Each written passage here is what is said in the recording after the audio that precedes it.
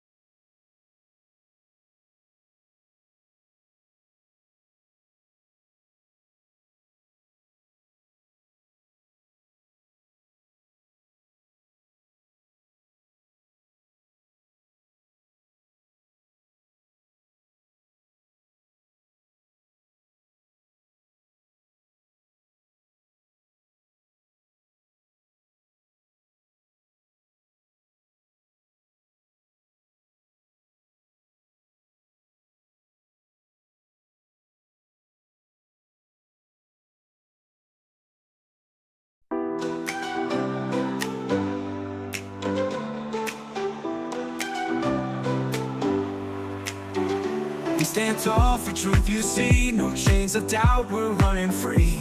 Equality we shout out loud. With justice here we're feeling proud. Justice is a process, watch us rise. We ignite the change, open eyes. Together strong, we'll never fall. Justice is a right for all.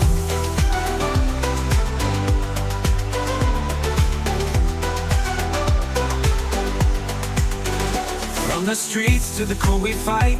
In the dark we bring the light. Tear down walls that hold us back. With unity we stay on track. Justice is a process, watch us rise. We ignite the change, open eyes. Together strong, we'll never fall. Justice is a right for all.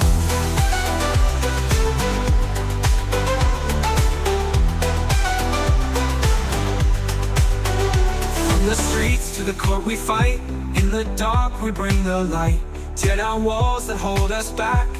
With unity we stay on track. Justice is a process, watch us rise. We ignite the change, open eyes. Together strong, we'll never fall. Justice is a right for all. Voices loud and hands up high. We'll break the chains and touch the sky. With every step we take in stride. Justice by our side we ride. In the heart of every place, fight for love and endless grace. No one left out in the cold. Our truths are brave, our stories told.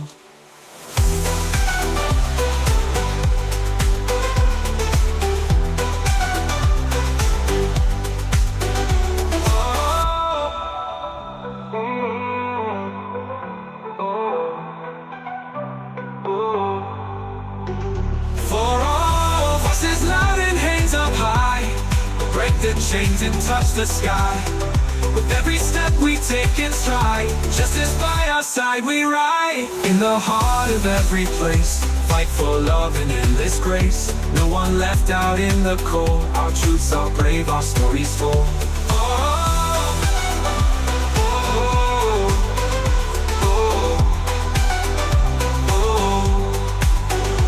In the heart of every place, fight for love and endless grace. No one left out in the cold. Our truths are brave, our stories told.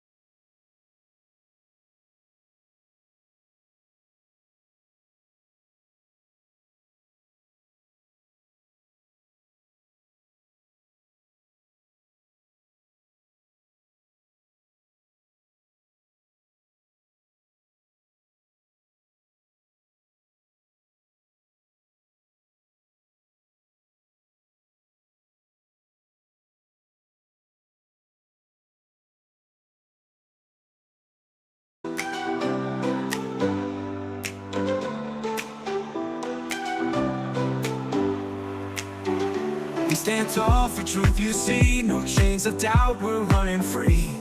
Equality, we shout out loud. With justice here, we're feeling proud. Justice is a process, watch us rise. We ignite the change, open eyes. Together strong, we'll never fall. Justice is a right for all.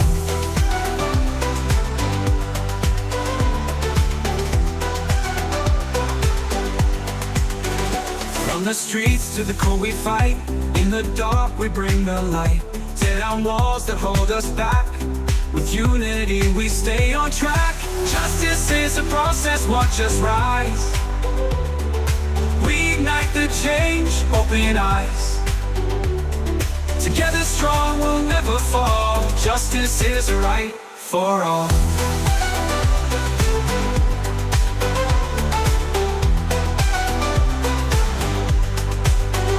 From the streets to the court we fight. In the dark we bring the light. Tear down walls that hold us back. With unity we stay on track. Justice is a process, watch us rise. We ignite the change, open eyes. Together strong, we'll never fall. Justice is a right for all. Voices loud and hands up high. We'll break the chains and touch the sky. With every step we take in stride. Justice by our side we ride. In the heart of every place, fight for love and endless grace. No one left out in the cold. Our truths are brave, our stories told.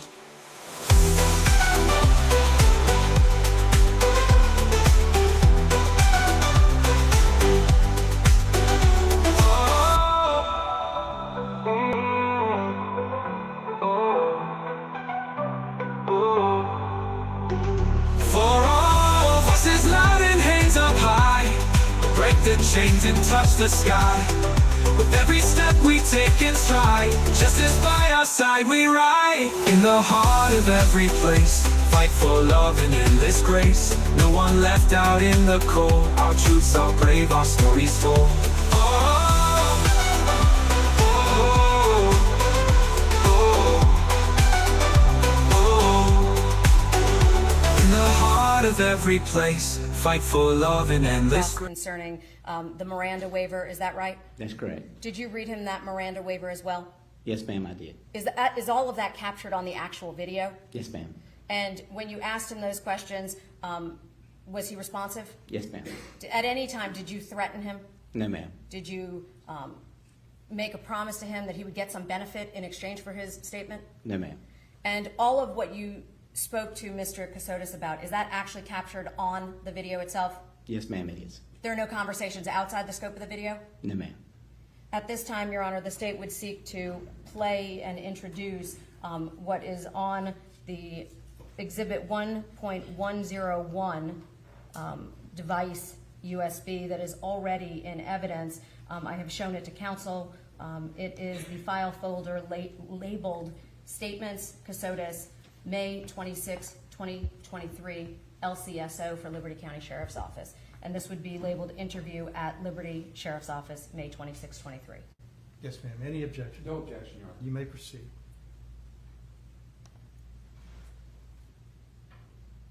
Your Honor, I'm now going to play that video. If it pleases the court, Your Honor, at about an hour, this will complete. Can we take a short break then, and then we'll play the second portion? That'll be fine. Thank you.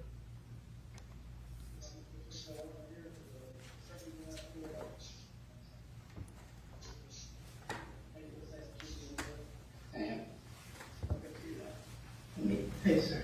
He's got here for me. I know, I thought I heard him ask you needed water or anything. Yeah, no. Sure. Yeah.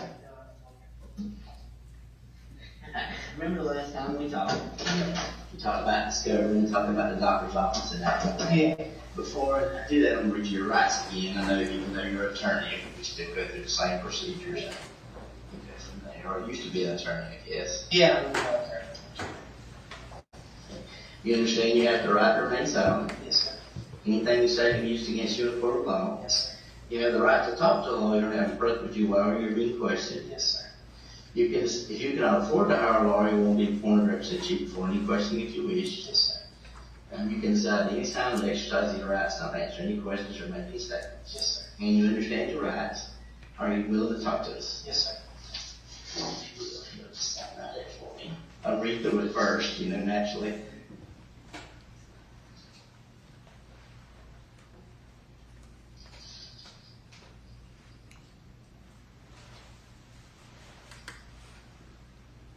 Would you want me to sign it, or? Yes, it's signed. Okay. Sorry. No problem.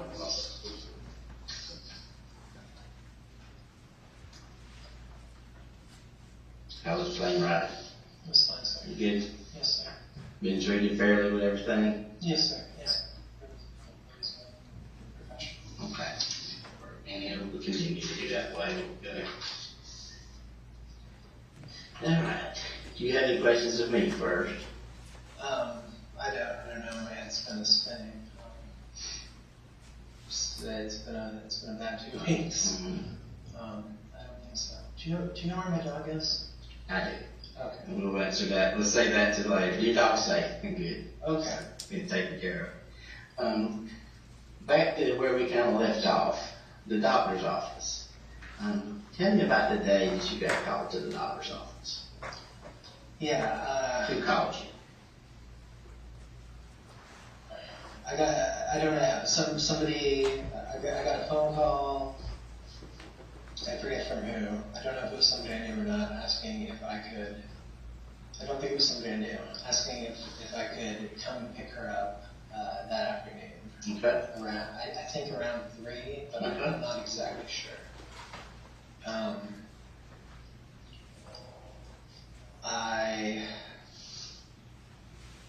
might have been later than 3. I'm not exactly sure. Her dad had surgery that week. So a little, I can normally tell basic times based on stuff like that. Him coming and going. And So this was before he had surgery? No, he had surgery. I believe he had surgery either that day or the day before. So he had surgery that day or the day before? Yeah. Okay. So it was different. He was in the house. Okay. So he was there, so Dad was at home. Yes. And you got a call to pick up Mindi. Yes. Yeah. I got a call. I think sometime earlier that morning. I'm not exactly sure the time. Okay. I left shortly before, maybe half an hour before. Okay.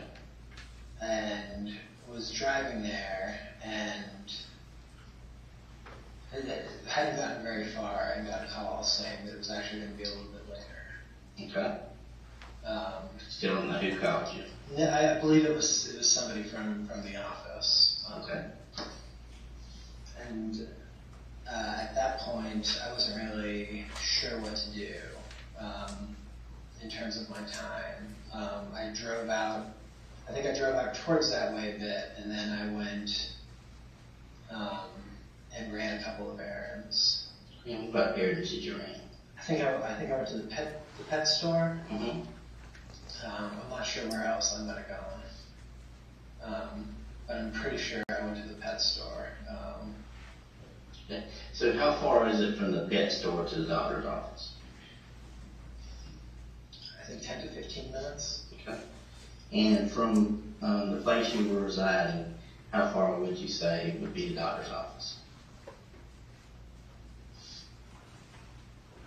I'm not sure. I only drove it coming back, and I'm a little unclear on how long it took. But so you had to drive there, but you kind of circled and made several rides. Yeah. So roughly, would you say it was like 2 hours, or? I think it was potentially longer. I was kind of just moseying around waiting for a call. Okay. So would the doctor's office be in the Savannah area? Oh yes, absolutely in the Savannah area. Okay. And would we say Savannah or Savannah area? I don't know the difference, sir. Okay. But somewhere near Savannah. So if we were at the house you were residing at, how far would you say would be the longest range for that doctor's office to be? 25 minutes. Okay.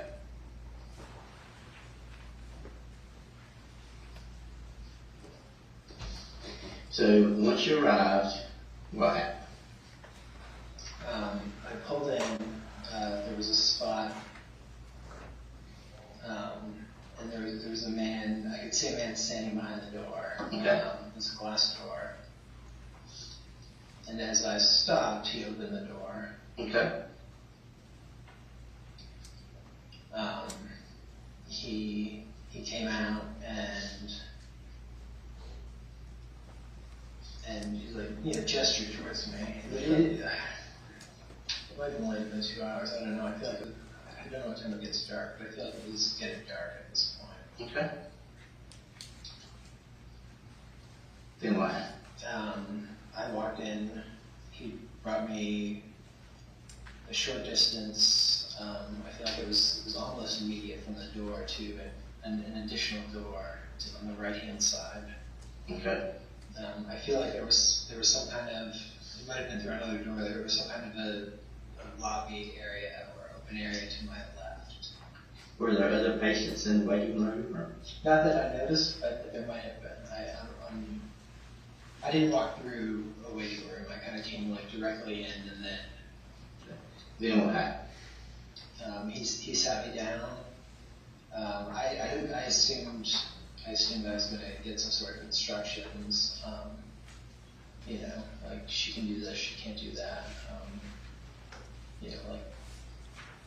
I had been doing. I mean, my days were taking care of her. Mm-hmm. It was like waking up in the morning, helping her out of bed every time she went to the bathroom.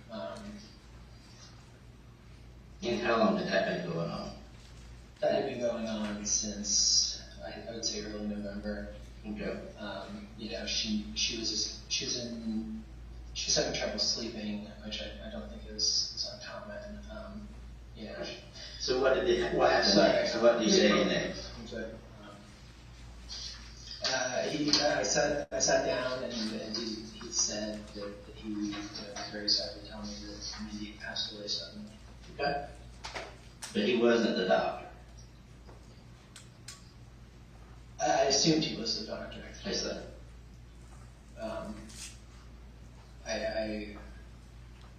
So he said Mindi had passed away suddenly.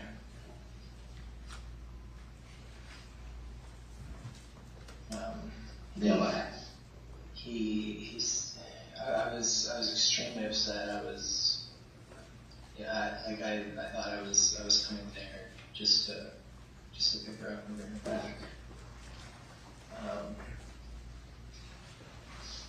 He said he wasn't sure what had happened, that they were gonna find.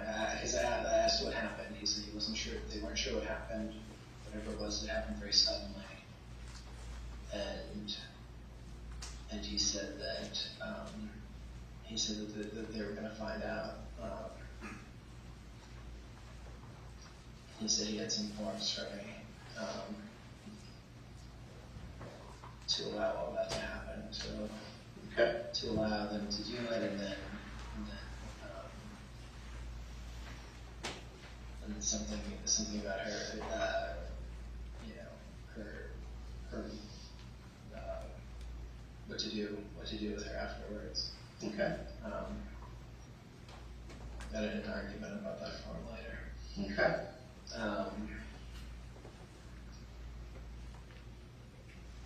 I don't know how long I was there. I know I was really upset. I don't feel like it was too long, but I'm not sure. I left. Before you left, did they let you go back and see her? They did not. You didn't ask to see her? I asked if I could see her, and he said not right now. And I thought it would be. I thought it was because of maybe like the autopsy or something.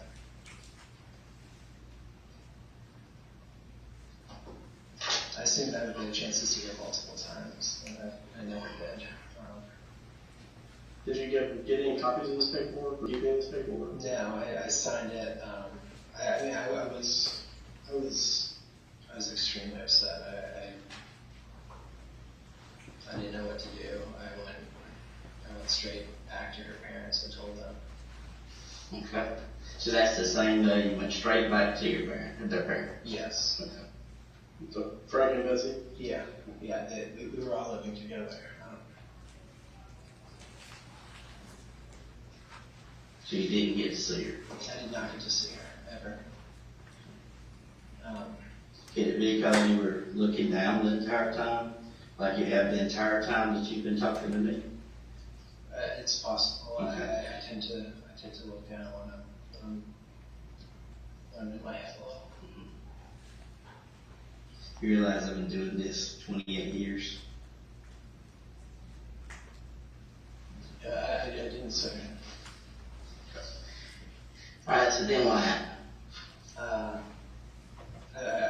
went back and I talked to. I told both of them. Her mom and I cried together. Okay. So, when Mindi had called you about taking the 2 tubs, what day was that? She had called me. She sent me a message. She sent me a message on Tuesday. I believe it was Monday or Tuesday morning. You're not really sure. I'm not 100% sure that week. It was Could that have been the same morning you got the knife? Yeah, I believe it was. I believe I ran a couple of errands on the way out. I believe I got gas. I believe I stopped at Home Depot. Where'd you get gas at? I don't know. Was that on the long trip to drop the tubs? No, it was before. I think it was one of the first things I did. But it wasn't a place I normally went. You told me earlier that Mindi asked you not to carry your phone. But you did carry your phone. Yes, yeah. No, yeah, so I was asked not to bring my phone out to the place when I was in the Savannah area. I had my phone with me. But you still had your phone with you? Yes. Okay. But you still had your phone with you when you went out to the place? Yeah, I had it. It was turned off. Even though Mindi asked you not to carry your phone? My understanding was that it just couldn't be on. Okay, Yeah, so just turn off your phone? Yeah, Okay. That's my understanding.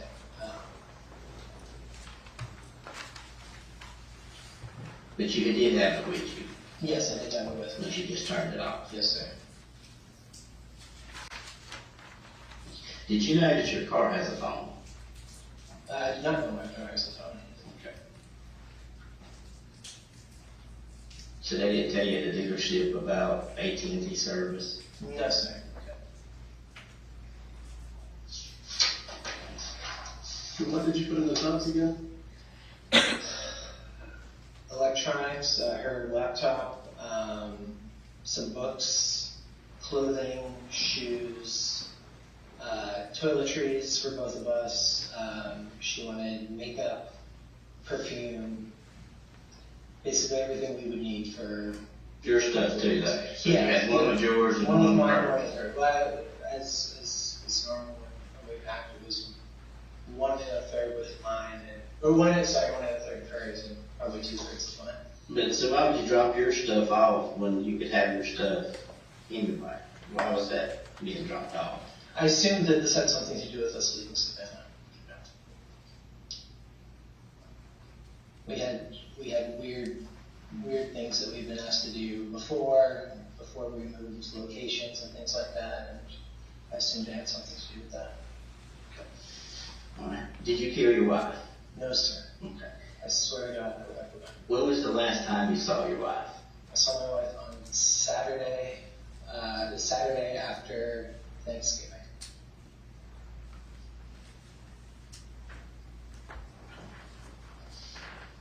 But you did not kill your wife? I did not. Yes. No, sir. And you know about the preponderance of evidence? Yes, sir. Very well. Yes, sir. We're way beyond the preponderance of evidence. Okay. We talked about this. Yes, sir. I told you where that knife is. Okay. You remember that building? No, sir.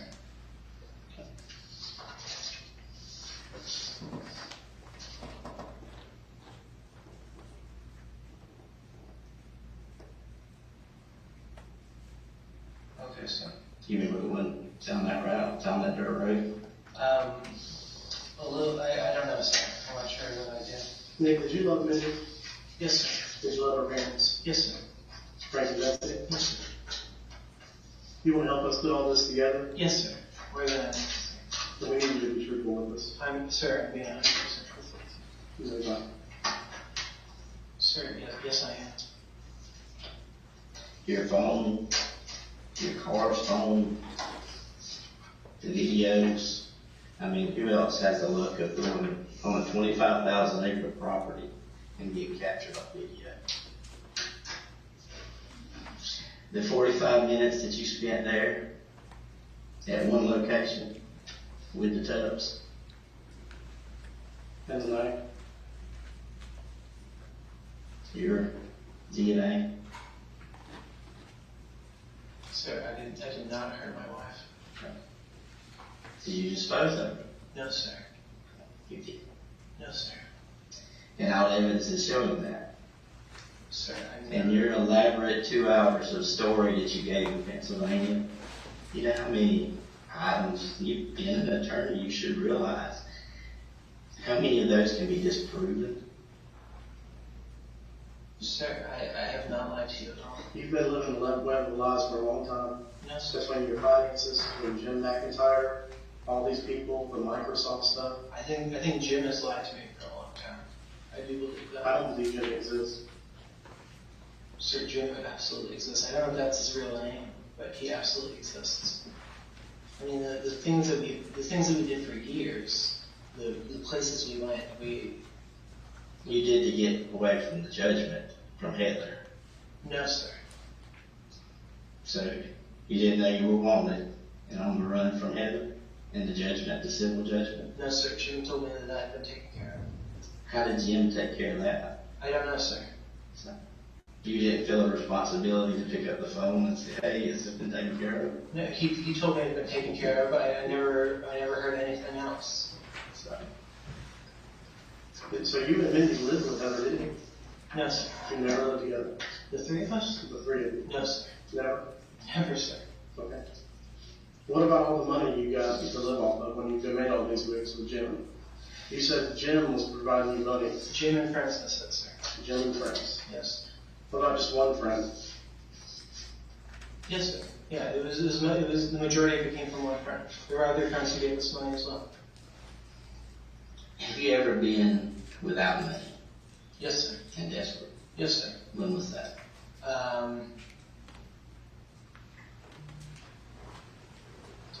February, right before we went to Franklin Records. Have you ever lied in court? No, sir. Okay. When you testified that you had $32 million, Yes, sir. that was true. I believed it was true, sir. You believe it's true. I believed it was true. I don't know what to believe anymore, sir. Why did you believe that was true? Because I had documents that had been provided to me that I had $32 million. That you didn't earn? No, that I didn't. I had worked around the clock on these projects. Okay. So you thought it was from your projects? Yes. Working around that, and you had $32 million that you didn't have? Yes, sir. Okay. Yes, sir. Jim told me that I had it, that I couldn't access it. Tell me about Samantha. When did you meet Samantha? We were aware, I guess, of each other for a while, but we started talking. Y'all were fairly close. We got Online, I mean. Yeah, I guess we got fairly close in November. Okay. So why would you tell her in October that your wife had died while pregnant? Because I had to tell everyone that. Okay. Why did you tell everyone else that lie? What? Why would you tell everyone that lie? Because my understanding was that both of our online worlds were. This goes back to fall of 2020. Mindi got very sick. She was. The point of that is that's a lie. That was She was alive and well. Yes, sir. You continue telling other people that she was alive and well when she was dead. And then you continue to tell people vice versa that she was dead leading up when she was alive and well. Yes, sir. Multiple people. Yes, sir. Friends and family. I'm sorry, sir, can you repeat that question? I'm not sure I understood what. You continue to tell people the story that she had died while pregnant, Yes, sir. even before she was dead. Sir, I was told starting in 2020 that Jim felt that we had both gotten too close to people online, that we were talking too much. Mm-hmm. We had rules about when we could talk to friends. So why not just not talk to people? Why are you telling lies to people that you're befriended on the internet? Because we were cut off for. Why are you telling lies to people that you weren't cut off from? What lies did I tell the people I was? The same story, that she had died while pregnant. And if that's the case with your online stuff, why start a new relationship with somebody else that you really don't know? Sir, because I was a mess. Remember the old Tom Sawyer story? I'm not sure. I do, sir. Always tell the truth. It's easier to keep up with than a lie. Yes, sir. You kept up with a lot of lies, a lot of stories. None of them are turned out to be true. I gave you 2 hours in Pennsylvania. We went through everyone. And I've been through every one of them, and the evidence that corroborates shows that you're continuing to lie and tell the story. Sir, I'm not going to. Nick, you are lying. And now's the time for this. Now's the time to stop living all this. Here's the deal. There's a reason that Mindi died. Yes. Okay. But I don't You know, yes, you know very well that reason, because you killed her. I did not. But then the big question is why? Sir, I would never have killed Mindi. I woke up in the morning and I took care of her. I rubbed her back, I rubbed her leg. And she wasn't pregnant. Yes, sir, she was due in January. But she was not She pregnant. was not pregnant. No, she was pregnant. Even the times that y'all were saying that she was pregnant, she was not pregnant. She was not pregnant at the time of her death. Sir, she was. She was not. That's a medical certainty. She was not pregnant.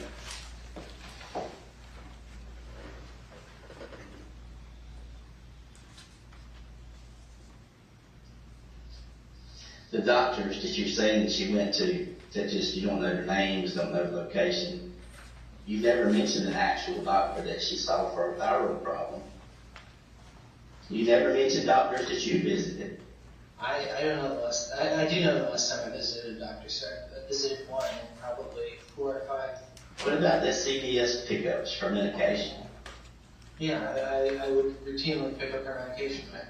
It's been prescribed by a doctor. Yes. But that's not the doctor you would take her to or that would know about her death? No, those were medication refills. We did like a telehealth thing for them. More stories. I mean, just kind of elaborate stories to exist. But the point is, So You you killed Mindi. You can look at the CVS. why did you kill Mindi? Sir, I didn't kill Mindi. You killed Mindi. I did not. All the evidence shows that you killed Mindi, and will continue to show. It's kind of like a 1,000-piece puzzle. You burned some of the pieces. You've thrown some of the pieces away. We'll never have all the pieces. It's very clear. You made that absolutely sure we won't have the pieces. But we've got enough to see a very clear picture and to show that picture to a jury. And that jury is going to conclude one thing, the same thing I'm telling you. You killed Mindi. No doubt. When you placed her body out there, you did us some favors. Where you placed it, it preserved some things. You weren't expecting her to be found so quickly. Sir, I never saw her after she died. I never hurt Mindi. You did hurt me. No, I fed her. I helped her out of bed. I did. You had started a new relationship with somebody online. I was flirting with someone online. You were running out of options. You were running out of funds. No, sir. Did you discover the lie that Mindi wasn't pregnant? No, sir. She wasn't. I thought she was pregnant.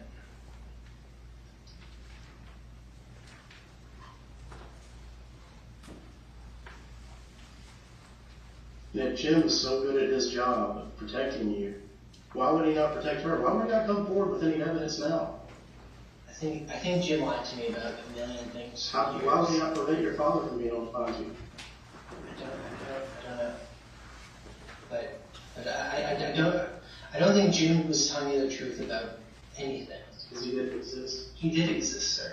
We did everything for years. It's Remember the day when your father shows up Yes, sir. with your Uncle Chet? Yes, sir. Okay. Tell me you left the back door. Yes, Went sir. out the back door. Yes, sir. So you leave, you're so afraid because you thought he had beat you. Yes, sir. Okay. Where was Mindi? She said there. He hadn't seen her. So you cared so much for her, you left her in the house when you were running out the back door. No, sir. She knew I was leaving. Okay. Like But you talking. didn't stay there to protect her.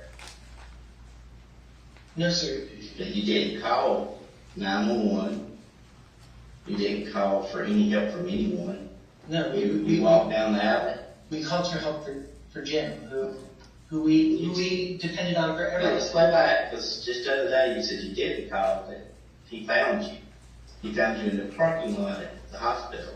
Yeah, we had I forget if it was a phone call or if it was a message, but I didn't go there. That question was asked very clearly and asked twice. Did you contact Jim that day? And you said no, he picked me up in the parking lot. Absolutely, there was no messaging from the time you walked out the back door down the alley. I did not understand that question. Okay, He didn't just like find, no. The question is, how did he know where you were? And he just appeared out of nowhere. He's followed you in multiple states, and he just appears. So, are you alleging that Jim killed your wife?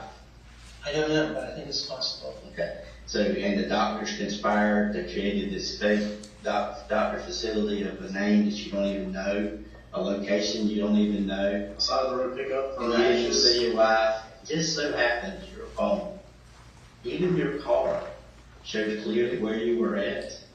Down this long dirt road that just happened to pass a camera and tracks your every movement. The stop at the marathon store off the interstate where you squat your car. All those records, purchasing the knife to go do mosquito work. In November. Yes, sir. You And can find that the word. that exact knife 2 hours later ends up. Sir, I told you where that knife is. That knife's not there. I know exactly where that knife is. Sir, I told you that knife is in the back of Took a GBI crime. Yeah, right. Exactly. It was found out there with the black toe. So you can continue with the web of lies in the story. There's always reason for things. Is your reason that you're just a vicious killer and decided to kill your wife, or did y'all get in some kind of argument? What was your motive for killing her? I never heard of. The story is not what you're telling. Why is it so different? What do you mean, sir?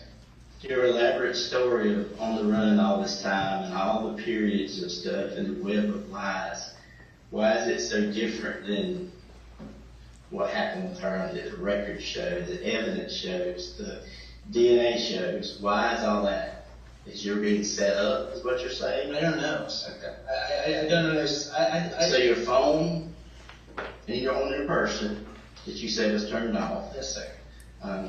still goes to those containers on a property that's 25,000 acres down a dirt road, 40 minutes from the house in Savannah, that matches the GPS, all the stuff matches. That knife that you purchased at Home Depot ends up there as well. The cleaning, the purchasing, the credit card swipes, the story that continued, the lies that you told to many others. Some people who you think are still on your side are actually some of the best witnesses against you. They know the story, and they're going to tell that story when they testify.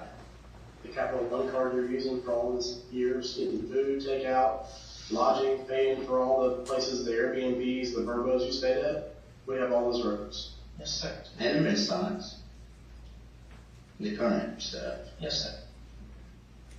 So you're saying it's big, everybody's created all these records of items that were on your person on that same very day, in the same very vehicle you were driving, at that location. You know what the coincidences of that were, and the chances or probabilities of that happening?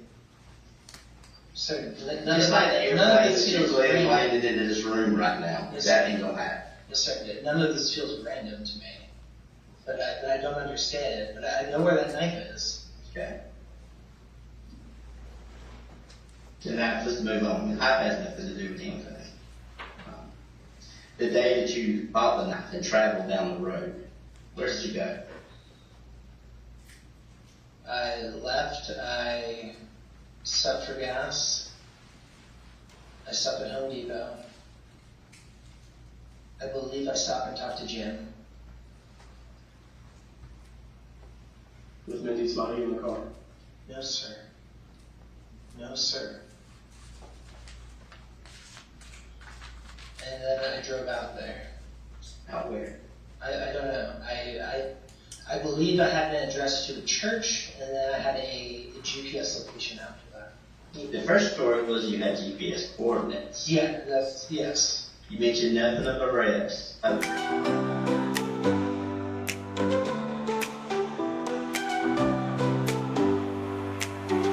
We stand tall for truth, you see. No chains of doubt, we're running free. Equality, we shout out loud. With justice here, we're feeling proud. Justice is a process, watch us rise. We ignite the change, open eyes.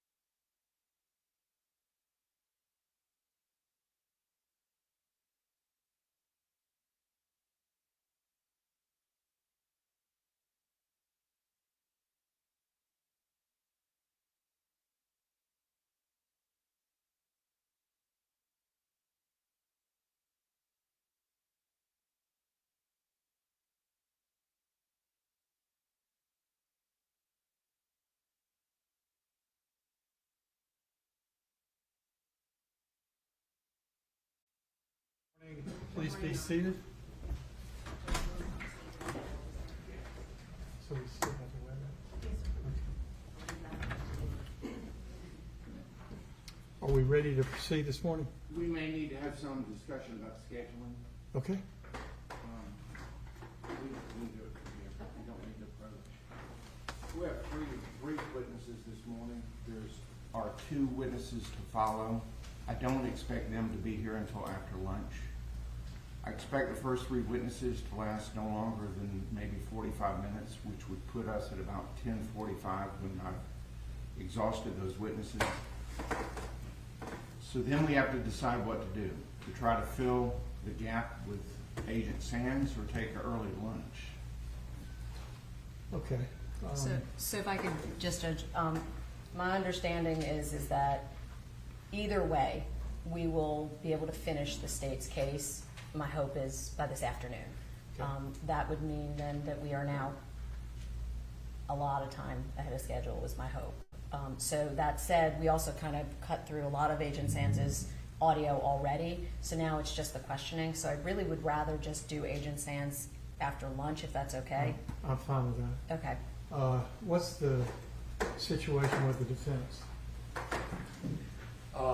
At this time, Your Honor, we need to make a decision as to whether or not my client is going to testify. Yes, sir. We're going to wait on that decision until obviously after the state finishes up and I do my motions for direct verdict.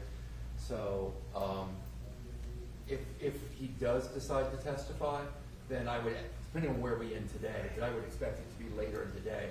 I would ask that we start with his testimony in the morning, since we are, I guess, a little ahead of schedule. All right, and you did mention some other witnesses who may be traveling from out of state. Right. And at this point, we're not going to be calling those witnesses, Your Honor. So to the extent that we put on a case, it would be my client. Okay. Okay. Let me also ask you if I can, or I can wait until, I don't know how you normally do the directed verdicts in here. So I assume after the state's case in chief is complete. Just send the jury out. You send the jury out? And you Okay. make your motion. Okay. I won't raise it then until after you excuse the jury. Okay. And I just was going to say, counsel and I discussed some of this before the court joined us. So I don't have an objection to his client testifying to start the day tomorrow, if we Yeah, I've complete. got no problem with that. I mean, we've already scheduled it, and we assumed that we would go that far. So I don't have a problem, even if we're finished by 3 or 4 this afternoon. I don't have a problem with ending the day, allowing you to consult with your client, and then make the announcement the next morning. And I still need to provide the court with the jury charges. Yes, sir. And as I said yesterday, it's going to be this evening probably before I get those over. Okay, that's fine. Thank you, Your Honor. All right, and we'll bring the jury.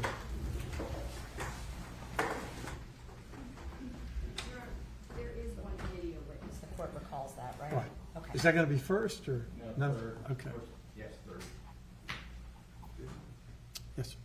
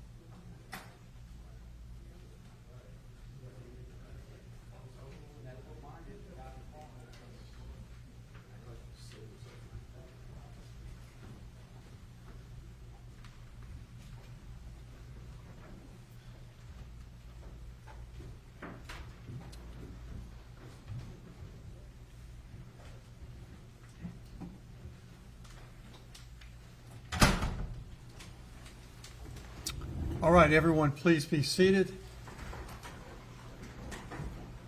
Good morning, ladies and gentlemen of the jury. Good morning.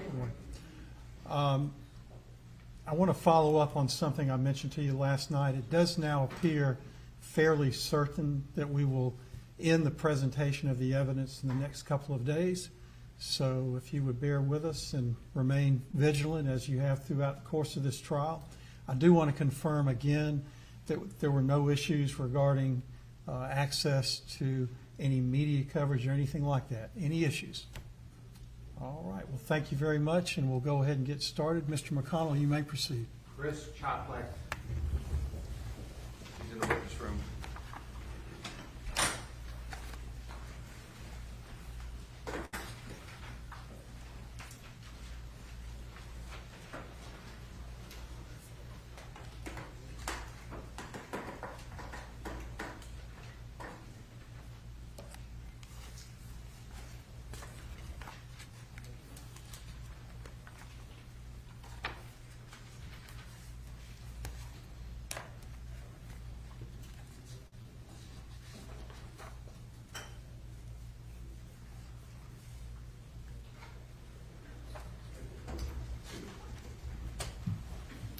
Good morning, sir. Please raise your right hand. Do you swear or affirm the testimony that you are about to give will be the truth, the whole truth, and nothing but the truth, so help you God? I do. Please have a seat. Would you state your name, please? Chris Choplak, Would you spell your last name, please? CZAPLAK.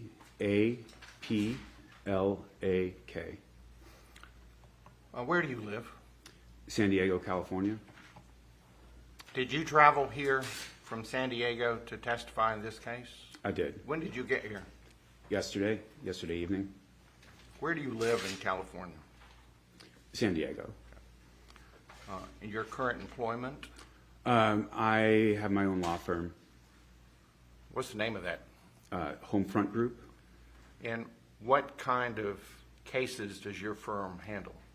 We focus primarily on VA disability claims and appeals. Are you yourself an attorney? I am. When and where did you get your law degree? I graduated from American University's Washington College of Law in 2009. Have you served in the United States Navy? I have. For how long? 20 years. And what was your position in the Navy? I originally started out as a submarine officer, spent 6 years in that community. An opportunity to go to law school on active duty came up, attended American University, and spent the rest of my career as a Judge Advocate General, well, in the Judge Advocate General's Corps. Where did you attend college? The United States Naval Academy. How long did you go to the Naval Academy? 4 years. And from the Naval Academy, where did you go in the Navy? After graduating from the academy, I went through the Navy's nuclear training pipeline, started off in Charleston, South Carolina, went to Saratoga Springs, New York, and then Groton, Connecticut, before reporting to my first submarine in Pearl Harbor. Do you know the defendant in this case, Mindi Kassotis? I do. Do you see him in the courtroom? I do. He's sitting at the defendant's table. How do you know him?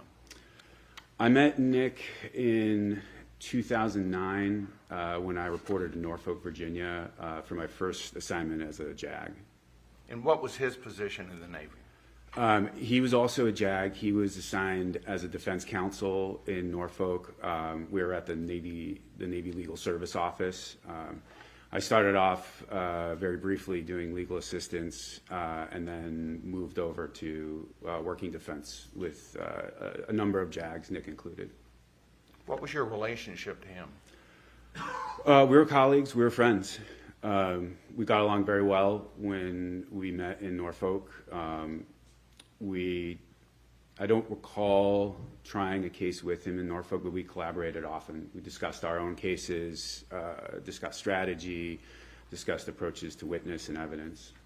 Did you have occasion to go to Italy? I did. After my tour in Norfolk, I took what's called a hot fill billet, short notice emergency opening for the senior defense counsel. So I was in charge of the defense attorneys that covered Europe, Africa, and the Middle East, and my home base was Naples, Italy. Did you have occasion to practice law involving the defendant while you were in Italy? I did. So Nick, around that time, also transferred to Italy. He was stationed in Sigonella, Sicily. He was on the government side, so he handled, he prosecuted cases in that area. He also worked with advising the base commander. Roughly from when to when were you in Italy? 2011 to 2013. And was the defendant in Italy during that same time period? We overlapped for most of that, yes. I'm showing you now what's been previously admitted, State's Exhibit number 2.32. Mm-hmm. Do you recognize the person that's shown in this photograph? I do. That's Mindi Kassotis. Now, how did you know her? I met her around 2016. I had learned that Nick had remarried, and Mindi was his new wife. We met in D.C. in 2016, and then had the occasion to interact at least one more time after that. I believe we had dinner in Norfolk. I was able to have dinner with them when they were visiting. At some point, did your and the defendant's career paths diverge? Yes. Actually, we had a couple conversations, Nick and I, about what he wanted to do. He had debated whether to leave active duty or not. This is a typical conversation that everybody on active duty has at some point. We debated the pros and cons. He decided he wanted to follow a path that required him to get off active duty. So he left the Navy after spending some time in D.C. I continued on active duty. My payback for going to law school was significant, so I wasn't going to be eligible to even resign before I had 15 years in, and at that point, I might as well do the other 5 and get to 20. At some point, did you lose contact with him? Yes. The last time I saw Nicholas and Mindi was in Norfolk sometime between 2016 and 2018. I left Norfolk in 2018 for San Diego, and I had stayed in touch. My wife and I had stayed in touch with both of them, and my first indication that that we had lost contact was when a Christmas card was returned that the address was invalid. That would have been on or about what year? Probably 2018, 2019 timeframe. It was after I was in San Diego. At some point after that, did he reconnect? Yeah, it was sometime later, but I hadn't heard from him in years. And then around July of 2022, he reached out to me with a new email address. When the Christmas card had bounced back, I emailed him and I tried to call him, but the email address was no longer valid and the phone number was disconnected. So July 2022 was that was the first time I had heard from him, and it was from a new email. We exchanged some messages, found a time to set up a call. He provided me with a new phone number, and we had a call to catch up that month. And during that conversation, was there any discussion by him about a name change? Yes. He had, so one of the topics was why I hadn't heard from him in so long. And he explained that he and Mindi were changing their names, were getting new social security numbers, were getting new passports and driver's license. He explained the reason behind that was that he had learned that the family he thought that he was the biological child of, he wasn't. He explained that who he thought were his biological parents and brother had been filing false complaints to the two bars that he belonged to, Virginia and Massachusetts. He was getting alerts on his credit history that people were opening accounts in his name, and learned later that who he thought was his family was behind that. So to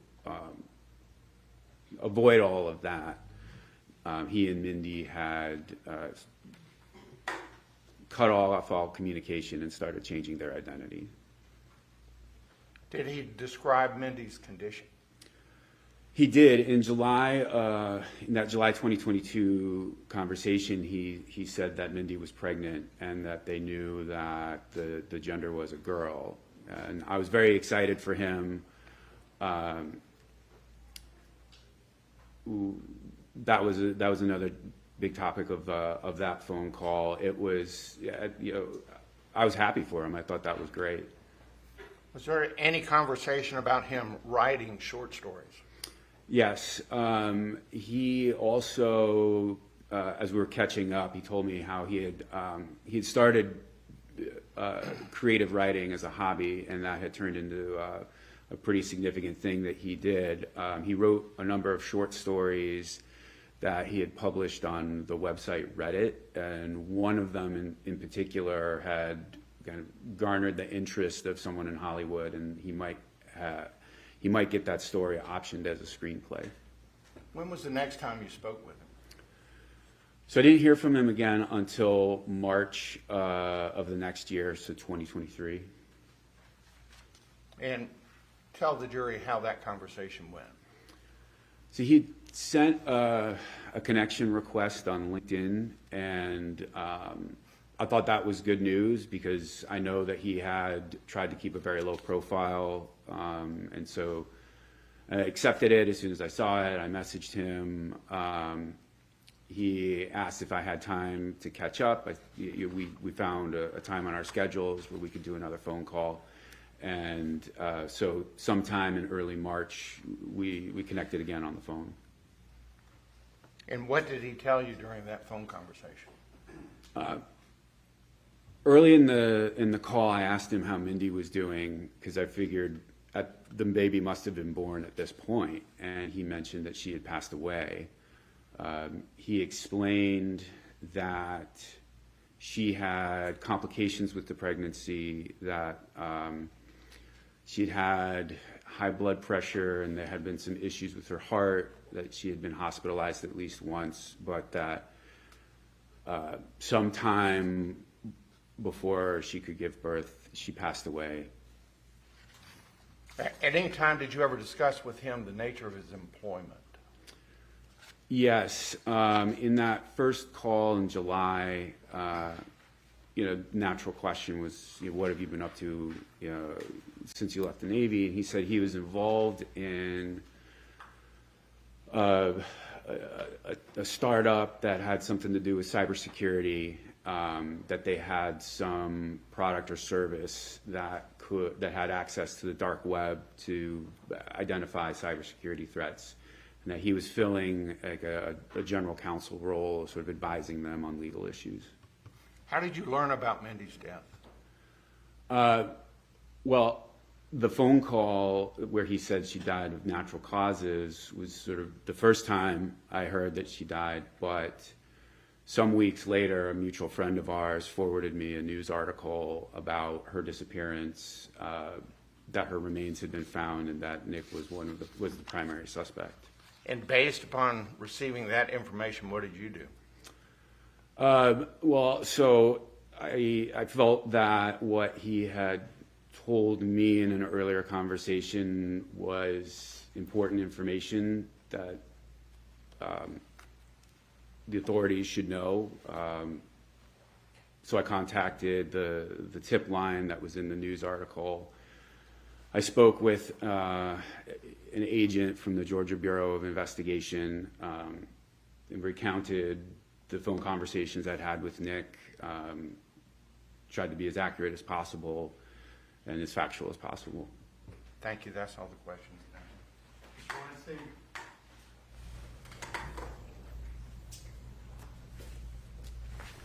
Good morning. Good morning. I am Doug Weinstein. I'm representing Nick Kassotis in this case. When Nick reached out to you in March of 2023 with a LinkedIn request, do you remember his LinkedIn profile? I don't. He reached out to you from a LinkedIn request under the name Nicholas Stark. Do you recall that? Yes, It was not Nick Kassotis, correct? that's correct. Okay, no further questions. Thank you. Can the witness be excused? Please. Right. Thank you, sir. Thank you. Safe travels. Thank you.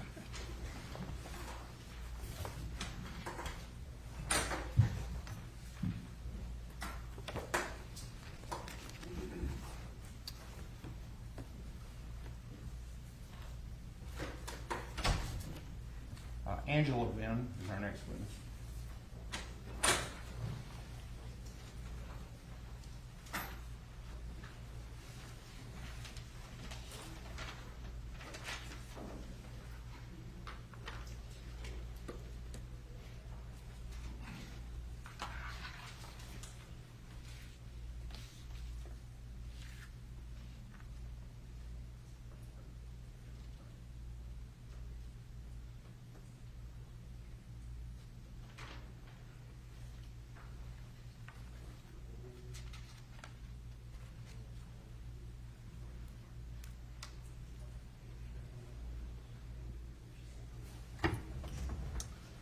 Good morning, ma'am. Before you have a seat, please raise your right hand and face the clerk. Do you swear or affirm the testimony that you're about to give will be the truth, the whole truth, and nothing but the truth, so help you God? I do. Please be seated, ma'am. Would you state your name, please? My name is Angela Evans Wynn, How do you spell your last name? W-Y-N-N, And where do you live? in Smyrna, Tennessee, about 30 minutes outside of Nashville, Tennessee. How long have you lived in Tennessee? About 10 years now? Are you married? Yes, How long have you been married? 10 years this November. Do you have children? Got 5. What's their age range? My youngest is 6, my oldest is 23. What is your highest level of education? I have a master's degree in human resources management. I'm currently working on my doctorate in higher education leadership. How are you employed? I work at the Tennessee State University. And what is your position? I'm the Director of Stewardship and Donor Relations.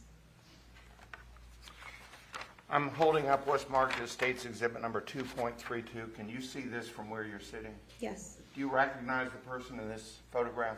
yes, Who is it? it's Mindi Kassotis. How did you know Mindi? Mindi was my best friend, aunt to my children, and godmother to my daughter. Do you recall when you first met? We met on the first day of our new jobs as post-college graduates in 2006 at Gibson, Dunn & Crutcher. What kind of company is that? It's a law firm. What was your job and what was her job? We were both legal secretaries. She supported a partner and 2 associates. I supported an of counsel and 2 first-year associates. Do you recall the last time you spoke with Mindi? Yes, it was in October of 2022. Was there anything unusual about that conversation? No, we conversed the same as we had been for a few years through text messaging. She was excited to be getting over that hump of the situation that they had been in. She was looking forward to getting back to life, to coming to see me and the kids because she felt like she had missed so much. How often would you speak with Mindi? Every day that she could. Did you discuss important issues in each of your lives? Yes, we did. Did you share confidences together? Yes, we did. Did you trust her? Yes, Did she trust you? absolutely. Do you recognize the defendant in the courtroom? Yes. How do you recognize him? Nick Kassotis. My kids called him Uncle Nick. When was the first time you met him? It was shortly after him and Mindi had started dating. We had dinner with my husband. She was so excited. She really thought that she had found her partner. When you had dinner with him, where was that? This was in Virginia. I believe it was that time that we may have gone back to their house after we had the kids with us and we had a bonfire and they roasted marshmallows. So it was their residence? Yes. Where about in in Virginia? Alexandria. Do you recall when Mindi got married? Yes, I do. Were you a participant of her wedding? I was matron of honor. Did Mindi describe to you the background of the defendant? Yes, Nick is Navy JAG, I believe Boston University, JD, very well accomplished, great family. He was no longer in military service. He had moved to the private sector. Was working for a computer company, I believe Microsoft, on very top-level confidential software. Now, you mentioned that Mindi was excited because she felt like she was about to get over the hump. Yes. What does that mean? I was advised by Mindi that her and Nick were part of some sort of security breach that they needed to go into hiding for their own protection. Did she go into any detail? Not until the end, when she told me that the reason they had been on the run was because apparently Nick's parents weren't his real parents.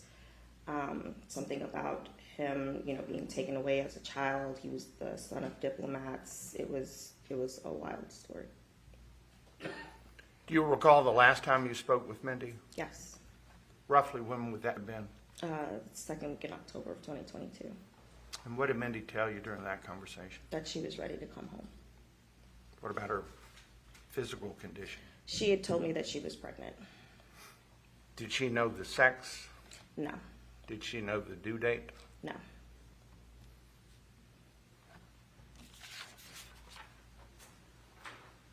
I'm showing you now what's marked as State's Exhibit number 2.51. You recognize that? Yes. What is it? It's an Instagram message between myself and Mindi Kassotis. And is this a fair and accurate copy of the actual Instagram message that you received? Yes, it is. Well, I'll tender it this time State's Exhibit number 2.51. I just need to look at it for a moment. No objection, Your Honor.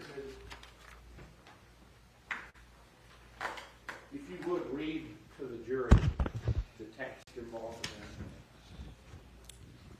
in Nick says, "Are you available for me to call?" And I respond saying, "Yes, always available. Don't ever have to ask." Then did you call?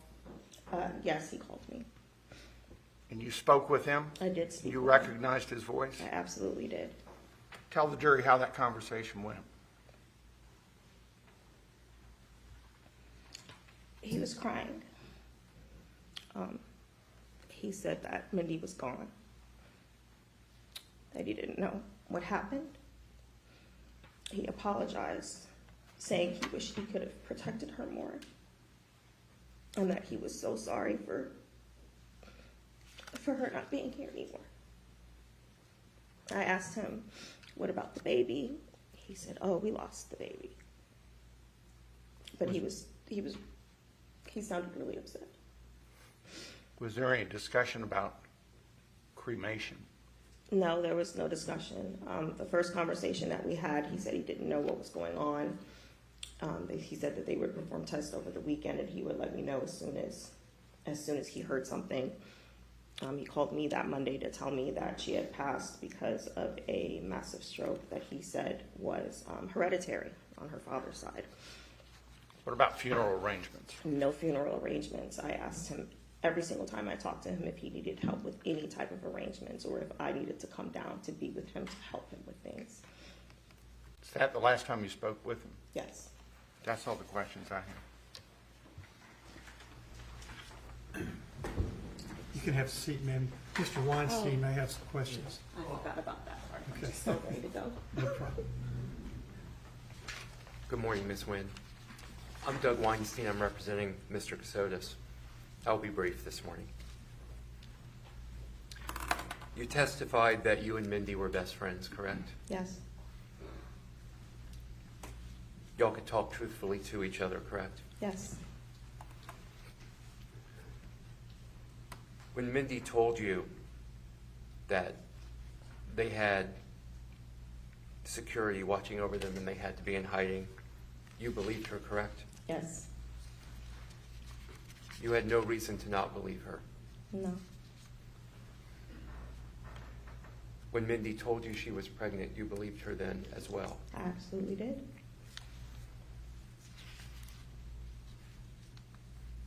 Had Mindi lied to you before? Nope, nothing I'm aware of. When Nick called you, you said he was crying, correct? Yes, he was. Terribly upset. He sounded so. And he wished he could have protected her more. That's what he said. Thank you. I have no further questions. You should be excused. She can. Thank you. Thank you, Ms. Wynn. John, the next witness will be testifying virtually. All right, so, ladies and gentlemen, this time, we're going to have some video testimony, or it will be live, correct? Yes. It's by WebEx, and you will consider this testimony just like you would any other witness, as if the witness had appeared and testified personally. So we'll proceed with the WebEx testimony. He's not in yet. He's joined. I told him it would be 10:30, so I'm sure he'll be on soon.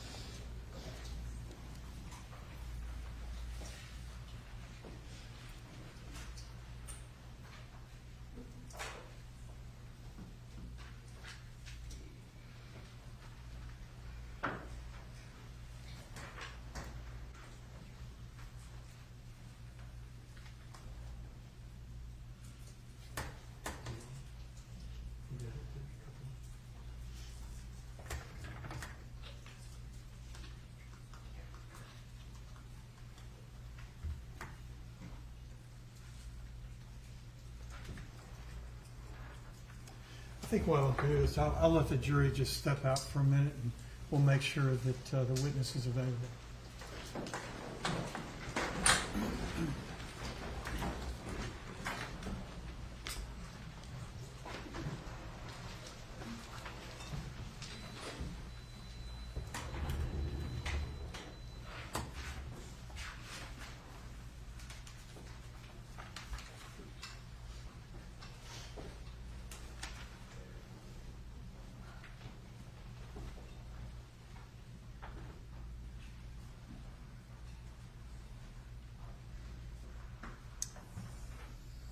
All right, the jury's out. Please be seated.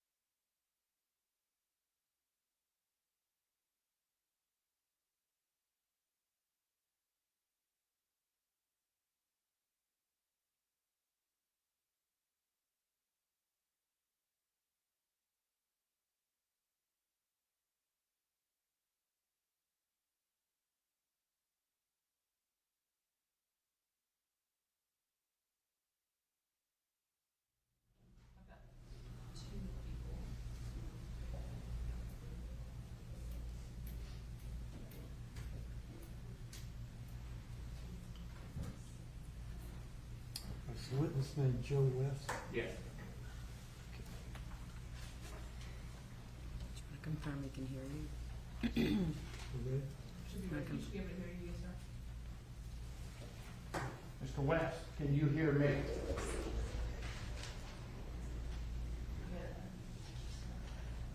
Can you say something? I don't hear you.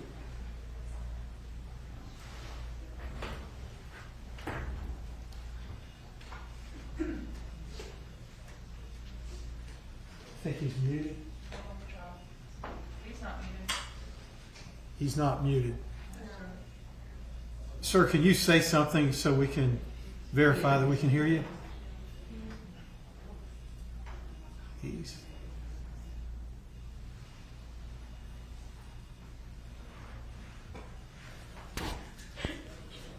Mr. West, can you hear me?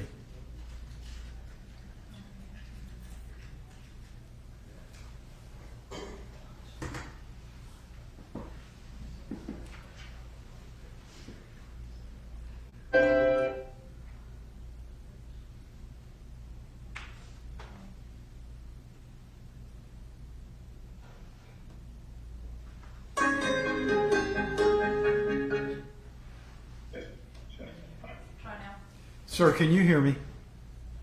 Mr. West? Yes, I can hear you. Okay, all right. All right, thank you, sir. We're going to bring... Can you hear me now? I can, and we're going to bring the jury in, so if you'll just hold momentarily. Yeah, I'm sorry for the disruption on my end. No problem.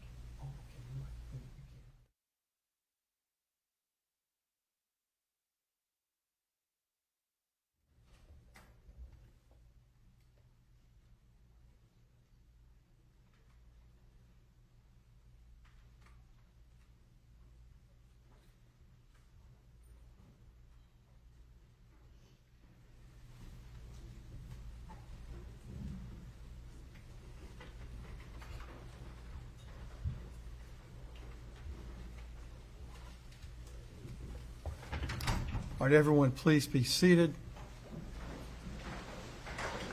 All right, Mr. McConnell, I understand we have a witness who will appear virtually by WebEx. If you would please call the witness. The state calls Joe West. Mr. West, please raise your right hand and take the oath. Do you swear or affirm the testimony that you're about to give will be the truth, the whole truth, and nothing but the truth, so help you God? I do. Would you state your name, please? Sure, my name is Joseph D. West. Where do you live? I live in Fairfax Station, Virginia, a suburb of Washington, D.C. Do you have health issues that make it difficult for you to travel? Unfortunately, yes, I'm being treated by, I'm under watchful supervision of a cardiologist for what has been described as an aneurysm of my ascending aorta. So that's my current situation. How are you employed? I am a retired partner of the law firm of Gibson, Dunn & Crutcher. Retired meaning I retired from the equity partnership 7 years or so ago, but I continue to be employed by the firm ever since. What was your position in the firm? I was a partner, an equity partner in the firm and chairman of the firm's government contracts practice. And are you an attorney? Yes, I am an attorney. For 48 years, I've been practicing law. Would you please describe for the jury the practice of Gibson and Dunn? Well, Gibson Dunn is a major international law firm. And we've got over 2,000 lawyers, I believe, in 22 offices in 7 or 8 countries. I lose track of the numbers. But the firm does primarily work for major corporations across the board, corporate deals, tax, litigation of all sorts, counseling, and my government contracts practice is a small element of what the firm does. How long have you been affiliated with Gibson and Dunn? Since May of 2004, so a little over 21 years. And as an attorney, have you received awards and distinctions while you were employed with Gibson and Dunn? Yeah, I've been fortunate to have been recognized in a number of different ways. Maybe the one I'm proudest of is by an organization called Martindale Huddle, which is an organization that used to, until the digital age, put out books tracking, and listing all the lawyers that were members of the bar in the various states. It's now all digital, and one of the things they've done for the past 34 years is do a peer rating of lawyers, and for every one of those 34 years, I've received the highest rating that they offer, called an AV Preeminent. And the reason why I'm proud of that is it recognizes the highest level of professional excellence in legal knowledge, communication skills, and ethical standards. And it's done by peers, by your fellow attorneys and judges. So all the different things, in addition to various magazines and publications, rating me and things like that, which I could go into if you want more detail, but I might bore everybody if we do that. But that's the one I'm proudest of, and so externally, life.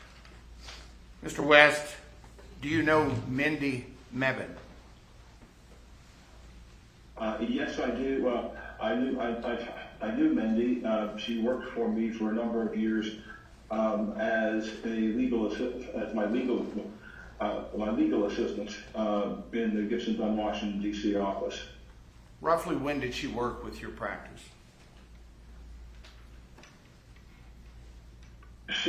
If I remember correctly, it was from about 2007 or 8 to about 2016.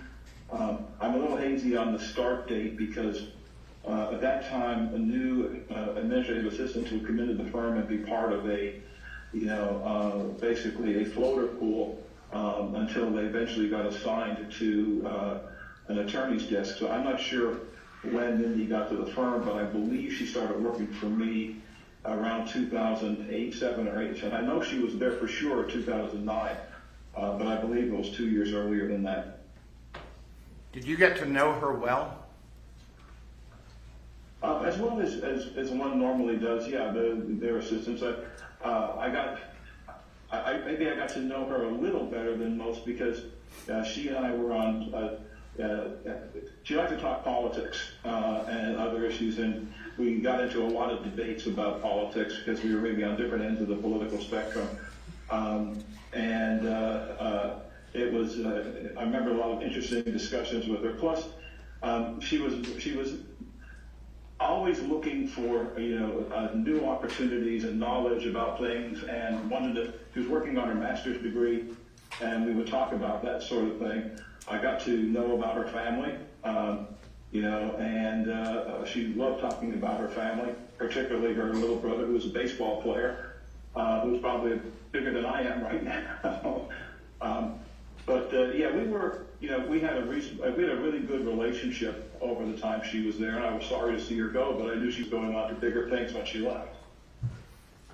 Did Mindi get married while she was working with your firm? I don't think so. I think she got. again, I'm hazy on this, but I think she got married after she left. That's the best of my recollection. Do you recall the name of the person she married? Yes, Mindi Kassotis. Did you ever have an opportunity to meet her husband? I believe I met Nick at least one time in the office when Mindy brought him by the office. This is after I think this is after she had left and was working in a different position downtown. But it could have been while she was still working for me. I honestly don't remember, but I believe I met Nick one time in the office. All right.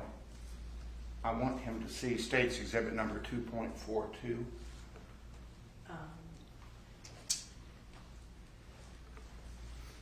Is there a manner to not publish, Your Honor, to the jury while I present it on the screen, or how? I'm not sure.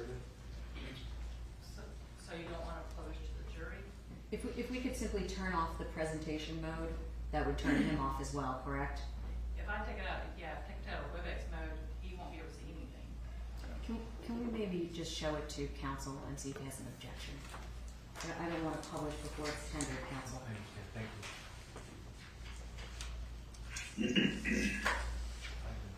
I have no objection. Then is it okay with you if I plug it in? Yes, you can.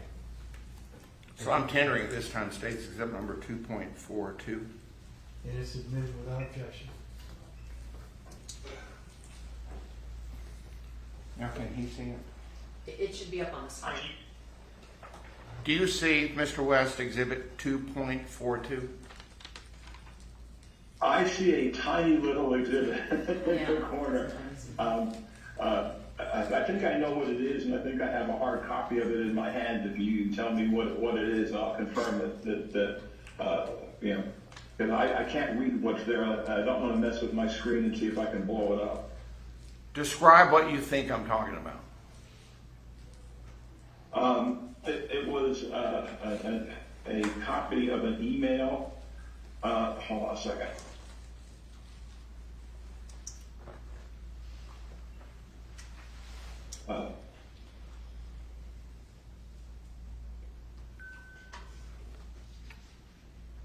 Well, I've got two things here that maybe I'm trying to stretch my view of what's there on the screen. I know I provided a copy of an email that I had received in December of 2022. That's not it. The only other thing it might be is a copy of the subpoena for trial. No, it's because it looks like it could be that as well. It's an email dated December 19th, 2022 from Mindi Kassotis to you.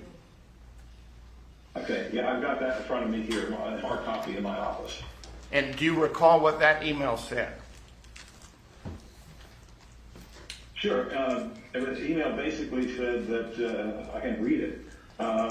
It said, "Hi Joe, I'm sorry to reach out multiple times at work for personal matters. Is it possible to speak in the near future? And thank you, Mindi Kassotis," and he left a phone number. Did you later call that number? Yes, I did. And describe the conversation that took place. I believe I called the same day I got this email, which was on or about December 19th. It says on here it was a Monday. I called and Nick told me that he said, "Bad news. I need to tell you Mindy passed away." He advised me that she had gone into the hospital for, I don't remember what reason. My recollection is that she went in he said she went in on a Saturday and overnight the Sunday became septic and died of a very bad infection. Was there any discussion about a funeral? No, there was no discussion about a funeral, but there was a discussion about a memorial service. He had mentioned that he was hoping to get back to D.C. sometime after the new year and have a memorial service, and he wanted to be sure to invite me to it. Were you subsequently invited to any memorial service? No, I was not, and that was the last communication I believe I had. I'm not sure I had with Mr. Kassotis about Mindy. After receiving this email, what did you do with it? I filed it, and it's automatically archived in our firm archives for a period of time anyway. And, quite frankly, more or less forgot about it for a couple of months anyway. I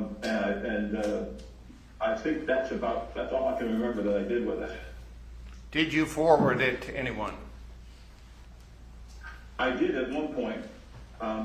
At some point, about 6 months later, I was contacted by a member of the Georgia Bureau of Investigation, and who wanted to interview me, and I subsequently forwarded that email, I believe at that point, to a member of the Georgia Bureau of Investigation named Tracy Sands. Thank you. That's all the questions that I have.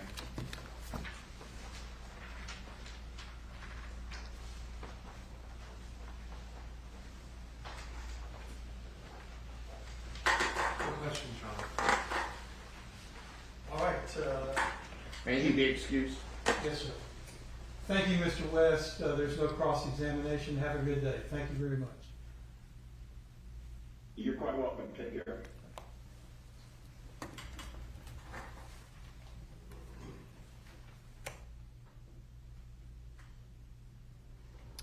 All right. I believe that's it. Is that correct? If I could see counsel for just a moment at the bench.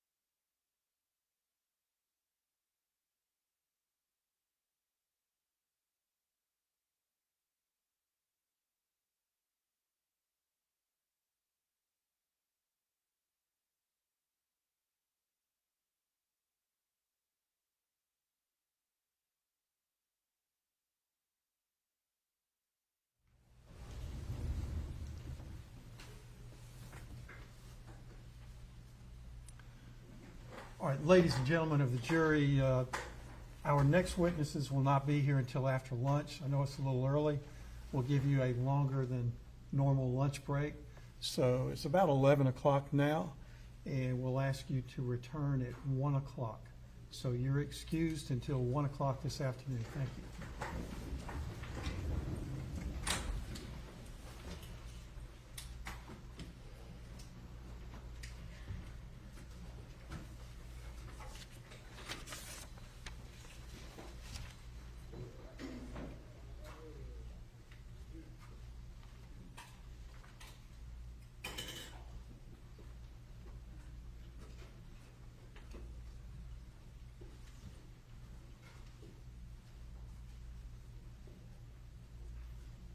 All right, the jury's out. We're in recess until 1 o'clock. Thank you.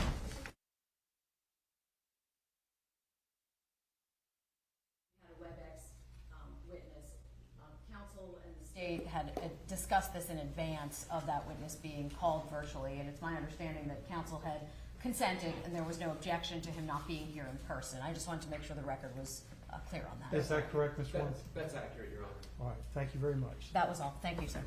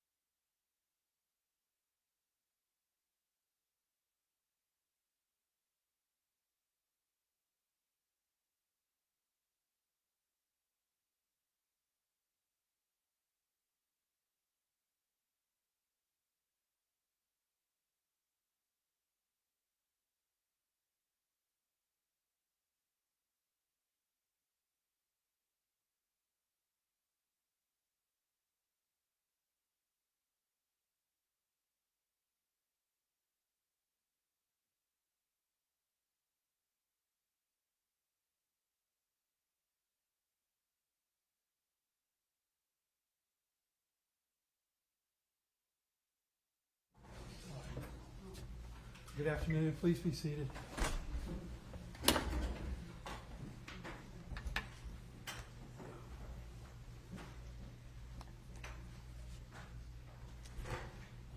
Do we have a witness present? Okay. Then let's Just waiting on my client, Your Honor. Okay. Didn't notice.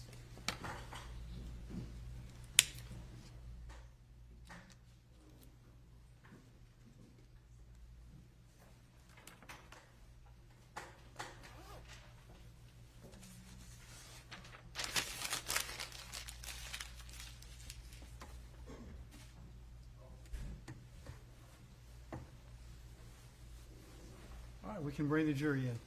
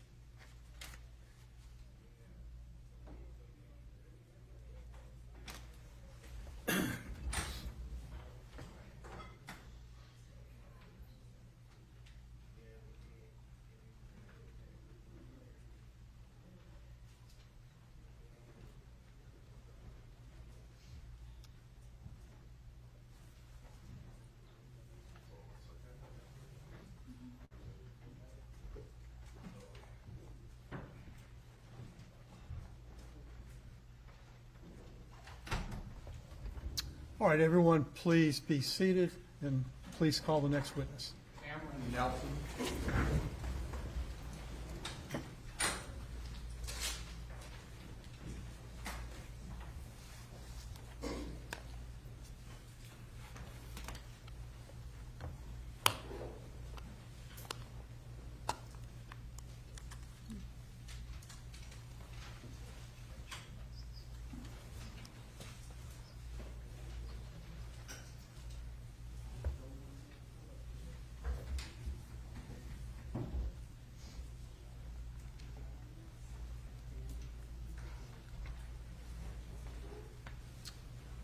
Good afternoon. Before you have a seat, please raise your right hand and take the oath. Do you swear or affirm the testimony that you're about to give will be the truth, the whole truth, and nothing but the truth, so help you God? I do. Please be seated.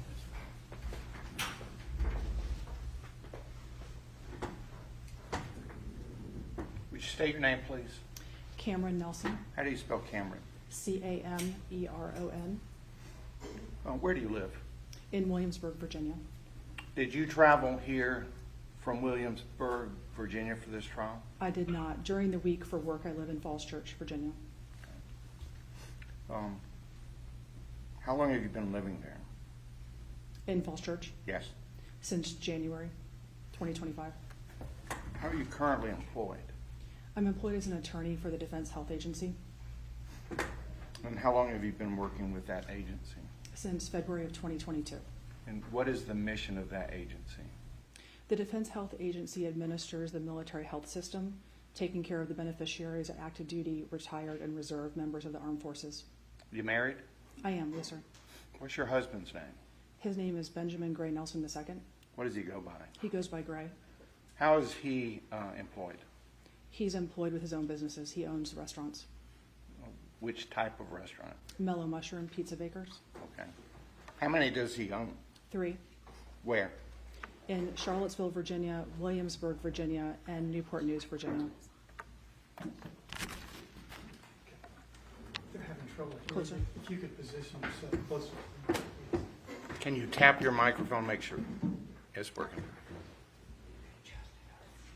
Okay, thank you.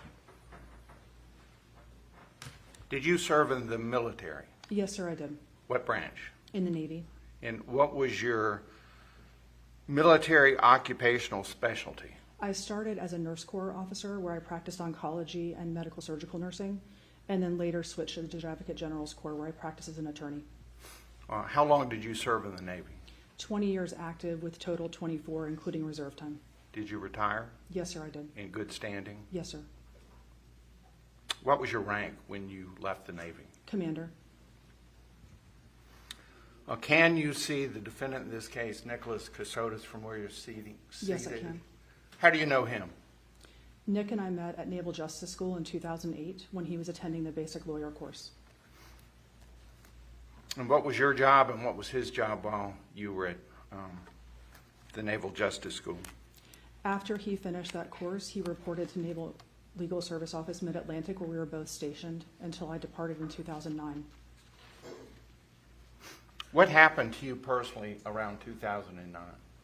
In February of 2009, I was diagnosed with cancer for the first time, and I was scheduled to deploy aboard the USNS Comfort, which is one of 2 hospital ships. Unfortunately, I wasn't able to go on that deployment because of that diagnosis. And when the defendant learned that you had been deployed, what, if anything, did he do? He took that deployment for me. In fact, the same day that I reported to the command to let them know of the diagnosis, Nick immediately volunteered to take that deployment so that I could focus on treatment. What was your relationship like with the defendant during that period of time? It was good. We became friends. We worked together, socialized together, both with our colleagues and their spouses as well. And how long was that deployment on the USNF Comfort? It was approximately 5 months. And where was the deployment? Central America, South America, and the Caribbean. At some point during your career, were you ever stationed at the Pentagon? Yes, sir, I was. From when to when? The first time from 2011 to 2014, and the second time after a postgraduate degree, I came back from 2015 to 16. And what kind of work did you do while you were at the Pentagon? The first time I was the flag aide for the Judge Advocate General of the Navy and also worked for the Chief of Naval Operations as a Deputy Legal Counsel. The second time I was temporarily assigned to the Office of the Judge Advocate General Code 18, which did cyber law, as well as the Department of Defense Office of General Counsel for Intelligence. During the time that the defendant was in the Navy, was he too also stationed at the Pentagon? Yes, sir, he was. And what was his job at the Pentagon? He was also assigned to what we call OJAG, both to Code 13, which practiced administrative law, and to Code 10, international law. Are you familiar with the defendant's first wife, Heather? Yes, sir, I am. How do you know Heather? I met Heather through Nick. Once they began dating and became engaged, we continued to socialize with them, and we attended their wedding. At some point, did they become divorced? Yes, sir, they did. And following their divorce, did the defendant ever discuss the breakup with you? He did. What did he say about their breakup? He expressed significant distress about the fact that there had been infidelity, which he alleged had been on Heather's part. In addition, he shared that Heather had lied about wanting to have children and that he was desperate to become a father. I'm showing you now a photograph that's marked States Exhibit 2.32. Can you see this photograph from where you're seated? Yes, sir, I can. Do you recognize the person in this photograph? Yes, sir, I do. Who is that? Mindi. Do you know her last name? Maiden name was Mebin, married name Kassotis. How did you come to know Mindi? I also met Mindi through Nick, and we developed a close friendship. Mindi was incredibly vibrant and generous, and we became closer over time. And did they become married? They did, yes, sir. Did you attend that wedding? I did. Do you recall a time that the defendant was discharged from the Navy? I do. Roughly when did that occur? Approximately 2017. And did he discuss with you his work plans after he left the Navy? He shared that he was interested in practicing cyber law and information technology law and had developed that interest in part through his Master of Laws program at Georgetown.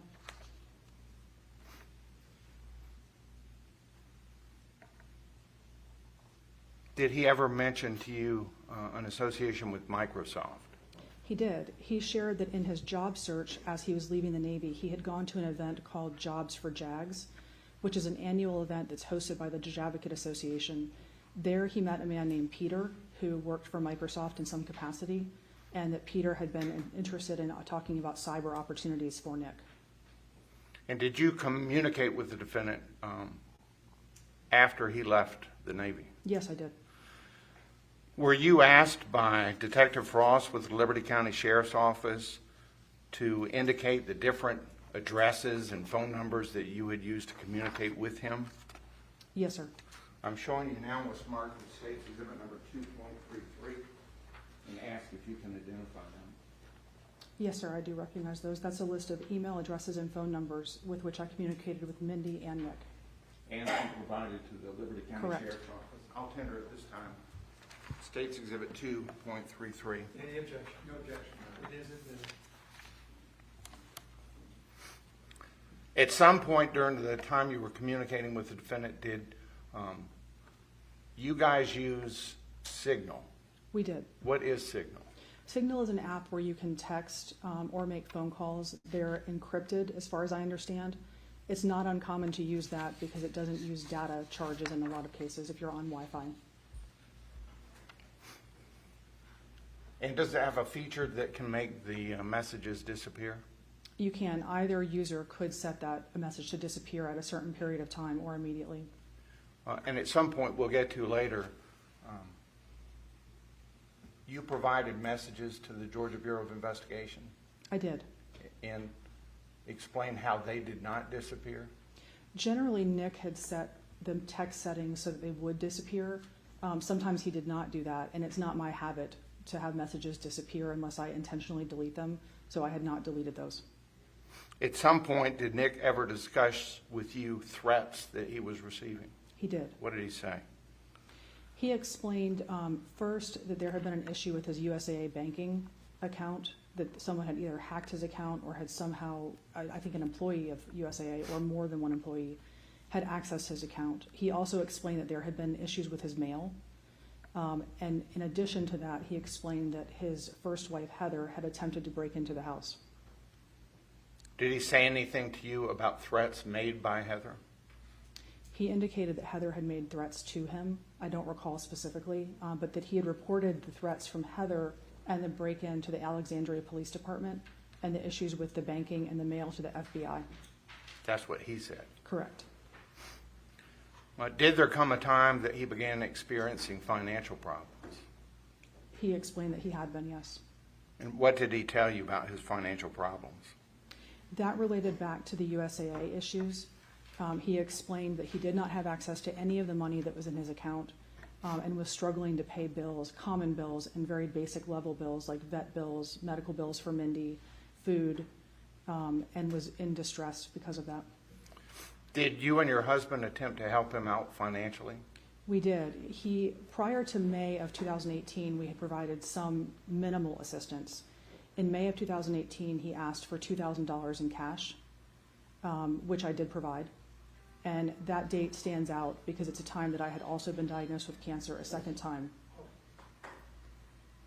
And Nick had indicated that he felt it was a significant thing to ask me to do that while I was undergoing cancer treatment, and that he would not do so if it were not an emergency. Now, was this a gift or a loan? It was a loan. Did there come a time that he was given access to a Capital One Venture credit card? Yes, sir. Tell the jury about that.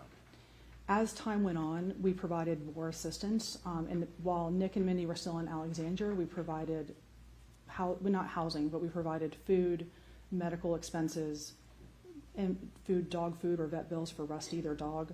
And as time went on and we got closer to the time they left in November 2019, we opted to use a credit card so that we could easily track what was being spent, knowing that it might go up after they left the area because there would be housing expenses as well.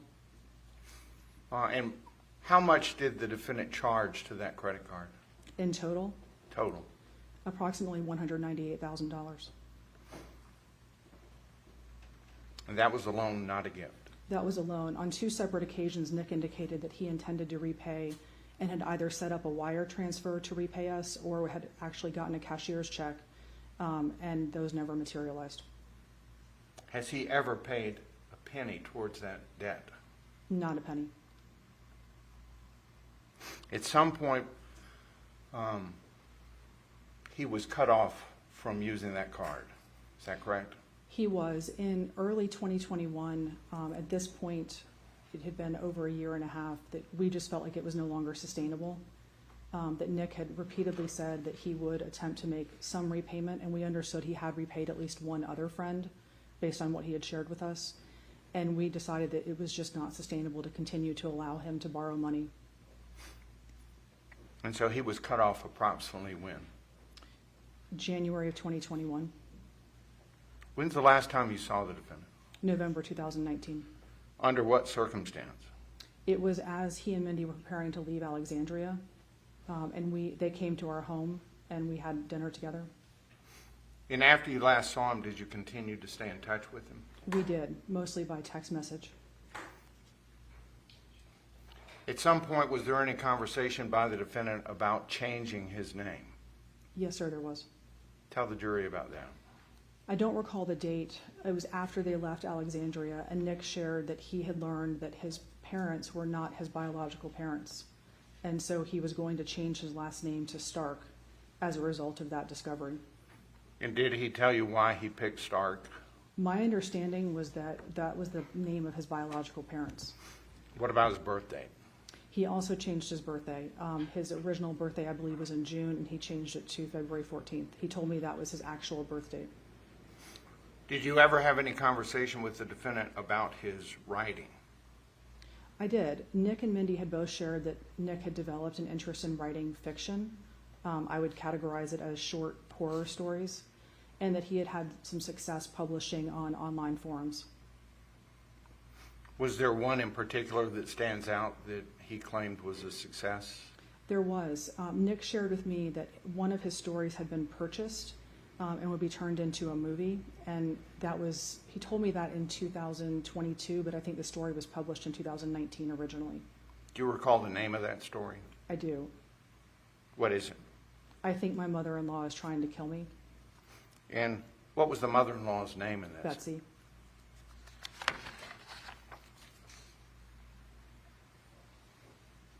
When you would communicate with him, especially electronically, how would he refer to Mindy?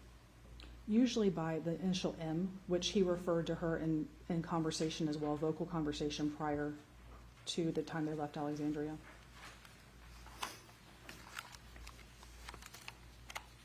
I'm going to show to you State's Exhibit number 2.34, 2.35, 2.36, 2.37, 2.38, 2.39, 2.40, 2.41. I want you to take a moment and look at these documents and tell me if you recognize what they are.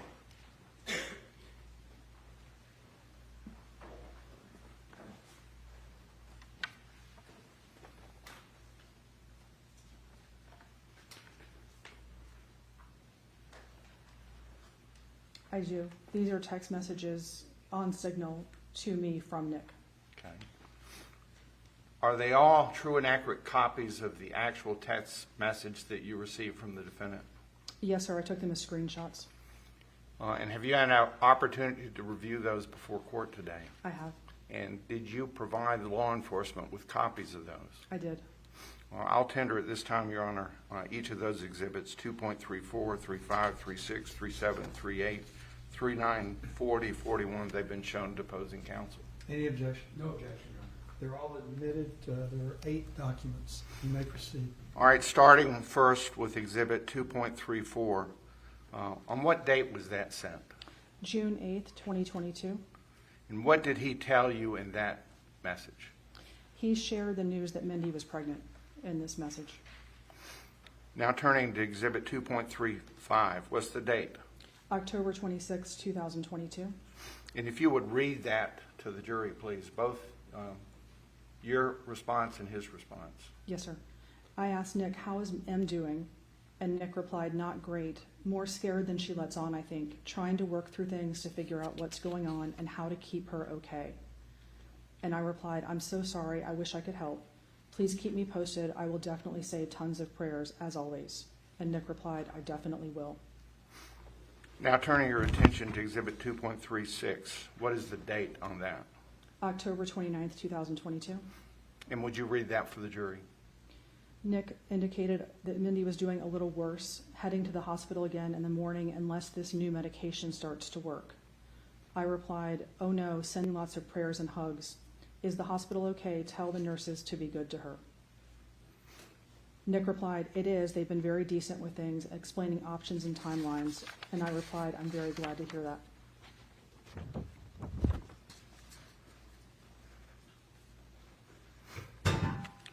I don't recall where you currently work right now. What's the name of that agency? I currently work for the Defense Health Agency, but I no longer practice as a nurse. I'm currently practicing as an attorney.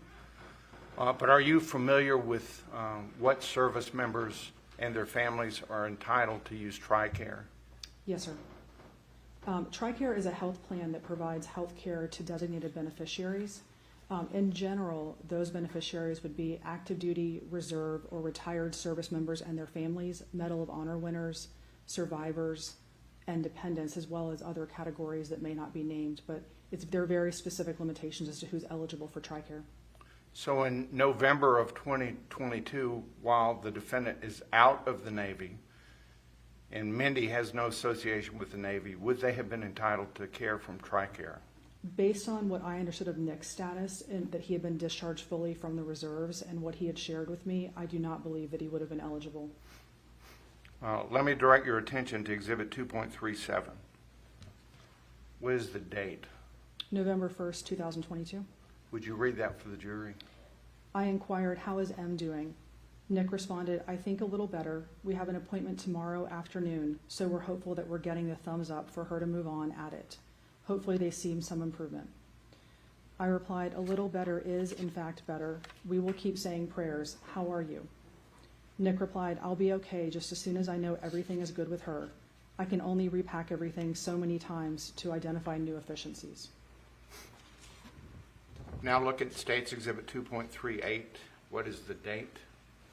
December 1st, 2022. Would you read that to the jury, please? Nick texted, hi Cameron, I have no idea how to write this, and I'm so sorry to send it like this, but M passed away. Please keep that close hold. I would never ask you to keep it from Gray, but I don't know how to manage anything else, and I know a lot of people still need to be told. I don't have many answers yet about what happened. I've just never felt this bad.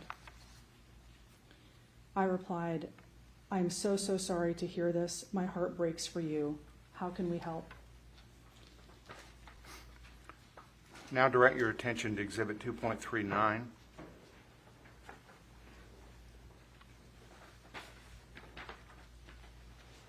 You see it? Yes, sir. What's the date? December 5th, 2022. Would you please read that to the jury? Nick texted, they said it was a stroke. Nothing that could have been done. Her dad said it runs in the family. I didn't know that. I don't know if that makes it better or worse, but now we know, I guess. And I replied, oh my gosh, I'm so sorry. What a shock, especially at such a young age. I think it helps only in that it stops your mind from some of the constant wondering. Nick replied, her blood pressure had been a constant concern, but not in this way. Like it worried me, but I didn't think this was the worst case. Now take a look at Exhibit 2.40.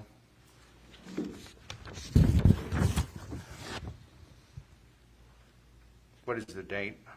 December 11th, 2022. And would you read that to the jury? I texted Nick, checking on you. How is today going? And Nick replied, so. I have M's ashes back. The process was awful, and I never got to see her after I was told, and I feel sick about it. I thought that it was going to be different, and maybe I should have asked more questions, but I just wasn't comprehending. And finally, turn your attention to Exhibit 2.41.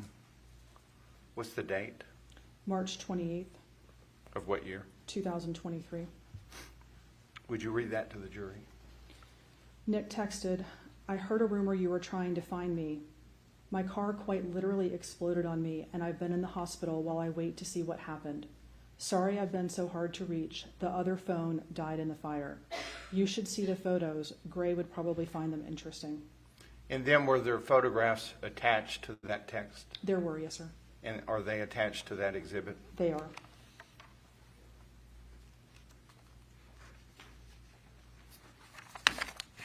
That's all the questions I have. Thank you. Mr. Weinstein, cross-examination.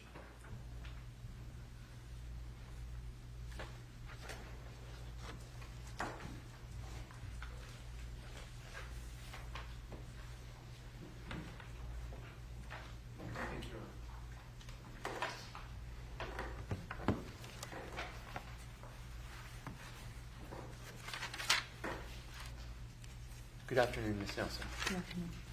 I'm Doug Weinstein. I'm representing Nick Kassotis in this case.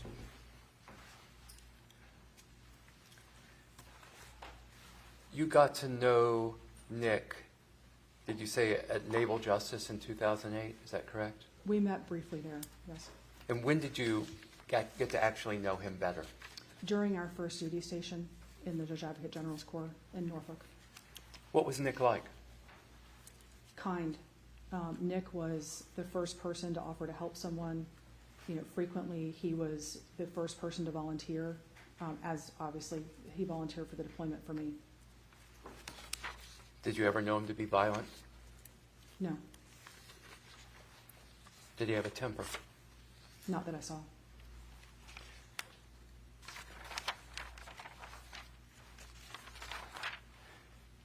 In State's Exhibit 2.37 from November 1st of 2022, I believe Nick references repacking everything. Mm-hmm. What did you take that to mean? That they were going to relocate to a different house or a different location. Was that common for them at the time? Yes, it had been. How often would you say they moved, as far as you know? Often, it varied. Every few days, every few months, every few weeks? It could be all of the above.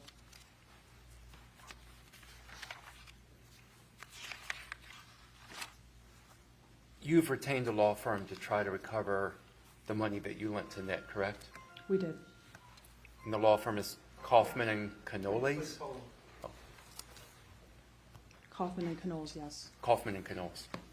And the amount that you are seeking to recover from Nick Kassotis is $199,402.91. Does that sound about right? About right. Okay. I have no further questions. Thank you. You should be excused. Thank you, Ms. Thank you.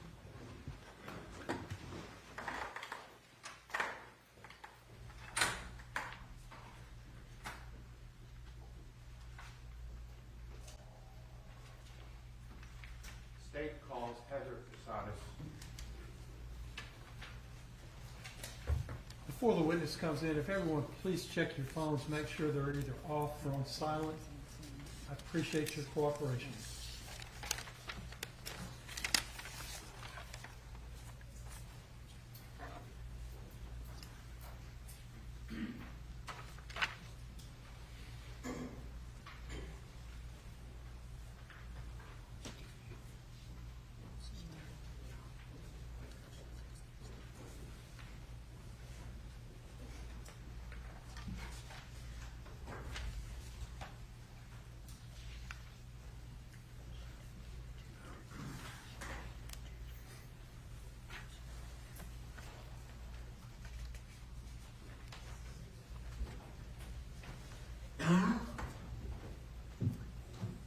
Good afternoon, ma'am.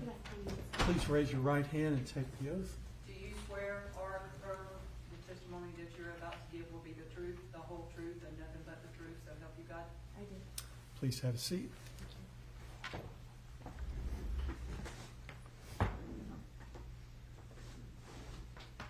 Would you state your name, please? Heather Thomas, Where do you live? Alexandria, Virginia. Did you travel here from Alexandria, Virginia to testify for this trial? Yes, I did. How are you employed? I work for the federal government at the Department of Commerce. What are your duties there? I'm a government contracting official. Are you married? Yes, I am. When did you get married? In October of 2015. Do you have any children? Yes, I have one daughter. How old is she? She's 8. Is your husband employed? Yes, Where is he employed? the Department of Defense.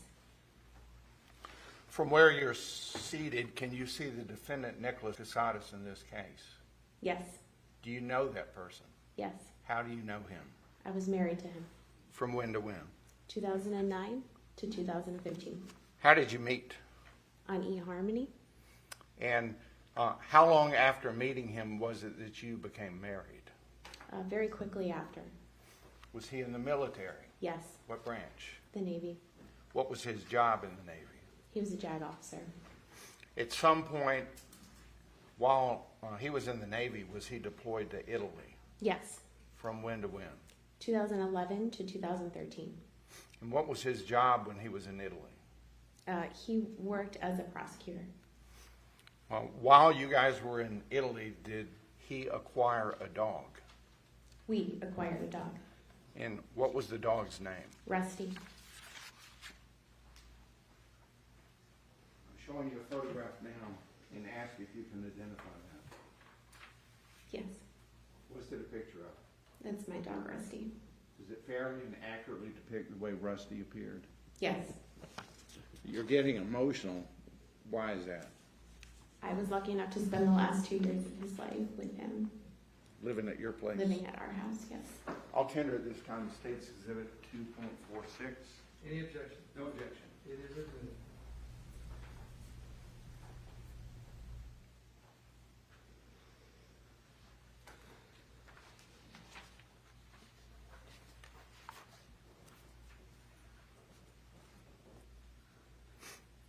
During the time of your marriage to the defendant, did he ever work out of the Pentagon? Yes, Do you know what his job there was? it was I only knew it was code 13. Do you know what that means? No, I don't. Also, during the time that you were married, did he have occasion to attend Georgetown University? Yes, Where's that located? in Washington, D.C. And do you know what his area of study was? I believe it was international. In the beginning of your relationship, can you describe for the jury your relationship to him? Yes, it was pretty much what I thought was a normal relationship. Very smooth sailing, never fought, kind of like best friends in a way. Did he ever indicate to you whether he wanted children? Yes, he did. We both did. Do you have a medical condition that makes that unlikely? Yes, I have polycystic ovarian syndrome, PCOS. Notwithstanding that medical condition, were you able to get pregnant while married with him? Yes, And what happened to that pregnancy? it was lost. How did your relationship change over time? It felt like we were more roommates instead of married. Whose idea was it to get a divorce? I believe it was mutual, but more so myself. And there was a proceeding that was filed in the Circuit Court of Fairfax County, Virginia, concerning this matter? Yes, And if you had an opportunity to view State's Exhibit 2.45A, 45B, 45C, 45D, and 45E prior to coming in here today, yes, I have. and you recognize these as documents pertaining to your divorce, Yes, I'll tender each of these exhibits, Your Honor. They're certified copies of those documents that I've shown to.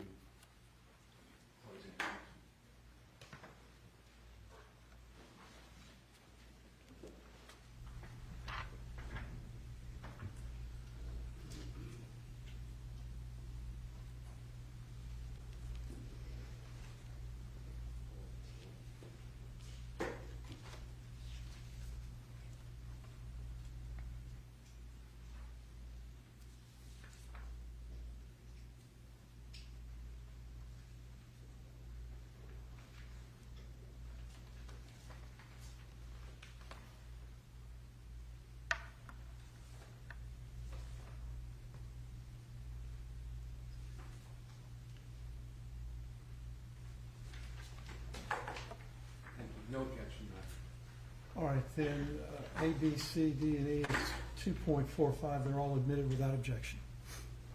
After the action for divorce was filed, did you become separated? Yes. Did you move out? Yes, I did. Where did you move to? I moved nearby in Alexandria. During the period of separation, were there discussions about infidelity? Of course. And who raised those? Nick did. Did you cheat on him during the course of your marriage? No. How quickly was the divorce granted after the petition was filed? It was granted in October of 2015. Now, the court documents show Nicholas James Kassotis as the plaintiff in this divorce, and you're referred to as the defendant. Yes. Why is that? We both didn't have a need for an attorney. He was an attorney, and he said he could take care of it, and I trusted him that he would.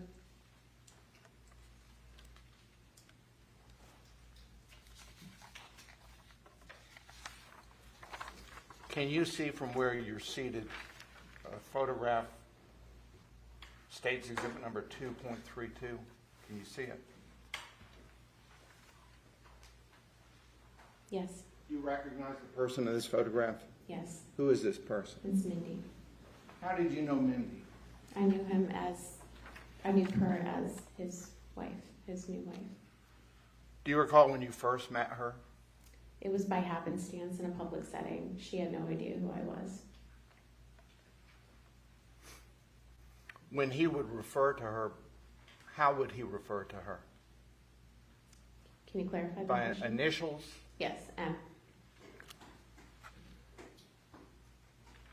And the grounds for the divorce were what? Irreconcilable differences. What were his obligations under the divorce? He was required to pay off the personal loan or refinance it if he couldn't pay it off in his own name. He was required to refinance or pay off the truck that he was driving. And he was required to either refinance or sell the property on Adrian Drive. And at some point, was he ordered to pay you $1.5 million? Yes. Did he? No. How long after your divorce was it before he and Mindi got married, roughly? About a year, almost to the day. And after your divorce from him, did you continue to correspond with him? Yes, of course. We were very friendly. It was a very amicable divorce. And how would you communicate with him after the divorce? Texts. He came to visit with the dogs. We had 2 dogs at the time, Stitch and Rusty. Email. Just whatever was convenient. Do you know how he was employed during the time he was married to Mindi? I was told that he worked for the Department of the Navy. For how long? I don't know. Did he ever express interest in starting a cybersecurity business? He mentioned cybersecurity as an area that he was interested, yes. Between 2015 and 2019, did the defendant cooperate with the divorce obligations? No. Did that cause any kind of hardship to you? Of course. Like what? It put me through a lot of emotional stress, but importantly, it put me through a lot of scrutiny for my own employment. I was, and still do hold a security clearance that required your credit to be good and all of your bills paid, all of that stuff. And by him not doing that for many, many months, I was in a situation where a piece of paper to submit to the Office of Personnel Management wasn't going to cut it. They wanted to see full extent of the law to pursue the resolution of that because my employment was at stake. Referring your attention to Exhibit 2.45B, dated 11/28/18, entitled Consent Order. He was ordered to pay you the $1.5 million plus $90,000 in interest in that consent order.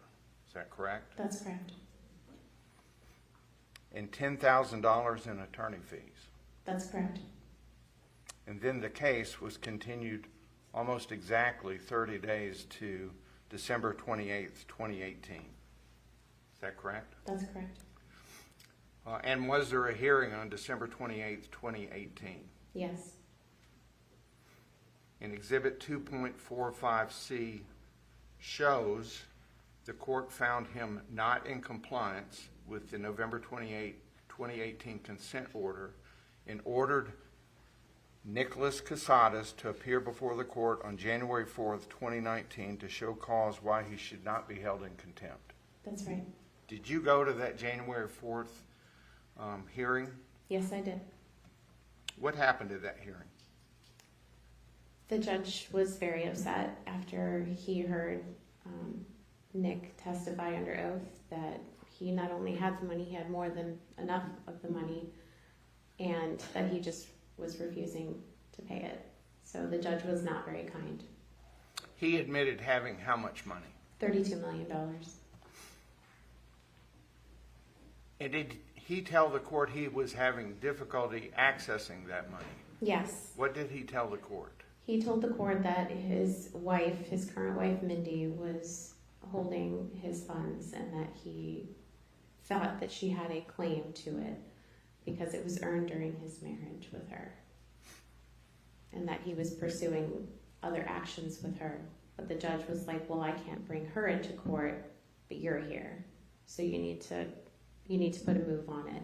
And I want this done. I want to see movement in a week. Otherwise, your liberty is at stake. Now, before that hearing, was there another similar hearing that occurred? Yes. What happened at that similar hearing? There was a case right before ours where very similar circumstances, though not to the degree or the amount owed by any means, was playing out, and we were both in the courtroom. And that ended where the spouse that owed the money left in handcuffs. And so Nick asked to meet with my attorney and I in the mediation room after we continued, and that's when the additional $90,000 and the $10,000 came from. So was Nick in the courtroom to witness that incident where the man was taken out in Yes. handcuffs?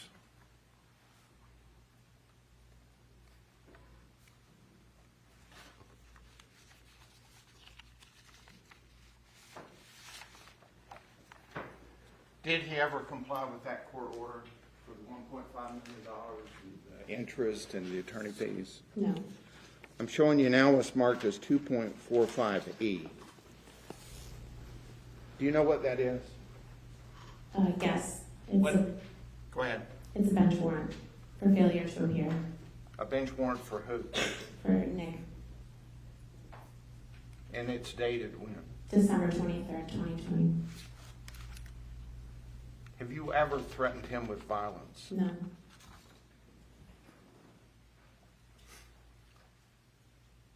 Are you familiar with him changing his last name? I did not find that out until after he was arrested.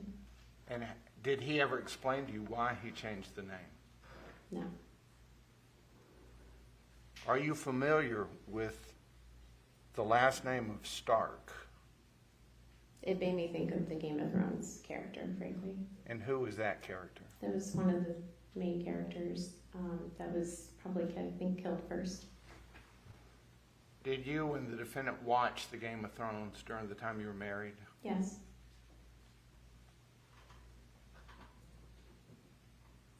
At some point, did you become familiar with the GBI sketch? Yes.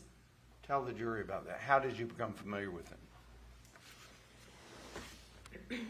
Well, I received a random text message asking if I was ever married to Nick. And of course, I was hesitant to respond to a stranger, but nonetheless, the curiosity got the best of me. And so she told me about... Objection to hearsay. Sustain the objection.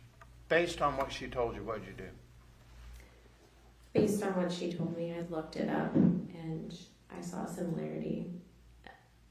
as far as the sketch was concerned, and I called the GBI to let them know that that looks remarkably like Mindi because of the jawline. Did you tell the GBI who you were? No, I did not. I believe your testimony was you remarried shortly after the divorce. Yes, I did.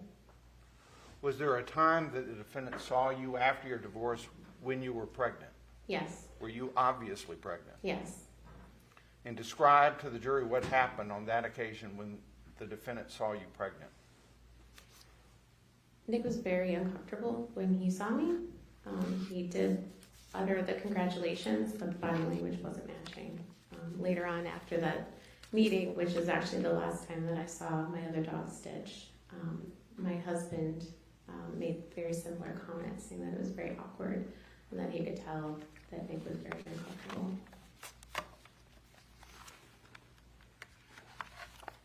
That's all the questions I have.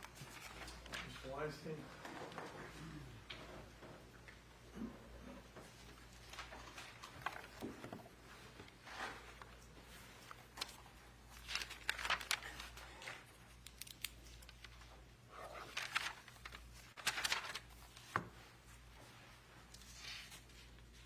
Good afternoon, Ms. Thomas. I'm Doug Weinstein. I'm representing Nick Kassotis in this case.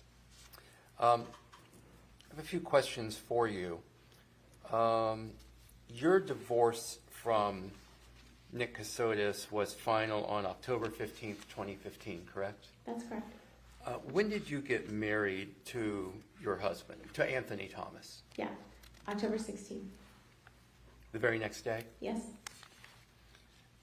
Nick raised the issue of infidelity with you, correct? Yeah. He accused you of infidelity. Yes. And do you still maintain that you did not commit infidelity? Correct. I met my husband well after we had already separated. I had not started dating my husband until July. And while that does seem fast, it is possible to find the love of your life.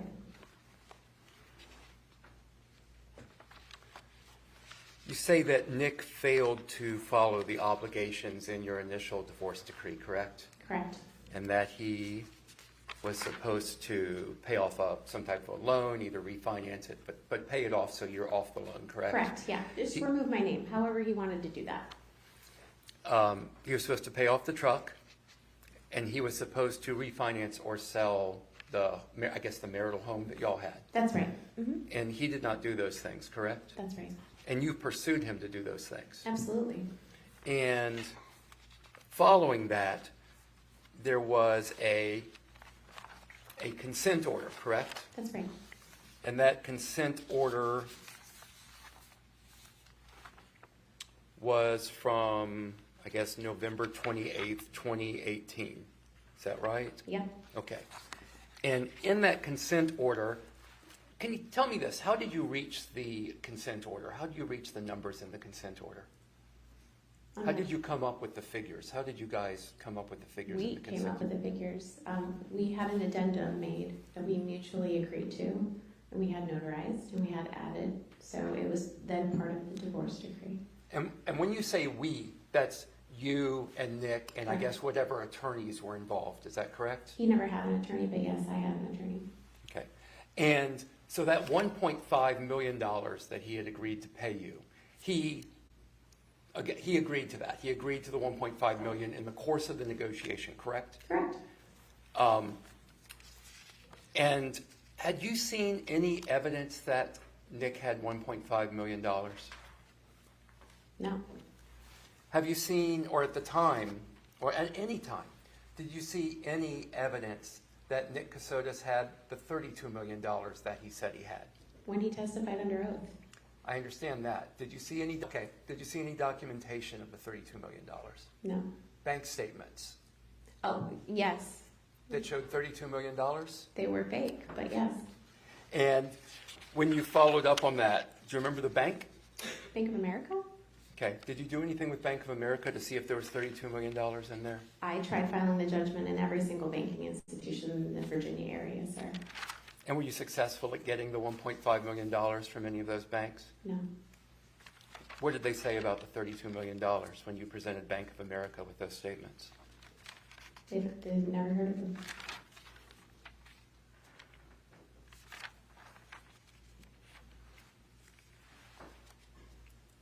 You say that both you and your husband thought that Nick Kassotis was uncomfortable when he saw that you were pregnant.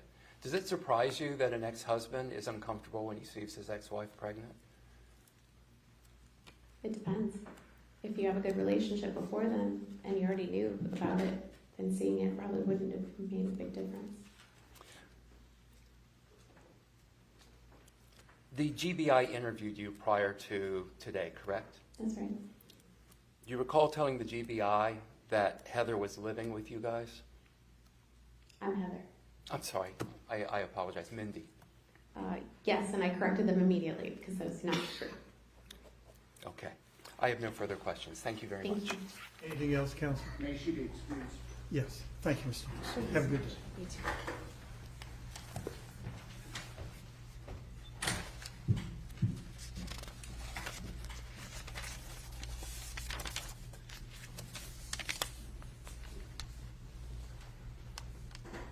Your Honor, does the court wish to go straight into Agent Sands, or would you like to take a recess to take a break first? I think we look good. We can go ahead. Okay, at this time, the state calls Agent Tracy Sands.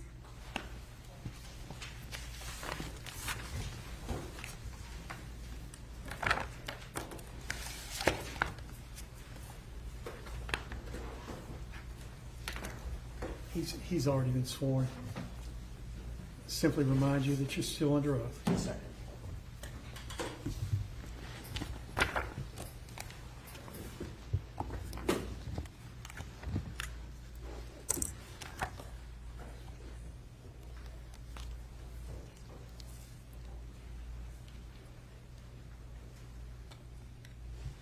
Good afternoon, Agent Sands. Good afternoon. Agent Sands, I know you have testified just briefly, but I'm going to start back at the beginning, if that's okay. Okay. Can you please state and spell your name for the court reporter? My name is Tracy, Tracy, Sands, Sands. Where do you work? I work with the Georgia Bureau of Investigation. I'm currently assigned to the Region 5 Field Office, which is Statesboro, Georgia. But we cover a 10-county region, and Liberty County is one of those counties. Does that also cover the region surrounding Liberty?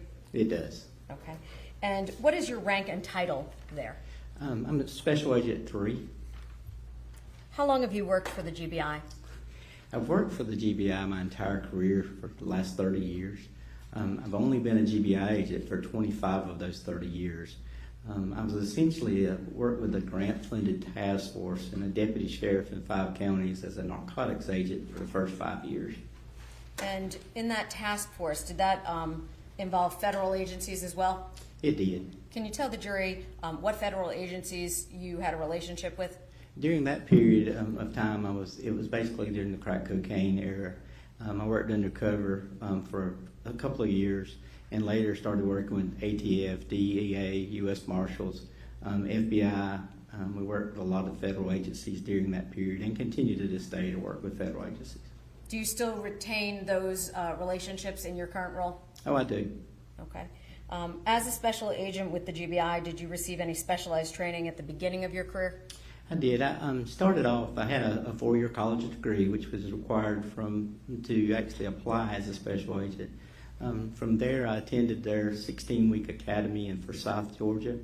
Once I left basically it's agent school at that time, I was assigned to a senior agent for approximately 1 year for field training. And in that field training, would it be fair to say you basically shadow him? I did. Okay. Did you continue your training throughout the course of your career? I did. GBI has sent me to numerous training and classes over the years. Some of the Georgia Public Safety Training Center, some taught by instructors there from various different agencies. I most recently had a class in Atlanta with the Secret Service where federal agencies have taught. So I could go on for hours about classes that I've taken over the years, because GBI allows us to do a lot of training with a lot of different agencies over the years. And does that training include investigative training? It does. Field work? Yes, it does. Documenting and drafting reports? That's correct. Can you tell us, has investigative training changed over the years? Drastically. How so? Digital forensics, if you've heard, there's just so many computer digital forensics, so many online records. So computers, cell phones, that type of data became really different. Would it be fair to say at the beginning of your career there was less of that? That's correct. And have you had to stay current with that technology as the world has changed? Yes. Do you attend trainings to ensure that you're able to do so? Yes. Do you lean on any other agencies in an effort to facilitate maybe the areas where you are not an expert? Very much so. We reach out. We have a cyber unit, as well as we have agents within our office that excel in certain areas. As an older person, I'm actually having to ask them frequently about newer technologies. And do they as a team effort in many of those areas? Yes, very few of our investigations don't involve some sort of team. There are so many people involved in even the smallest of cases that are usually out of sight, but they help in tremendous ways. Over the last 30 years, approximately how many investigations have you handled? Numbers are very difficult because I just don't keep track like that. But I would estimate, including narcotics cases and drug cases, over 1,000 investigations. Have you ever assisted other agents on their investigations as well? I have. And would it be fair then to say that you were part of their team, perhaps? That's correct. Okay. And can you tell us, how does it work in terms of assigning tasks within a team? Basically, in this particular case, I was the on-call agent. And the on-call agent responds as basically the first responder. As I said, very few cases are one person anymore. So at that point, once we respond, we decide who else we need, how many resources. Sometimes it's a matter of how many can get us until Monday morning until the larger group can come help. Would it be fair to say that this one investigation that you're called out on may not be the only case you're working? Very much so. Sometimes we don't even get our boots off from one call and we have to go to another one. Okay. And can you tell us what the lead agent's role is in an investigation? It's actually the central clearinghouse. I gather reports from the other agencies that are involved and create a report to provide to the district attorney in order for them to present it to you guys. And in that capacity as the lead agent, were there other individuals that assisted you in this investigation? Yeah, other individuals from a variety of different agencies. And were there ones from within the GBI? Yes. Have we seen every one of them in this courtroom over the last 7 days? We have not. Okay. Would it be fair to say that there are lots of other people that helped? Yes, background analyst, even our office manager who answers the phone is a big help in assisting investigations. So there are many other people that are involved in these cases, and specifically in this one. And now, in this case, you worked with a partner agency, is that correct? That's correct. Who was that? The Liberty County Sheriff's Office. And can you explain to the jury how you became involved in the Liberty County Sheriff's Office case? Sure. There are a lot of cases with GBI that we get called to that are conflict cases or may involve one of their personnel in a matter where we have to be independent. For instance, an officer-involved shooting, something where we would have to come in and be separate and have a separate opinion and separate ourselves from them. In this particular case, they have what we call original jurisdiction. GBI has no jurisdiction in homicide, so we have to be invited in. In this case, I was requested by Lieutenant Tracy Jennings, who is their CID commander at that time. And when they invited you in, at that point, who took lead on the investigation? We did. And would it be fair to say that there are resources available to the GBI that may not be available to local agencies? Yes, there are really a lot of great investigators that you've heard from local agencies, but we just become a force multiplier, and as such, even as GBI, we have to reach out to federal agencies to get assistance as well with other cases when we have problems or certain areas where they have expertise that we don't. Would they have potentially access to resources that you at the GBI might not have access to? Very much so. Okay. Were you working as a special agent with the GBI in December of 2022? Yes, ma'am. Can you tell us were you on call on that day? Yes, ma'am. Can you tell us, you received a call from, you said, Lieutenant Jennings, is that right? That's correct. When you received that call, what time did you receive it? Around 6:30 p.m. And when you got that phone call, where did you go? I went to the scene. And where was that? You've heard mention of the Barrington Ferry and Jones Road. It was a hunting club area off the Barrington Ferry Road. Barrington Ferry is the Liberty County portion. It's the same dirt road, but that road changes and becomes the Jones Road once it enters McIntyre County. Okay. Can you tell us just a rough way, how do you get to there from here, meaning the courthouse? The easiest way is to go to I-95, and once you get to Highway 17 to I-95, you would there's a landmark there called it's the world's smallest church. That landmark gets you to the Jones community, and the Jones Road is the first road past that. Once you turn on the Jones Road, you would be coming from the opposite end, from the McIntyre County side, and it would get you to the entry road or the Portal Hunting Club, where you've heard mention of.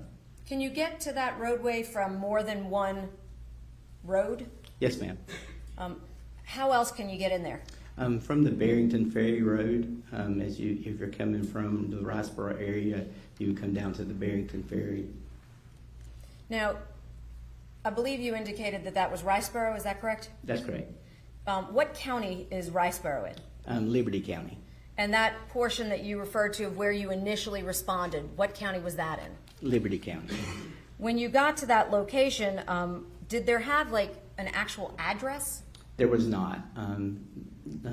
Lieutenant Jenkins had attempted to provide me with an address, and it was very difficult for her. She was just basically providing directions to me to get to the scene.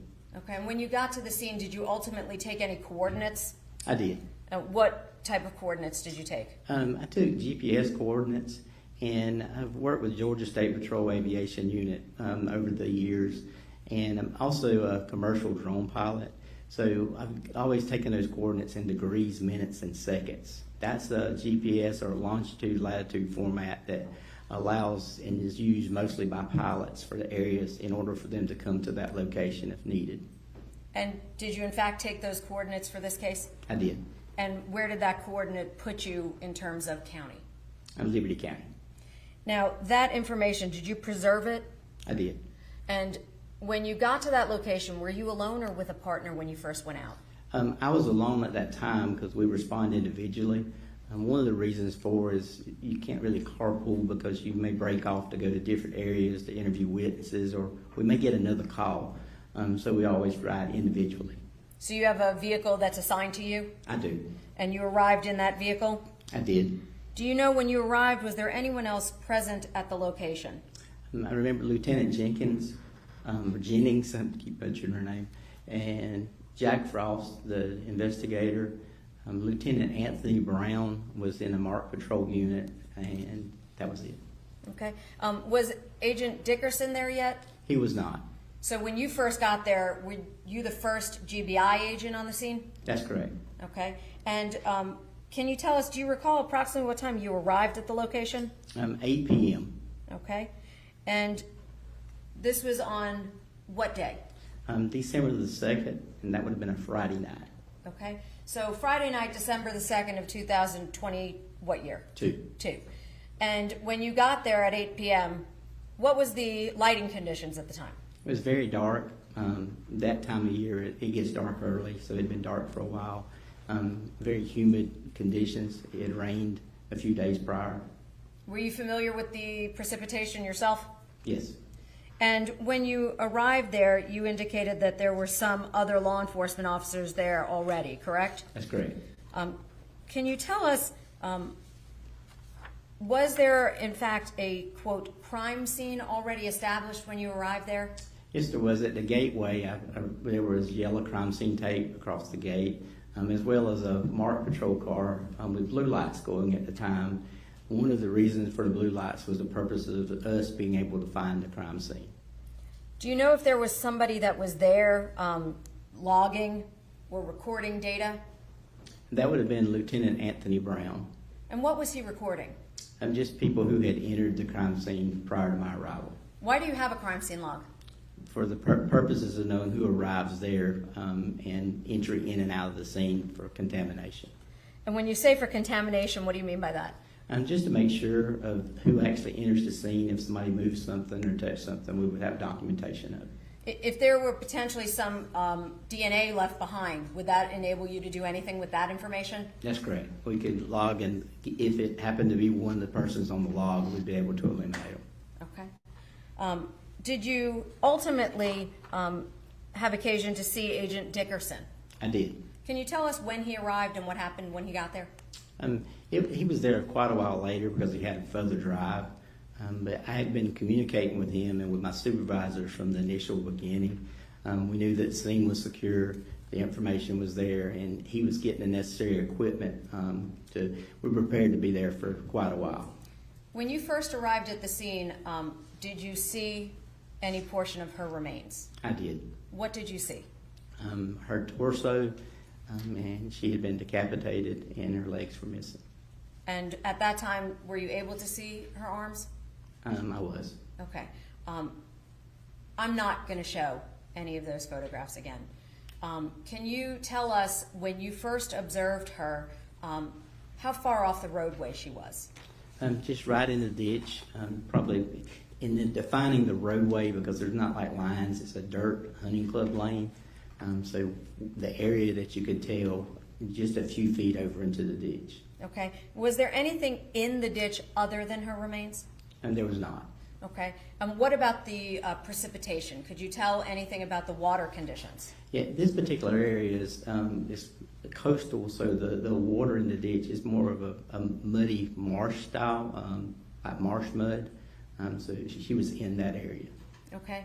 And at the time that you made that observation, did you have occasion to see Agent Dickerson ultimately arrive? I did. Did he assist in getting her remains out of that ditch? He did. And could you tell how far into the ditch he had to go to assist in getting her out? Yes, he actually had to wade down in the Tyvek suit. I helped him clear some of the brush that was in the area that would allow him to move her up from that point, and I helped him move Mindy's body up. Okay. Now, you called her Mindy. At the time, did you know who she was? I did not. Okay. Were you able to tell her gender from her condition? I could. Okay. And was she clothed at that time or not? She was not. Did she have any jewelry on? She did not. And at that time, did you see any marks on her body that you believed would be indicators to assist with identification? I did not. Did you make attempts to roll her over to see if there were any additional marks?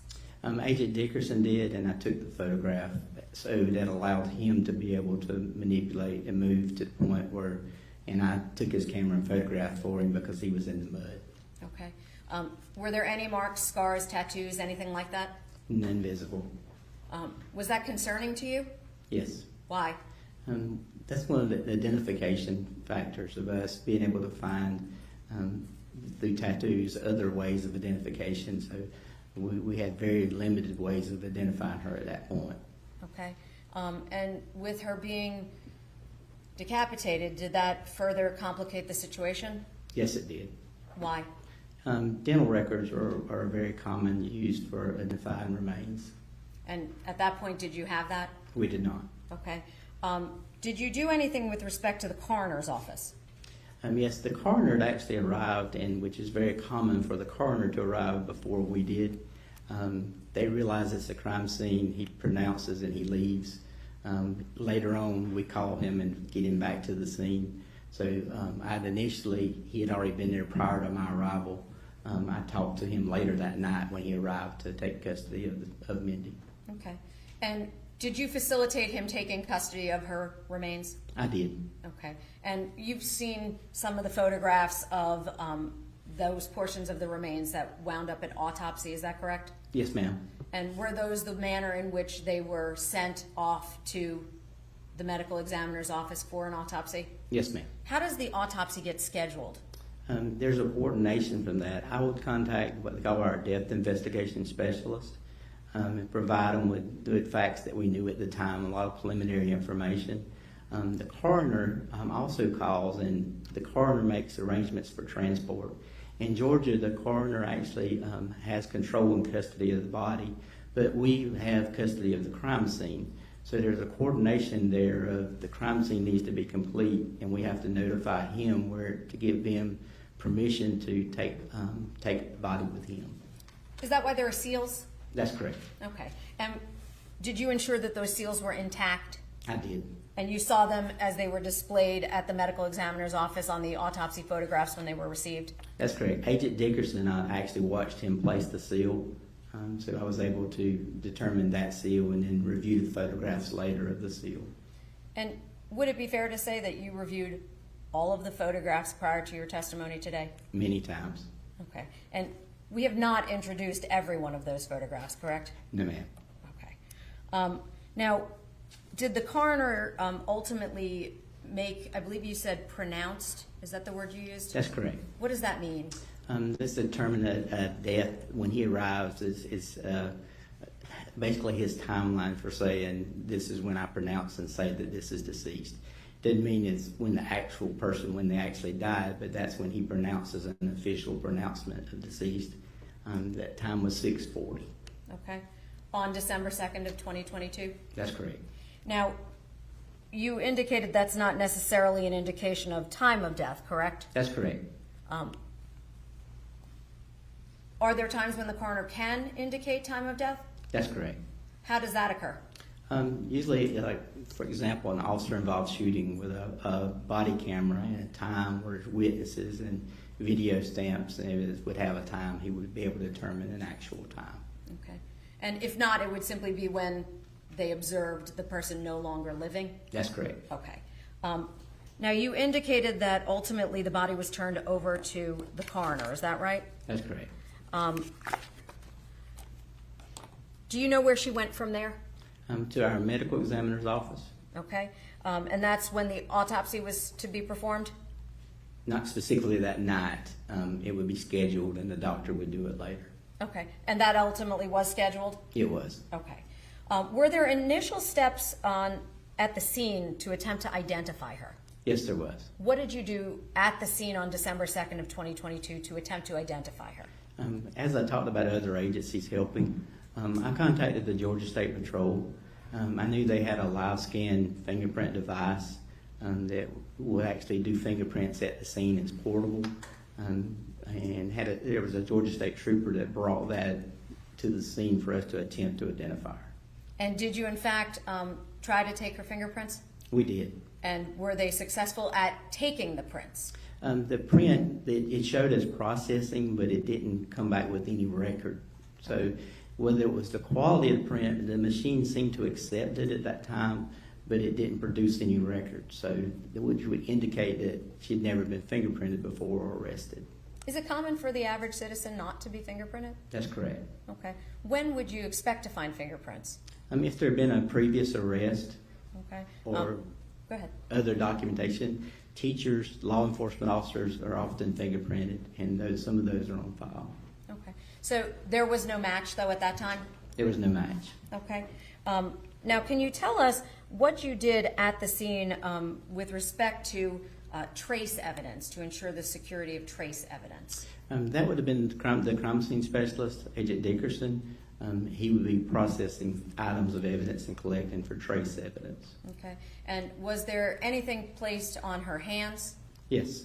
There were brown paper bags placed on her hands and sealed around with evidence tape. On December 2nd of 2022, did you have any idea how the unidentified woman was killed? I did not. And at that point, did you know if she had had any contact with potentially an attacker? I did not. As a result, how would those bags potentially have helped? The most probable way is fingernail scrapings, and one of the methods during autopsies is they actually clip the fingernails and preserve them as evidence. Okay. And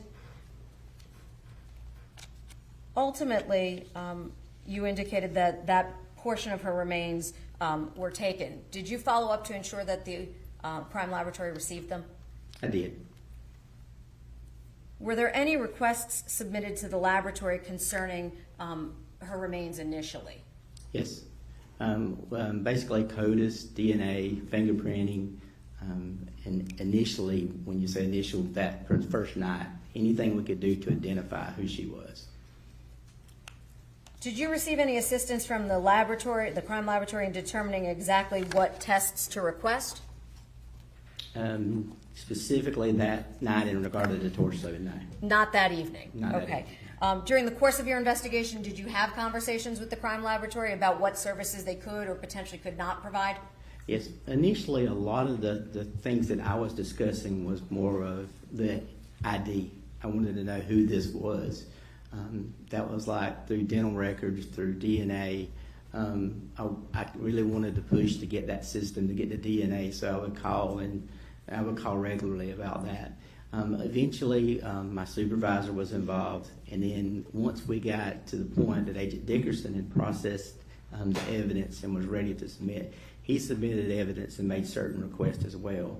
Those requests continue on, so there's not really one specific time that we requested, like we didn't deliver evidence and request everything. And with respect to identity, why was that so important to you at that stage? Knowing who it is very important to be able to move the case forward. And if you didn't know who she was, how would that limit it? Sure. You indicated that it's important to know who it was because it would help move the case forward. How would knowing her identity help move the case forward? To know the area she lived, where she was from, it's called victimology, what she did for a living, things of that nature. Okay. And at that point, you did not know who she was still? We did not. Can you tell us, ultimately, did there come a time when you found additional people to speak with at that scene? Yes. Okay, tell us what happened. As we progressed, one of the hunters came back the next day and located some remains. So Monday we were scheduled to be there and with a larger search. So I interviewed Mr. Philip McKellar. Okay. On the very first day of December 2nd of 2022, do you know if interviews were conducted on that day? There were interviews by the Liberty County Sheriff's Office of the hunters, but no other interviews, no GBI interviews. Okay. And at the time that you arrived, were they still on scene? They were not. Okay, so they had already left by that point. That's correct. Were you present while Agent Dickerson processed the crime scene? I was. And were you present to observe the recovery of the knife that you've seen admitted, I believe it was as 1.19, I believe, the Milwaukee knife? I was. Okay. And did you see where each of these items was recovered? I did. And as a result of that, was Agent or Detective Frost tasked with attempting to look into those items? He was. And did he in fact do that? He did. Did he provide you with the information he had recovered? He did. Okay. Now, you indicated that during the initial stages you didn't speak to anybody then. When did you first speak to somebody?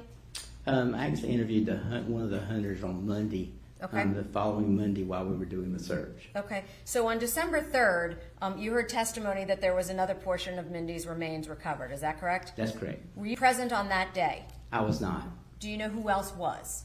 Yes. Well, at that time, Detective Jack Frost, who's also been an investigator Frost, who's been identified both ways, but his current title is investigator, but at that time he was a detective. Okay. And so was he the partner that you were working with on this case? Yes, ma'am. And at that point, did he, as you heard him testify, handle the processing of her right leg?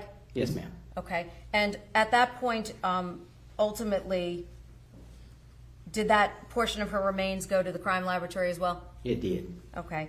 And you indicated then that on Monday, would that have been December 5th of 2022? That's correct. You spoke with Mr. McIntyre? That's correct. Okay. Tell the jury, when you spoke with Mr. McIntyre, what was it your intention to do at that time? Basically, he was there to tell the story of how they had found and located the initial remains in the second day. Okay. Did you know at that point whether the torso and the two legs that you recovered belonged to the same person? I did. As far as medically or officially, I didn't, but yes, I did. I came to a conclusion based on physically looking at them, where the cuts were located.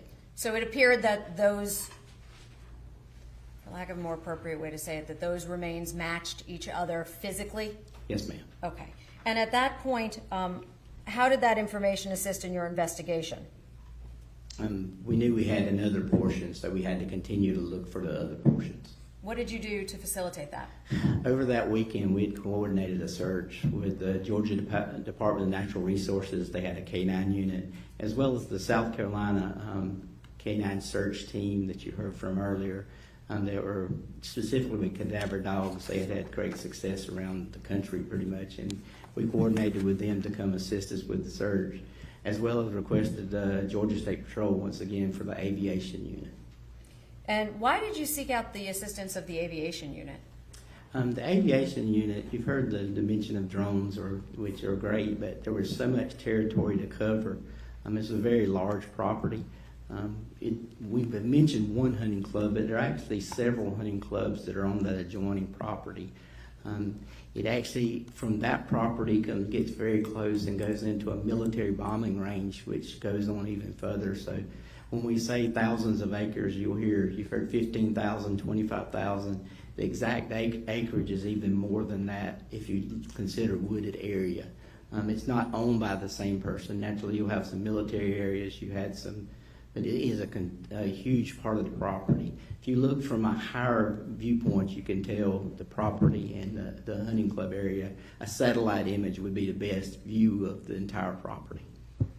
And when you say the entire property, are you referring to just the Portal Hunting Club or that entire area? The entire area that we would be searching at the time. Just so we're clear, how large was the area in which her remains were ultimately recovered? Several miles apart. Okay. So was that in can you tell us approximately how many mile radius? It was within a 3-mile radius. Okay. And so they were not necessarily side by side? No, ma'am. Okay. And you indicated that there was aerial attempts. Can you tell the jury the difference between drones versus helicopters? Yes, ma'am. Drones are limited to 400 feet. They're an awesome tool that we use quite frequently to photograph and document scenes. But as a result, when you have a huge area like this, or an area that needs searching, where we were continuously searching for other body parts or other evidence, it's very limited. It's a 30-minute battery life to the most an hour battery life. So the helicopter would allow us to get higher and take a picture, a better overall picture than a drone. At this time, I'd like to show the witness 1.104A through D.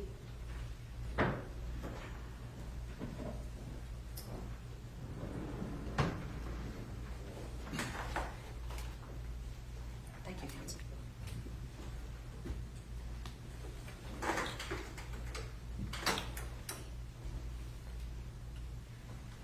May I approach her? Yes. I'm going to ask that for the rest of his examination, if that's possible. Do you recognize those photographs?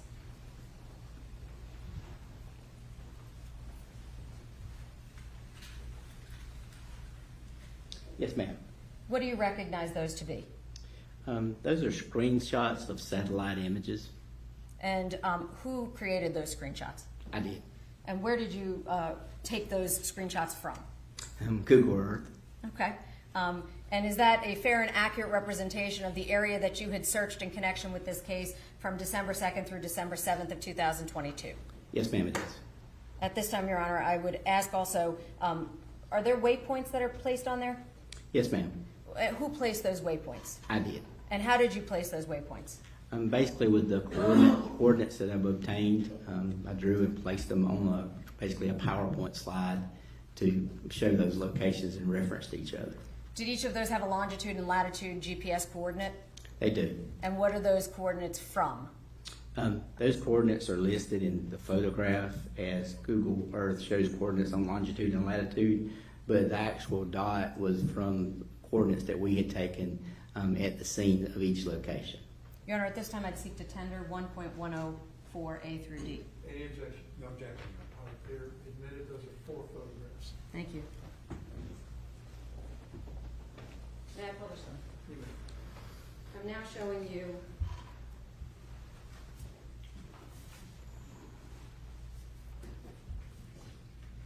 1.104B.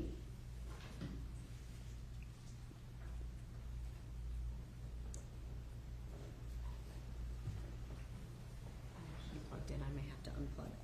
No, Is it? Okay, thank you, thank you.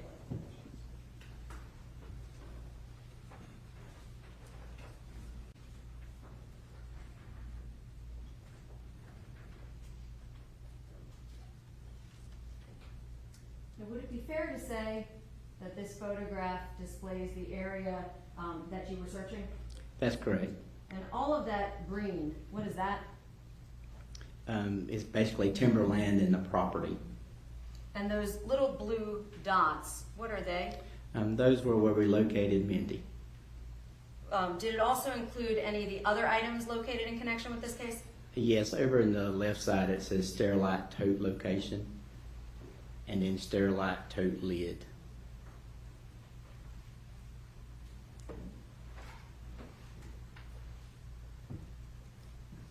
Would that be over here?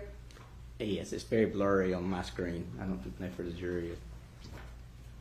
I'm going to just walk it over to maybe make that easier. Were each of those waypoints placed on that map concerning the coordinates that you were referring to? That's correct. Okay. And now, would it be fair to say that these other images zoom in closer? Yes, ma'am. I'm going to now show you 1.104A. Is that depicted here as well? Yes, ma'am. And then again, going even closer still, would that be here? Yes, ma'am. That's better. There you go. And was that able to show relatively where each of these items were found in relationship to each other? Yes, ma'am. Now, do you see these marks here, these white-ish lines? What are those? Those are the hunting club roads. And so would it be fair to say that those roads intersect and cross over each other? They do. Are you able to travel within the hunting club area to some of these various locations? Yes, ma'am. Are you required to go past the water pumping station in order to gain access to each of these? Yes, ma'am. And where would you have come in to see the water pumping station? Do you know on this? The water pumping station would be in relation to probably closer to the top, say at 12 o'clock of the photograph, closer to the top underneath the torso road. So I'm now putting up 1.104B. Do you see that up there? Yes, ma'am. And is that where you're referring to up there? Yes, ma'am. Okay, thank you. Now, those photographs were taken in an effort to facilitate showing the relationships to each other? That's correct. Okay, and those coordinates were taken by whom? By either the crime scene specialist, Special Agent Dickerson, Detective Jack Frost, and myself. Can you tell the jury how much terrain was actually covered ultimately by these search teams? If you include the Georgia State Patrol Aviation, thousands of acres. Okay, and ultimately, was that terrain all similar throughout the area? It was. Was there any manpower on the ground other than the dogs?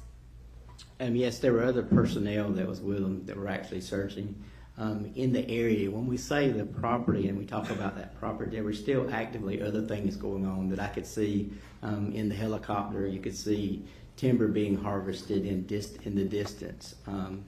At one point, you could see the military bombing range as we got closer over. There was different things that we could see and activity going on. So the area, certain around the scene, you would have our concentration of law enforcement people, but you also had areas outside that there was still activity going on. Now, you've heard testimony concerning Mindy's left leg being recovered, correct? That's correct. And at that time, there were insect activity that was collected, correct? That's correct. Did you ultimately receive the report back from Dr. Mondor concerning his minimum postmortem interval, estimating when her remains were exposed? Yes, ma'am, I did. How did that assist you? It helped narrow down the time frame or the window of what he called the colonization or essentially when she was placed there. And without forgetting, did all of those pieces ultimately go to the crime laboratory for the autopsy? They did. And did you ensure that the seals were properly placed?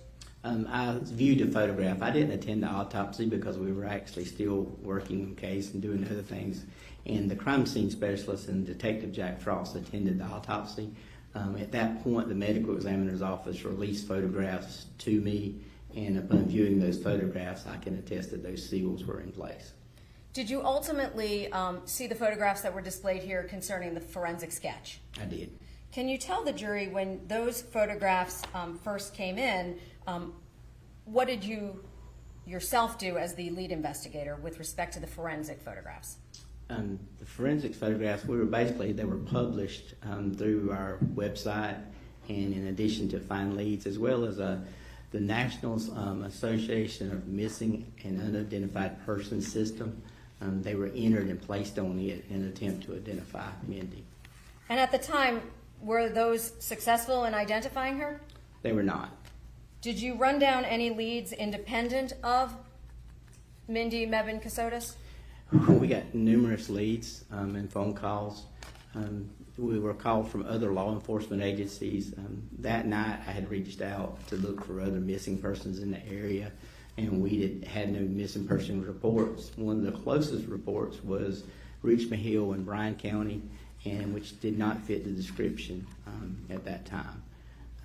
And as well as once we started receiving these leads, some of the leads were very obvious. They had, whereas African American, others had tattoos, arrest records. Some that became closer, we would ask, did they have dental records or DNA available? Some had been missing 20 years. So we had calls from all over that we were identifying from there and going through these leads. Do you have any idea how many leads you ran down? Over 50. Okay. Different individuals that it could have been? That's correct. Okay. And you indicated at some point referencing dental remains or dental records. Was Mindi's head ultimately located? It was. And when that was found, did you receive any information from the medical examiner concerning her dental records? Yes, the x-ray showed that she had a dental implant. And where was that located, if you recall? It was on the right upper. Okay. And when you say a dental implant, are you talking about basically like a crown? Yes. Okay. And as a result, did you attempt to try and use that to assist you in any way? Yes, we had people basically that called in saying that they were serialized, that they could be determined, but the medical examiner's office has a forensic orthodontist that actually helps with identifying if you have existing records. But we determined that that implant could not be, or crown could not be located to a specific area or a specific identity. It did not have a serial number on it. Was that another dead end? It was. And when that occurred, did that further prevent you from being able to identify her at that stage? Yes, ma'am. So at that point, what were you waiting on for more identification? Just more information to continue to go. We're waiting for DNA. We're waiting for other things to continue to develop leads to get us. Okay. So at that point, while you were running down all the leads, did you have her DNA back yet?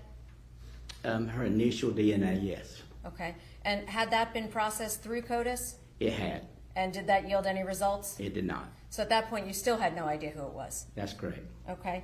Now, I'm going to show you, I'd like to mark these, or they've already been marked as 1.114, 115, and 116.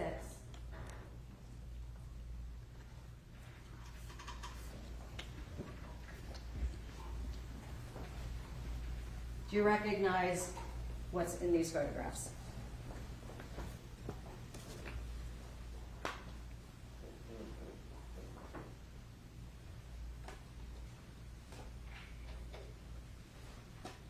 Yes, ma'am, I do. What do you recognize those to be? This is a PowerPoint presentation that I took photographs of Mindi that had been provided by her mother, Miss Betsy Medden, alongside of the sketches that had been produced by our forensic artist. A couple of different sketches, and then the last sketch was basically Mindi by herself with that sketch. At this time, I'd seek to tender 1.114. 115, and 116. Any objection? No objection. They're admitted.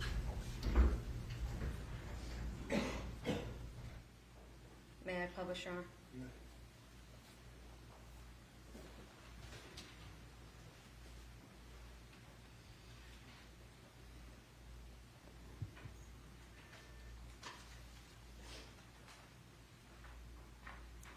Was that the first photograph or forensic image that was generated by the artist? Yes, ma'am, it was. I'm now showing you, that was 114, I'm now showing you 115. Was this the second photograph that was generated? Yes, ma'am. And I'm now showing you 116. Is that ultimately a picture of Mindi Mevin next to the second drawing? Yes, ma'am. That's what you published to the public in order to attempt to try and get any leads? Yes, ma'am. Let me say I basically was the agency, our public information officer as well as others send it out. Now, when you ultimately got the information concerning the post-mortem, minimum post-mortem interval, did that do anything with respect, that range that Dr. Monder gave you, did that do anything with respect to your investigation? It did. Can you tell the jury what? It basically narrowed down the date and timeline for us to be able to compare and look at data. One of the biggest things is the DVR that had been taken into custody from the water pumping station. It had thousands of few-second clips that were together. I was able to call our cyber unit and basically have them narrow down and give me a fewer number of clips to review. And would that be one of those resources within the GBI that assists you with some of the other technology? Very much so.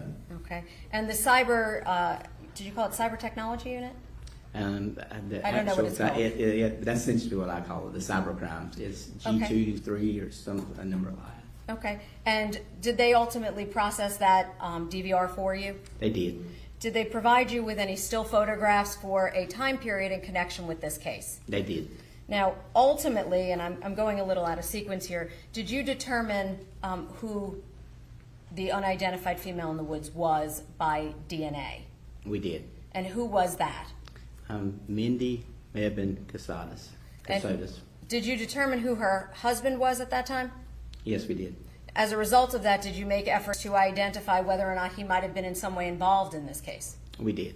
And I'm going to now show you what has previously been admitted as 1.19, the business records from J.C. Lewis Ford.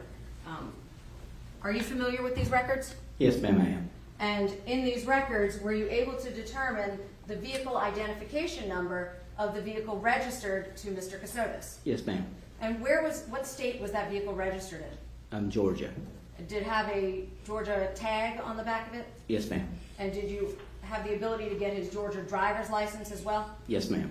And we've seen that Georgia driver's license. I'm publishing this. Counsel, this is the photograph.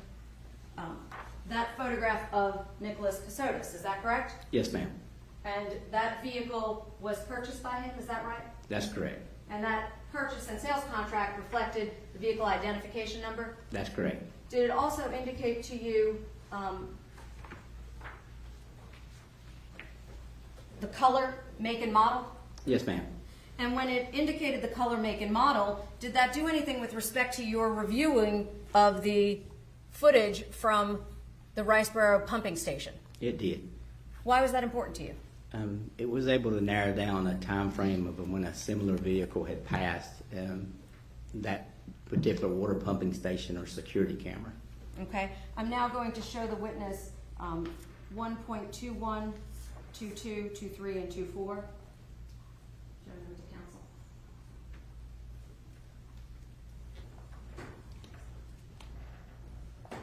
And at this time, when you saw these, did it have a timestamp on there as to when that vehicle was in the vicinity of that area? Yes, ma'am. Okay. I'm now going to show that on the screen, if I may.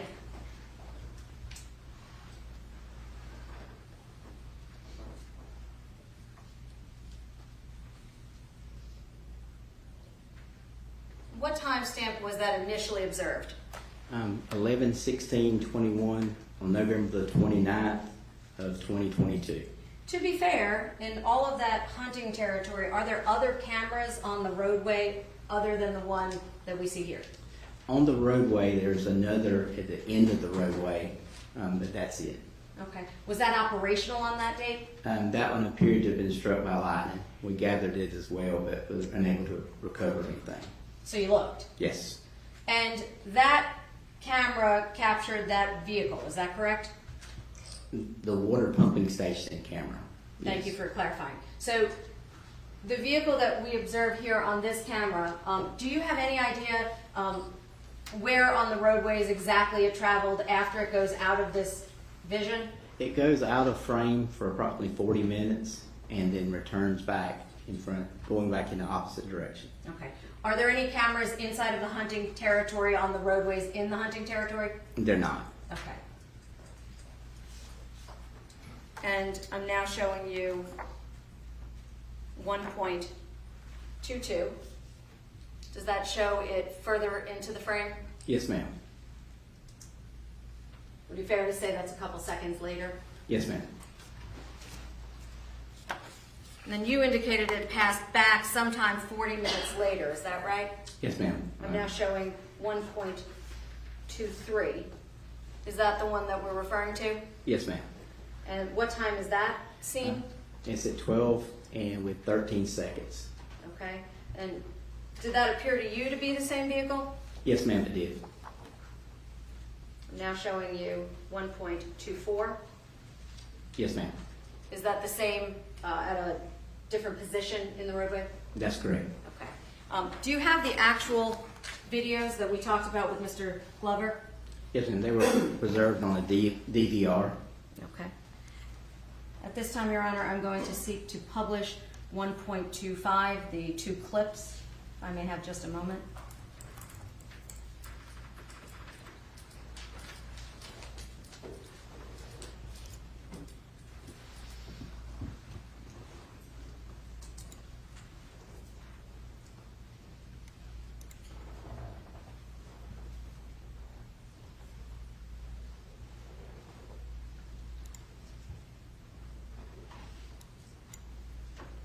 We can turn that on. Thank you. Oh, I have to turn this off first.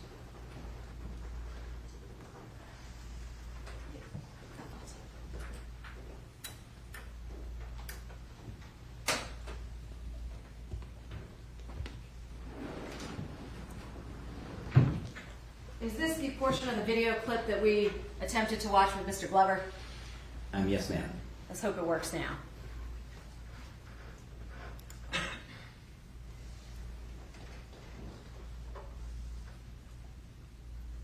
And what did you observe there?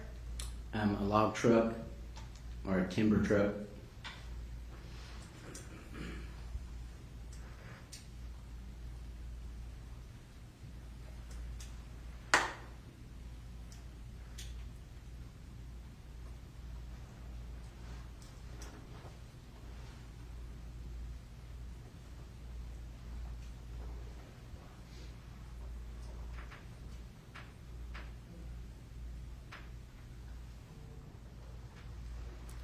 Did you see that same vehicle that we captured the screenshots from? Yes, ma'am.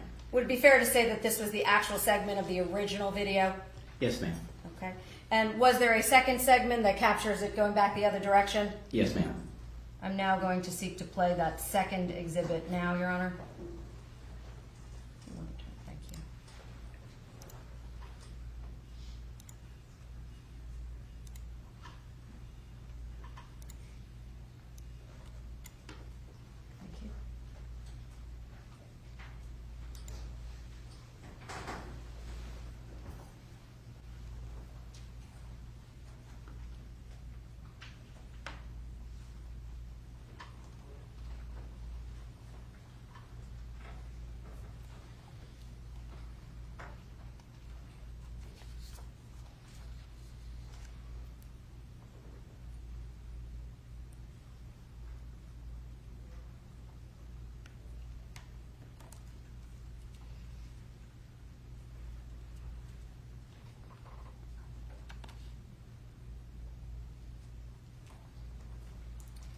Was that the second portion that you observed? Yes, ma'am. I'm now stopping at 12 and 22 seconds. Thank you.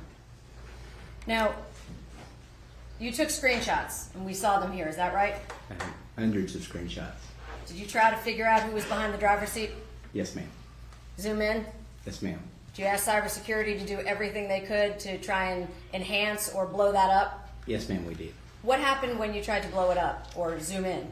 It was distorted, but I was able to discern some information from it. Okay, what did you observe? I observed a white male in the vehicle, but I couldn't identify the white male. As a result of that, was that enough for you to take warrants at that time? Yes, ma'am. Okay, you took warrants on that day, or do you know when? No, it was an addition. Okay, so let's go through the rest of that. Yes.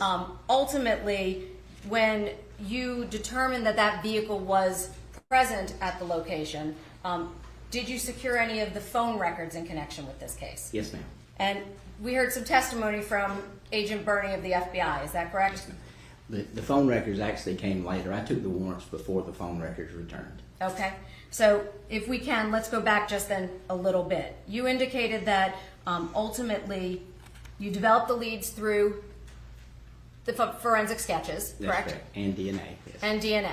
Tell us how it came to be that you found out about the DNA.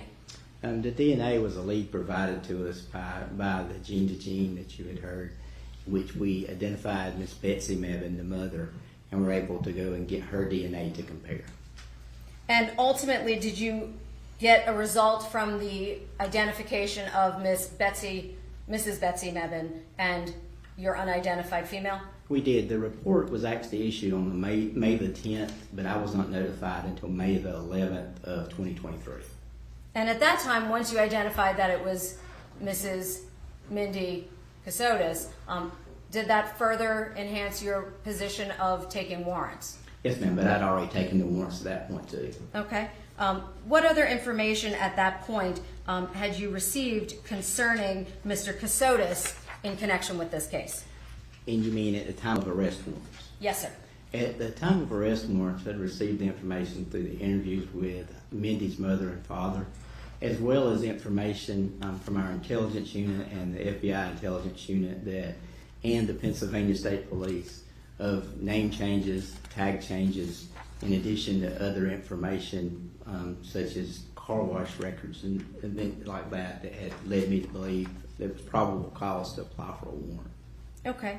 And at that time, did you also have Home Depot? I did. You had the records from Home Depot through Detective Frost? Yes, ma'am. And if I can, just one moment.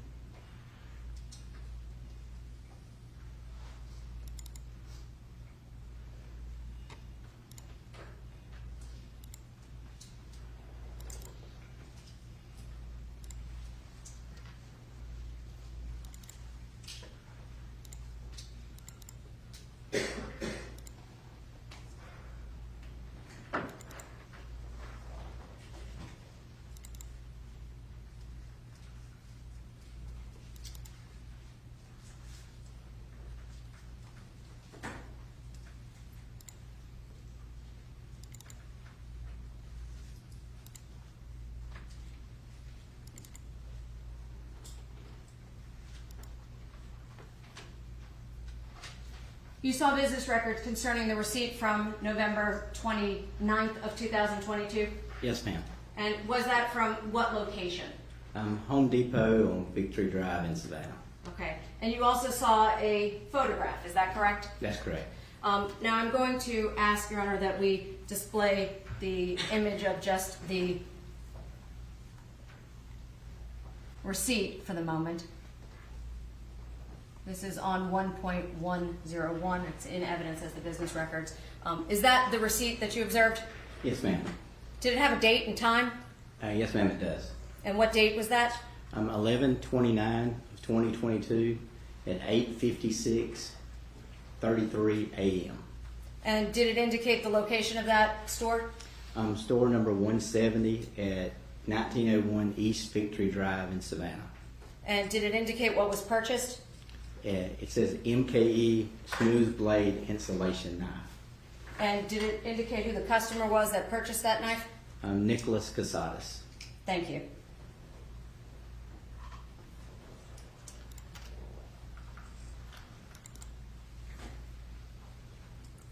I'm now asking to display this record from the business records from Home Depot. Can you tell us what is depicted underneath his left armpit? It appears to be a red knife similar to the one found at the scene. Matching the receipt would be an MKE insulation knife or Milwaukee insulation knife. And behind you, Agent Sands, is the knife that was introduced into evidence. Can you please grab that? Yes, ma'am.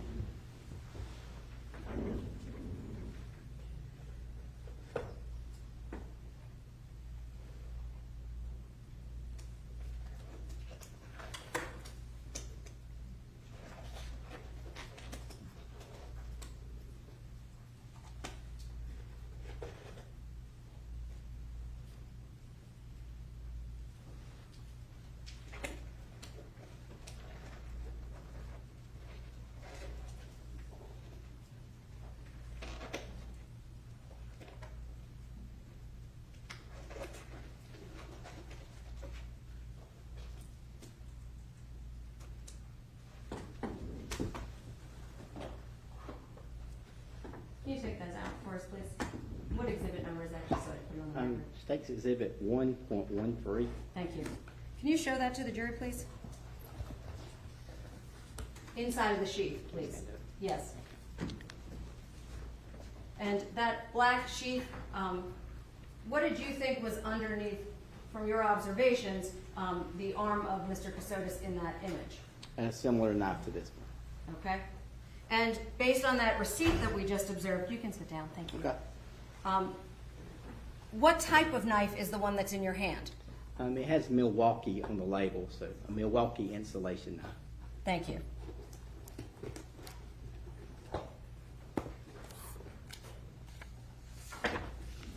Now, concerning November 28th of 2022, did you determine whether or not Mr. Kassotis made any other purchases of knives? Yes, ma'am. What knives did he purchase? Hunting kit from Bass Pro Shops. Okay.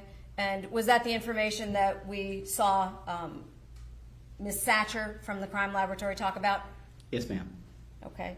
And what date was that purchased? The 28th, which would have been the day before. Of 2022? That's correct. Was that information corroborated in any other fashion? Yes, through the vehicle records and the phone records actually showed the area in the same way. Okay. And did you rely upon that information when securing your warrants? I had already secured the warrants when I received that information. Okay. So that was additional information you discovered? Yes, ma'am. Okay. And ultimately, just so we're clear, during the course of Mrs. Kassotis or Mindy's autopsy, did they determine an approximate height and weight for her? Yes, ma'am. And as a result, I apologize, can you tell us approximately how tall she was? 5'9". And approximately how much did she weigh? Between 185 and 200 pounds. And would it be fair to say that during the course of the autopsy, they weigh the different portions of the remains? That's correct. Is that all documented on the autopsy report? Yes, ma'am. Okay. And so would it be fair to say that you knew exactly how much each of those portions of her remains weighed? Yes, ma'am. Now, you indicated that you secured a DNA sample from Mrs. Betsy Mebane. Is that correct? That's correct. At the time you spoke with her, did she indicate to you if she had any other daughters other than just Mindy? She did not.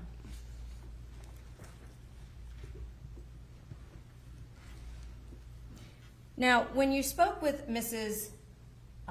Mebane and Mr. Frank Mebane, her parents. When did you first speak with them? The first time would have been May the 2nd, and then Mr. Frank was a few days later. Okay. Where did you speak with her? At her office at a law firm in Savannah. Okay. And when you went to speak with her, can you tell the jury, was that difficult to accomplish? Yes, ma'am. We'd initially received information that the FBI had reached out and tried to attempt to locate her in Hilton Head, as well as made phone calls. So we actually traveled to Savannah to the law firm. I spoke with the receptionist, and the receptionist had called upstairs to where she was working. And the receptionist, we waited and waited, and then a few minutes later, the receptionist said, "Oh, there she is there," and we called her as she's leaving. Okay. And when she called her as she was leaving, did you have a chance to speak with her? We did. Did you have any difficulty with that initial conversation? Yes, ma'am. We had to verify who we were. She really didn't understand exactly who we were at that time. And can you tell the jury, at that time, did you know what Mrs. Mebane thought was the condition of her daughter? After the interview, I did, but prior to that, no. Okay. Was she aware that her daughter was deceased? Yes, she was. Did she indicate, without telling us exactly what was said, if she knew when she had passed? She did. Okay. And who had provided her with that information? Mindi Kassotis. Okay. And did she, at that time, when you spoke with her, you said it was May, what date? Would have been May the 2nd. Okay. Of 2023. Thank you.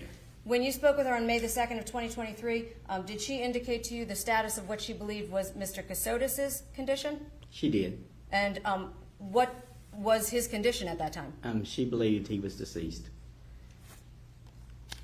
And did she provide you with any of the emails that you saw here in the court concerning his death? She did. At that time, did you advise her his living conditions? Yes, ma'am. Was she surprised? Yes, ma'am.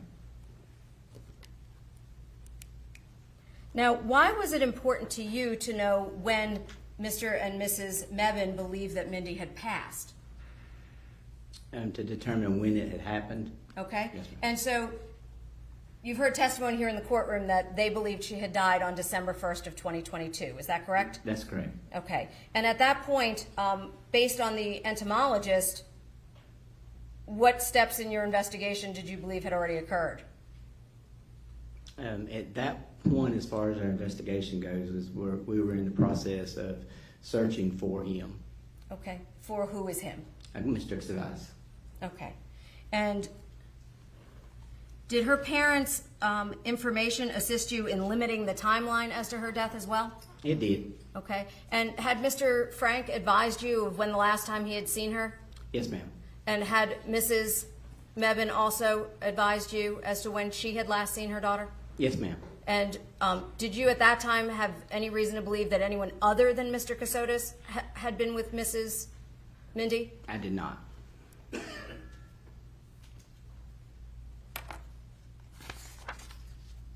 As far as you knew, was there anyone else with opportunity, with access to her at that time?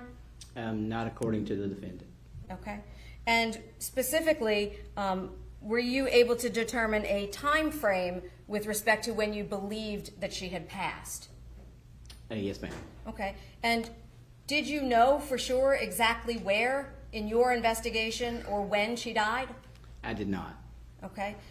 When you were investigating this case, did you attempt to limit that as much as possible? Yes, ma'am. And as a result, where did you take the warrants? Liberty County. Why did you take the warrants in Liberty County? At that part in that determination, through consultation with the district attorney's office, as well as my past experience with other cases, venue resided where the body was at the time when you can't determine an exact location of death. So as you sit here, did you have lots of speculation as to what you thought might have happened without telling us what it was? Yes, ma'am. Okay. But ultimately, without a definitive answer, where did you rely on for that? And where the torso was located in Liberty County. Okay. Was other portions of her remains in different counties? Yes, ma'am. What county? McIntyre County. Okay. And at that point, why did you determine Liberty as opposed to McIntyre? They're in the same judicial circuit, and her torso, which was the initial discovery, was in Liberty County.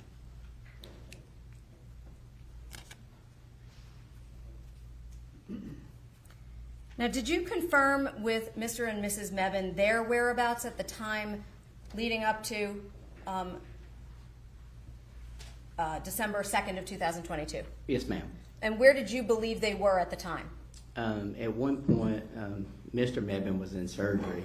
Prior to that, they were in Hilton Head. And do you know where in Hilton Head they were, with whom? They had a condo, which we had the address of, which the initial address that was provided of us. And then at that point is when they returned back for Mr. Mebane to have surgery. And did you confirm that information? Yes, ma'am. Would it be fair to say that they had to be ruled out as suspects as well? Yes, ma'am. And did you in fact do that by corroborating that information? Yes, ma'am. Do you know if Mrs. Mebane had been working that week of after Thanksgiving? No, ma'am, not until I heard her testimony. Okay. So ultimately, when they came back, meaning Mr. and Mrs. Mebane, did they return to the dwelling as far as you knew? Yes, ma'am. And when you spoke with them, is that when you learned of the location where they were residing? Yes, ma'am. As a result of that, what did you do? We had went to that location. Actually, the team of agents prior to me arriving had went to the location and interviewed the Airbnb, Ms. Hanson that you heard from, and began processing that particular residence. Okay. And when you processed that residence at that time, was that attempting to determine what, if anything, may have happened there? That's correct. Okay. When you ultimately had an opportunity to speak with Mr. Kassotis himself, we watched those in court, correct? Yes, ma'am. Are those the entire interviews in their entirety? Yes, ma'am, they are. Okay.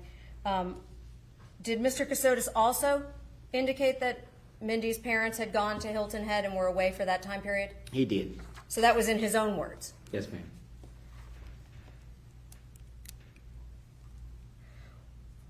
Once you went withdrawn, once you were able to get Dr. Monder's report and speak with Mrs. and Mr. Mebane, Mindy's parents, did you go back and reevaluate all the leads you had in this case? Yes, ma'am. We looked over all of it. Okay.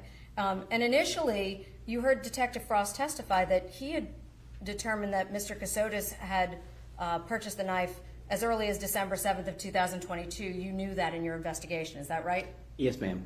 Why was that not important to you initially? Initially, he had contacted, and Detective Frost had ran that information out, and had contacted Mindy's brother, and at that time, he felt like it wasn't necessary. Okay.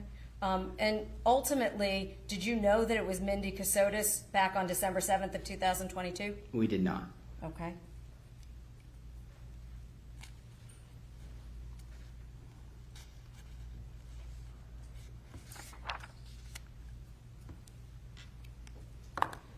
Now, you've heard testimony concerning the Airbnb, is that correct? That's correct. And during the course of that testimony, did you have occasion to take side-by-side photographs of the rug from the consent search at that dwelling and the Airbnb location profile pictures? Profile pictures from the internet, yes, ma'am. At this time, I'd like to show counsel 1.109. Did you make a demonstrative aid for this jury of these two rugs side by side? Yes, ma'am, I did. And I'd like to show that to the witness.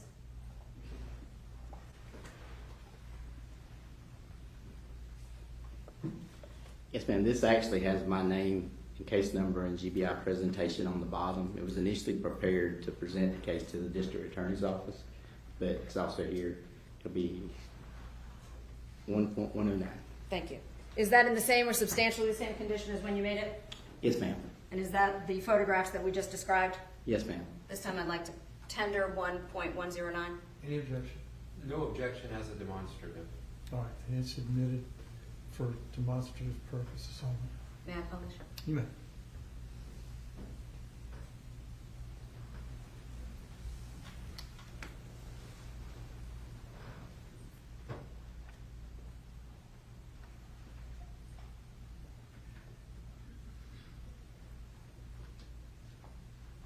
Are those the photographs of those two rugs side by side?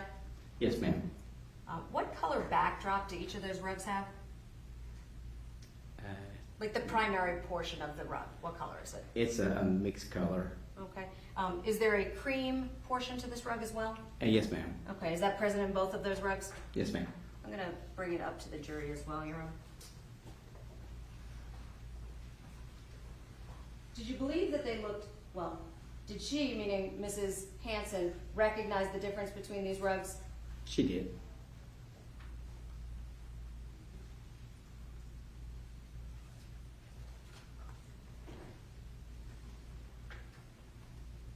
And Mr. Kassotis advised during his interview that he replaced the rug, didn't he? He did. Did he say why? He said that Rusty had gotten sick on the road. So he replaced it because Rusty got sick on the rug on the right side, correct? That's correct.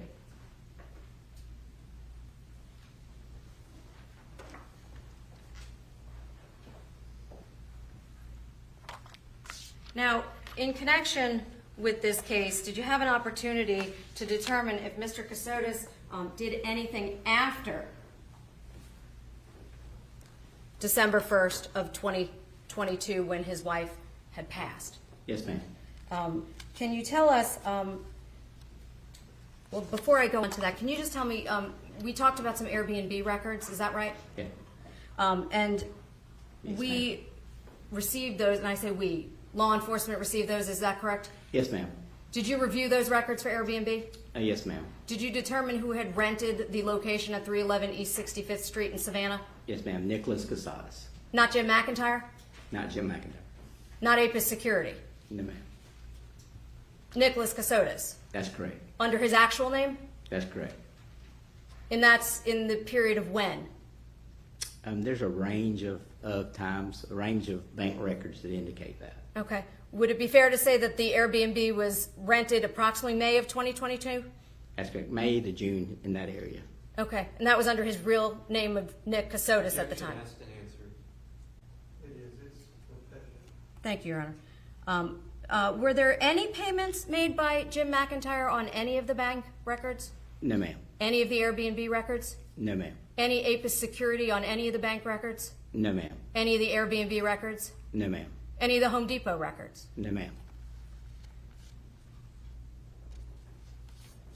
Now, you indicated that you also got those bank records, is that right? That's correct. Did you go through them individually? Yes, ma'am. And did you attempt to determine what transactions would be demonstrated on those bank records? Yes, ma'am.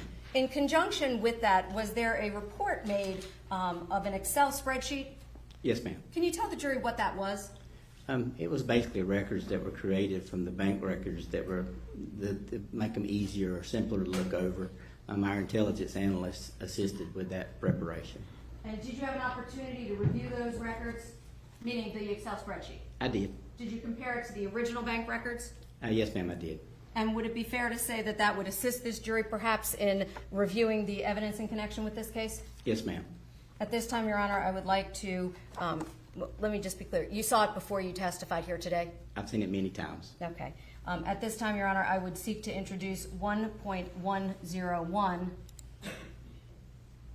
under the folder certified business records, the transaction card for debit card transactions 2022 and 2023 for demonstrative purposes. No objection for demonstrative purposes. All right, and they're so admitted. Thank you. Excuse me, can I get that exhibit number? It's on the USB 1.101 in the folder certified business records. Thank you. If we can turn that on.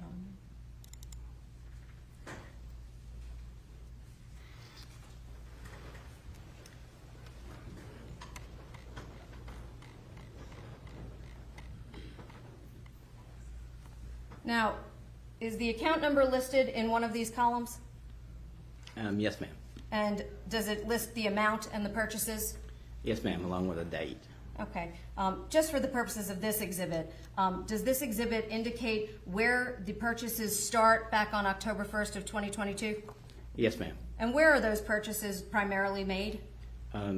Uber Eats, Savannah, Georgia, Publix, Savannah, Georgia, Taco Bell, Savannah, Georgia, PetSmart, Savannah, Georgia, and Firehouse Subs, Savannah, Georgia. Would it be fair to say that all of those purchases are within what area? Savannah, Georgia. And if you continued through this exhibit, all the way down, I'm scrolling through until November 4th, is there a transaction on November 4th of 2024? Rather, 2022, excuse me. Yes, ma'am. What was that purchase at what location? The Home Depot, Savannah, Georgia. Did that coincide with the reports you received back from Home Depot about a purchase? Yes, ma'am. And what was purchased on that date? And that would have been the shovel purchase. If I scroll down now, are those purchases still within the Savannah area? Yes, ma'am. And if you get down to November 28th of 2022, was there a purchase made on that date?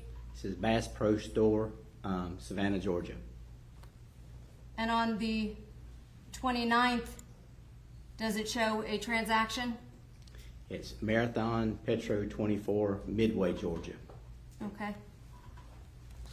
Now showing you what I'd like to mark as 1.117. I'm showing it to council. Do you recognize what's depicted here? Yes, ma'am. What is that? That's a photograph, basically with the transaction listed at the bottom, and the store, the Marathon store, located in Midway, Georgia, which is here in Liberty County. And where is Midway in reference to or relationship to Riceboro? It's north of Riceboro. Would that be in between Riceboro and Savannah? Yes, correct. Okay. And was there a transaction made at that Marathon gas station? Yes, ma'am. At what time? The timestamp, Or date, just a date. the date's the 29th, Okay. but I don't recall the specific time. Okay. And that physical location was on November 29th of 2022 at that gas station? That's correct. Does that show up in the bank records? Yes, ma'am. At this time, Your Honor, I would seek to tender that exhibit. Any objection? That's a demonstrative, correct? I have no objection as a demonstrative, Your Honor. I have no objection to it being demonstrative. May I publish? I think it's admitted without limitation. You may proceed.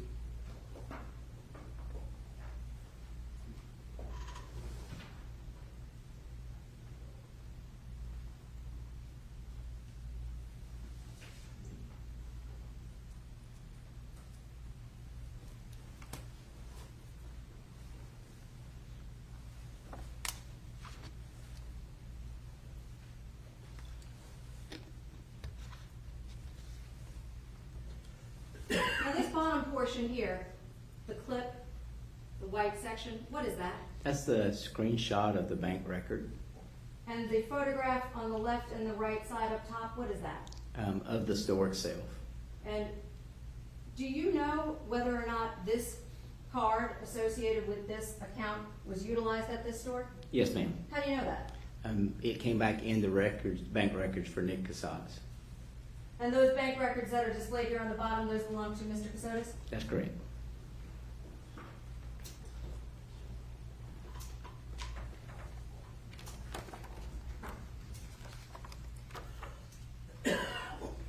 Now, I'd like to scroll down to December 1st of 2022. If you can tell us if there was anything that was interesting in your investigation concerning the activities of the card after December 1st of 2022. Yes, ma'am. There was a tidal wave, Savannah, Georgia, car wash. What date was that? December 1st, 2022. And does it indicate when that posted to the account? Yes, ma'am. It posted the following day on December 2nd. And prior to your testimony here today, did you have an opportunity to get a clip from the bank records for that date and transaction? Yes, ma'am. I'm showing the witness, if I may, 1.110.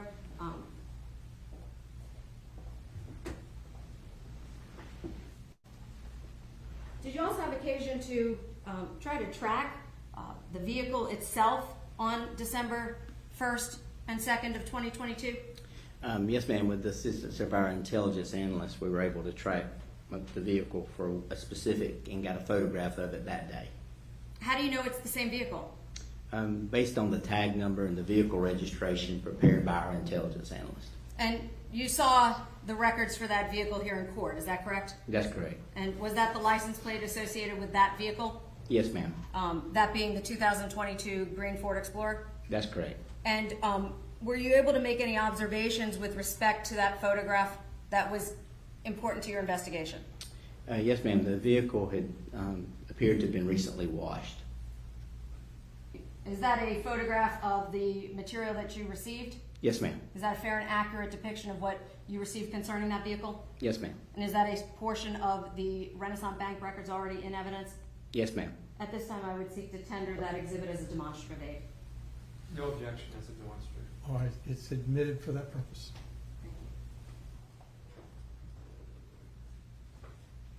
Was there anything interesting about the tires on this car? Yes, ma'am. It appeared the vehicle had recently been washed. Could you tell? What was the weather conditions like lead up to December 1st and 2nd of 2022? It had rained. How were the roads out in the Portal Hunting Club on those dates? Portions of them had began to dry, but there were portions that were very wet. Are there any mud on these tires? No, ma'am.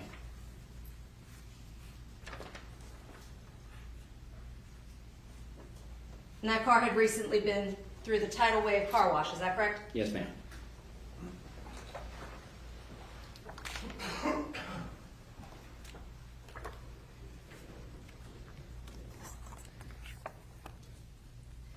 After December 1st and 2nd of 2022,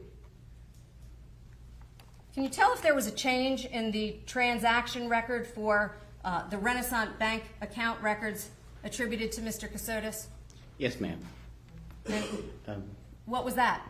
We see on the 7th of Cottonwood, Alabama, then Jacksonville, Florida on the 6th, Orange, Florida on the 7th, Tennessee on the 8th, Illinois on the 8th again, St. Louis, Missouri on December 9th, Jacksonville, Florida on December the 7th, and Prattville, Alabama is back to St. Louis, Missouri on the 10th, Target in Brentwood, Missouri on, make sure I get the green light, on the 12th, Chesterfield, Missouri the 13th, and then in Greenville, Indiana on the 15th. How far are those locations from Savannah, Georgia? Quite a ways. Are they close to each other? No, ma'am. To your knowledge, based on the records, were there any transactions for anywhere outside of Georgia from October 1st of 2022 through till December of 2022? No, ma'am. Thank you. You can turn it off.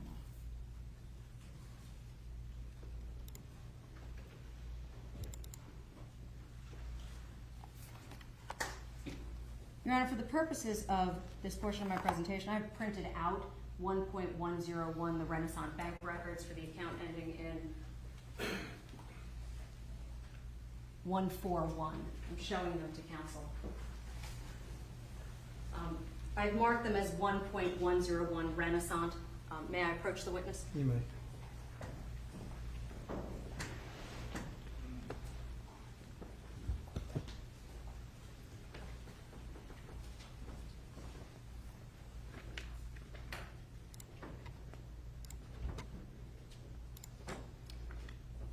May you, Madam Clerk? This is in evidence. I'm publishing the first page of this document. Can you tell us whose account this was? Nicholas Kassotis. And if I scroll down on that first page,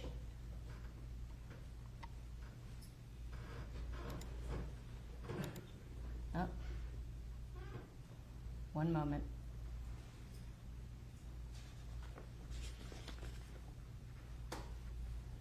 Does it indicate that that account was opened? Date opened? Yes, ma'am. 5/27 of 22. So on May 27th of 2022, this account was opened in what name? Nicholas Kassotis.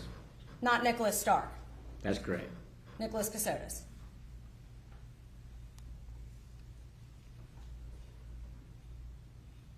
And the clips that we've shown in those demonstrative aids that I just showed to the jury, are they from these records? Yes, ma'am. And will these records, they're already in evidence, correct? That's correct. You can turn that off, thank you.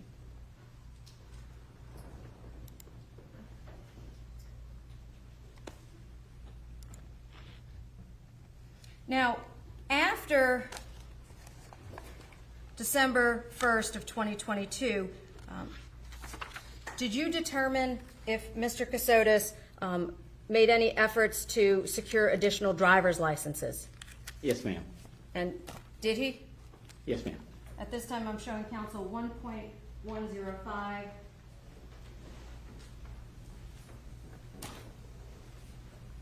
.106, 1.107, 1.108.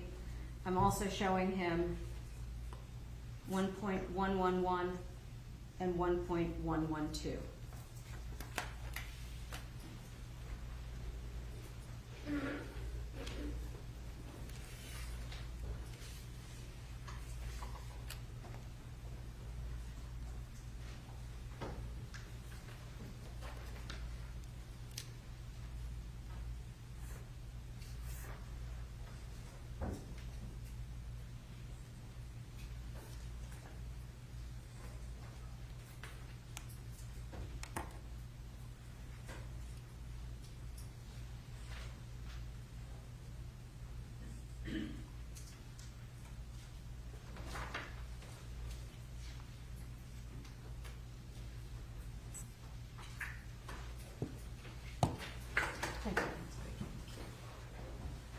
I'm going to start with 1.105,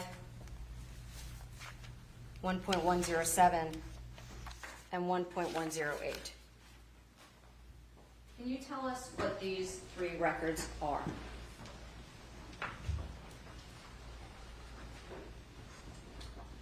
And 1.105 is Georgia Driver Services driver's license, Nicholas James Kassotis. Or Kassotis.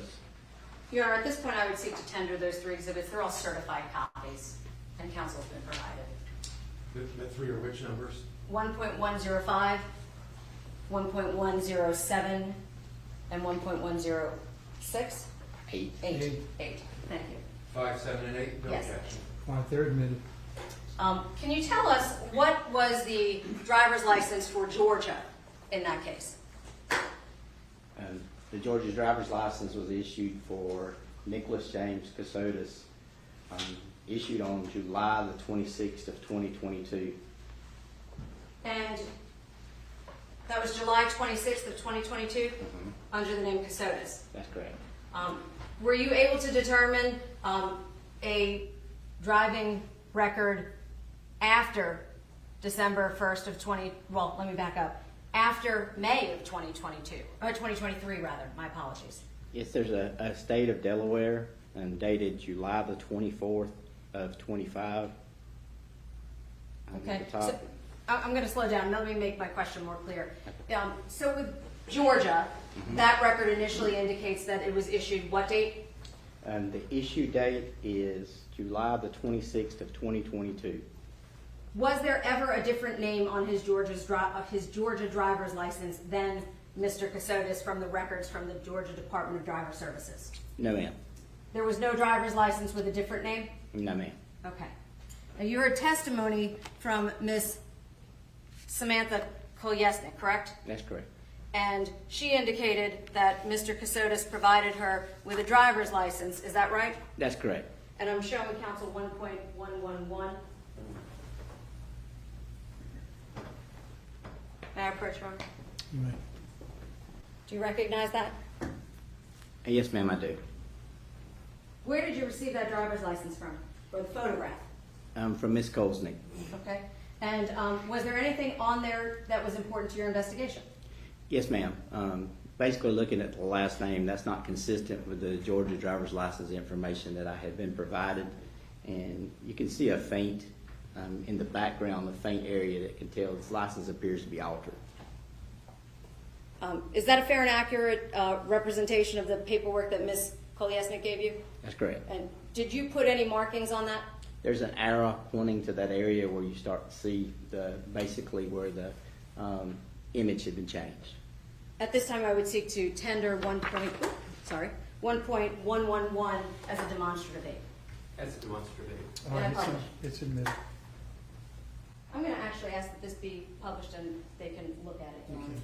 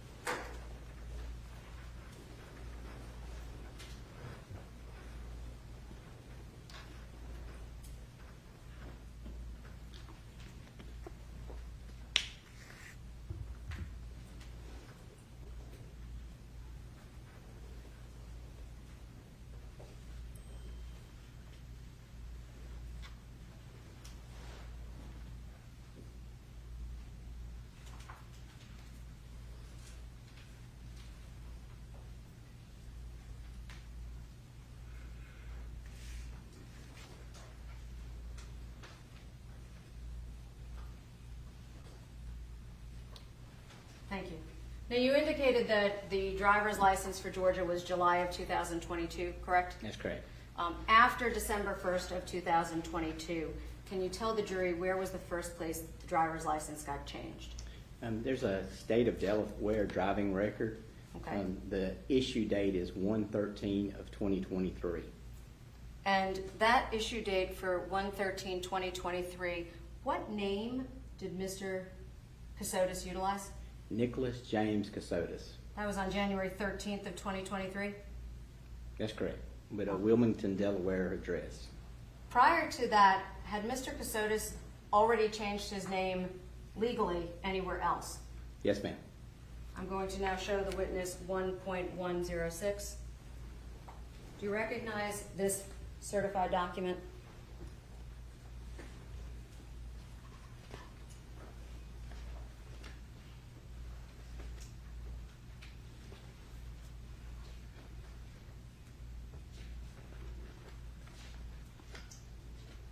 Yes, ma'am, I do.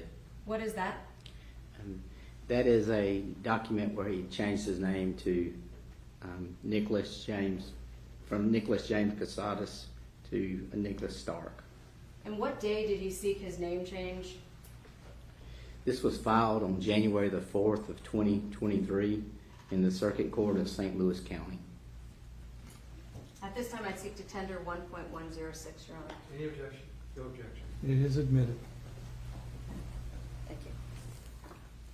So you said that this was January 4th of 2023, is that right? That's correct. And on January 13th, he used the name Kassotis for Delaware? That's correct. Was that after he had already secured Missouri? Yes, ma'am. At this time, Your Honor, I'd like to publish this. Did Mr. Kassotis have to provide any information on that application to change his name in Missouri? Yes, ma'am. We'll go ahead and give you the break. I understand a couple of the jurors could use it. I think it's been 2.5 hours. So y'all can step out with the bailiff and we'll take a short recess.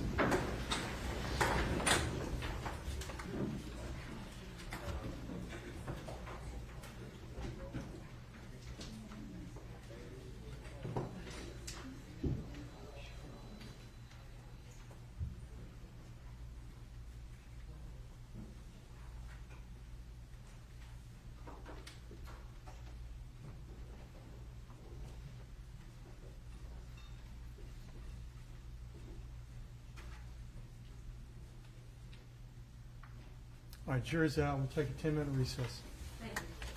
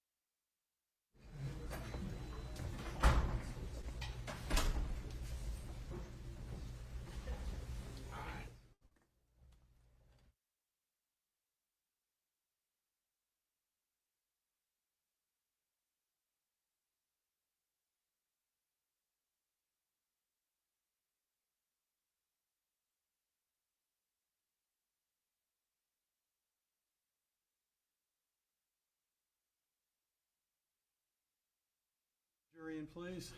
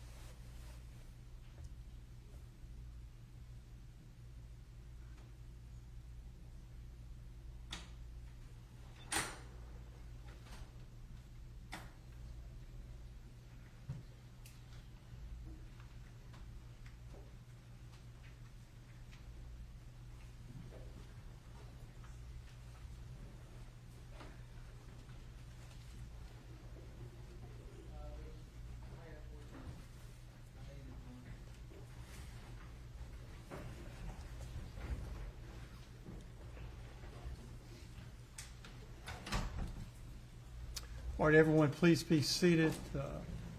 Counsel, you may continue. Thank you.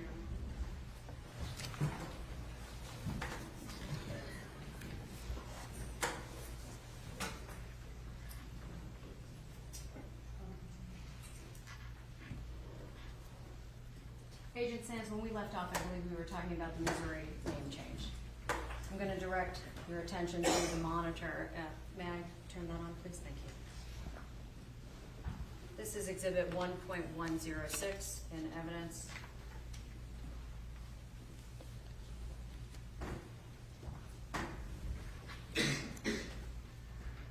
Is that a filed date on it?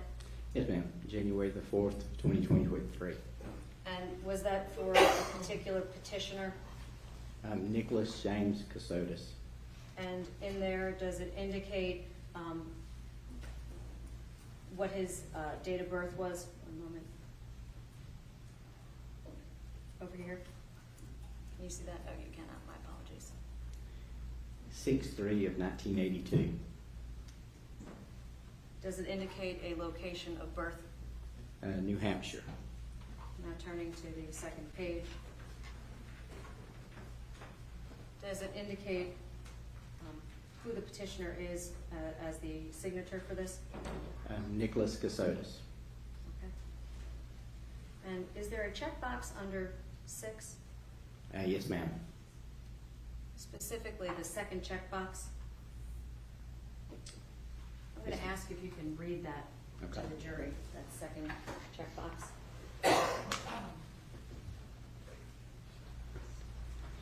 It says, no notice of change of name is to be published because this petitioner is the victim of a crime based upon domestic violence as defined in 455.010 RSMO, or the victim of child abuse as defined in 210.1110 RMSO, or the victim of abuse by a family or household member as defined in 455.010 RSMO.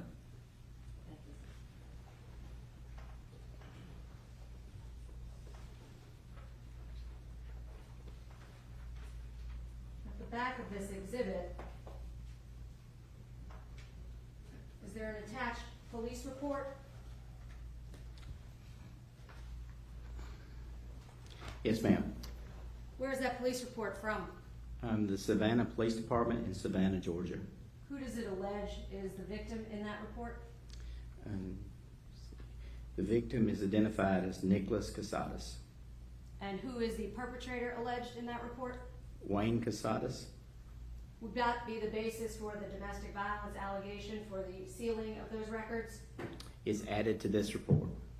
And who would have submitted those documents in conjunction with that petition? Nicholas Kassotis.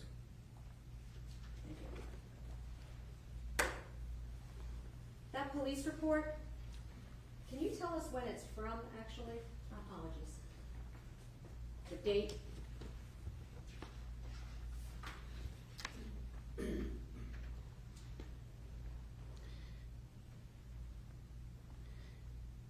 There's a range of dates from 9/3 of 2022 to 10/1 of 22, but the approval date is 10/4 of 22.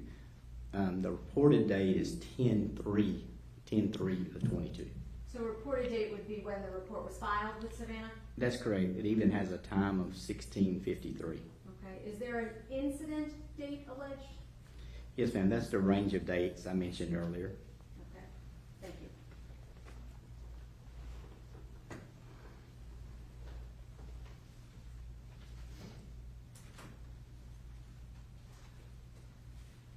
On page 3, does it indicate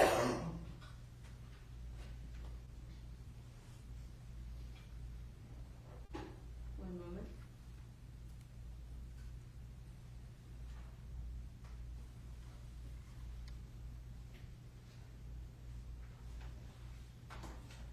Actually, it says 2 of 5 on the bottom of this exhibit.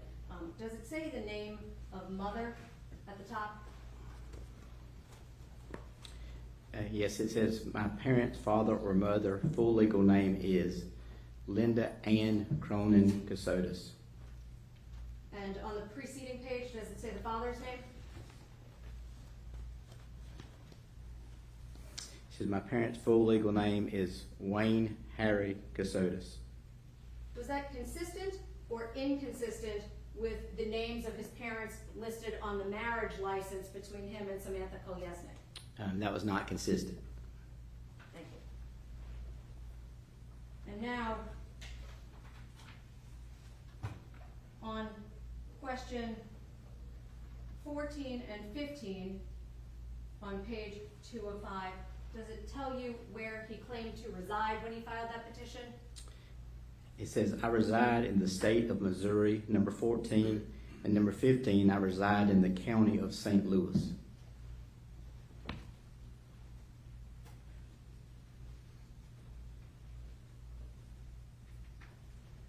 Does it indicate a checkbox which he asserted under 17 he was the victim of? So number 17 says check all the boxes that apply, and the box that checked is I'm a victim of a crime based upon domestic violence as defined in 455.010 RSMO.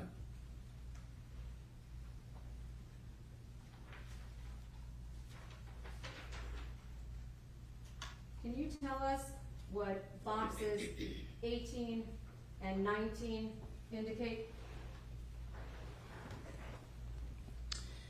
Number 18 says there are no unsatisfied money judgments against me. It's check one of 2 boxes, and that box is checked.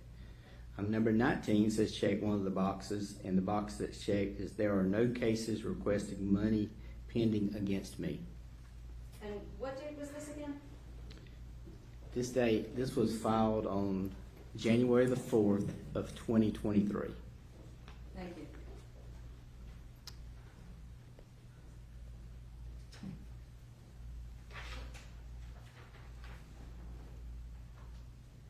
Is that signed by anyone under sign above?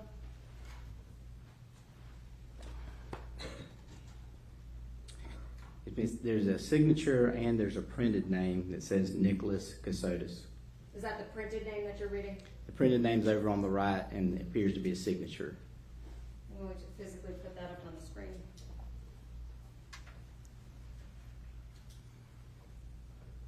Is that the signature right there that you were referring to? Yes, ma'am. And that the print that you were referring to? That's correct. Is that notarized? Yes, ma'am. That would be sworn to, correct? That's correct.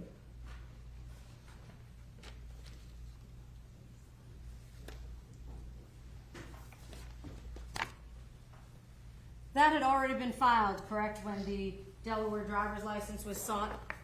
Yes, ma'am.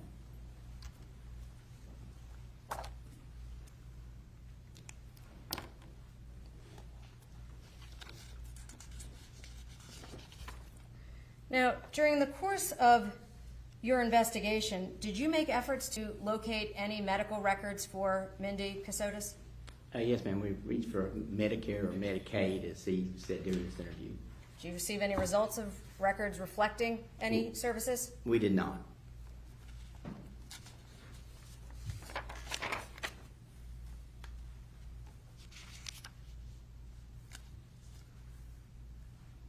Did you make efforts to review the path of travel of Mr. Kassotis' phone number, those records from the phone company, and his vehicle in the days of December 1st, 2022? Yes, ma'am, with the assistance of other agents that were assisting. Did you ever yourself drive those locations? Some of the locations, yes. Were you able to find a birthing center in the vicinity of the areas described by Mr. Kassotis? I was not. Did you ever have an address? I did not. Do you have a name of that location? I did not. Do you have any doctor's names? I did not. Do you have any medical records? No, ma'am.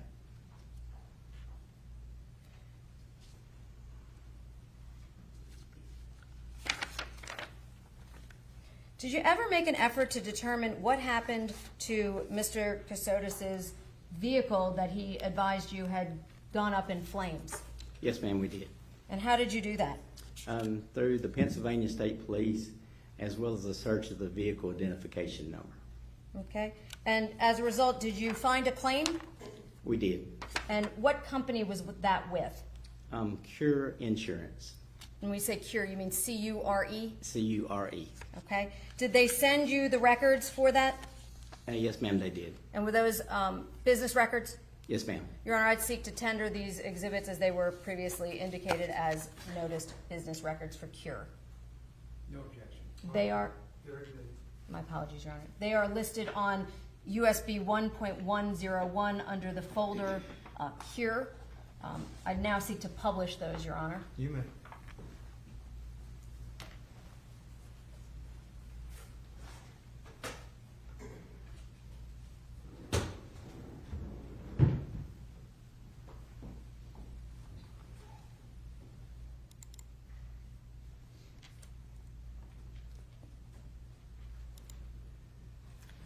Is that the car? Yes, ma'am. Would it be fair to say that you received those pictures directly from Cure? Yes, ma'am. Did they send you a series of photographs? Yes, ma'am.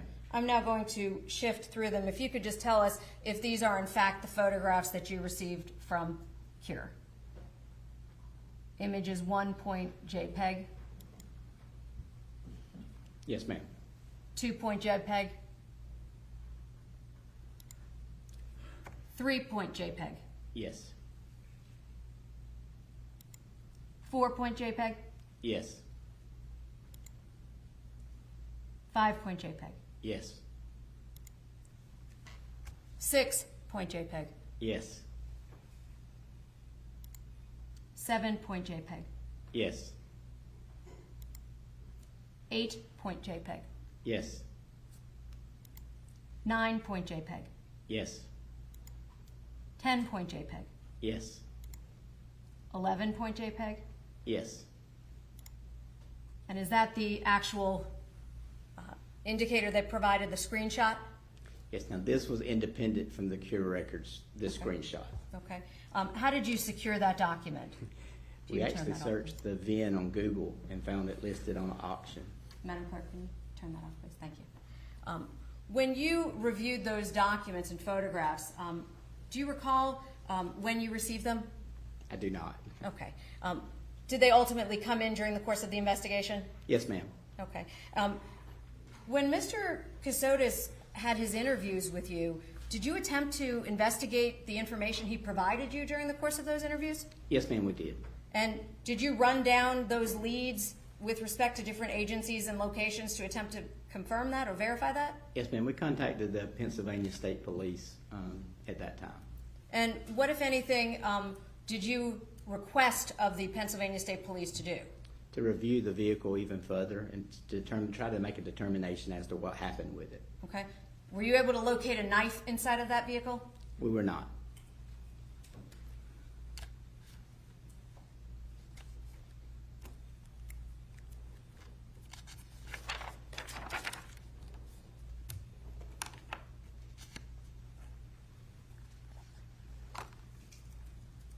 Now, the car itself that we talked about, the 2022 Ford Explorer purchased at J.C. Lewis, you saw those records, correct? Yes, ma'am. Were there any payments for that vehicle from a Jim McIntyre? No, ma'am. Were there any payments by APIS Security? No, ma'am.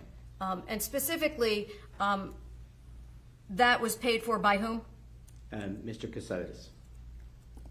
Your Honor, I have entered some demonstrative exhibits referencing the flock camera photograph with the car that had been connected to December 1st of title, and the photographs of the rugs. I am going to seek to introduce the originals without any demonstrative aids for them to the jury, just so that we're clear. They are on 1.101 under photographs, under flock, and 1.101 under photographs, and it lists old rug and replacement rug. No objection. All right, they're admitted. Thank you.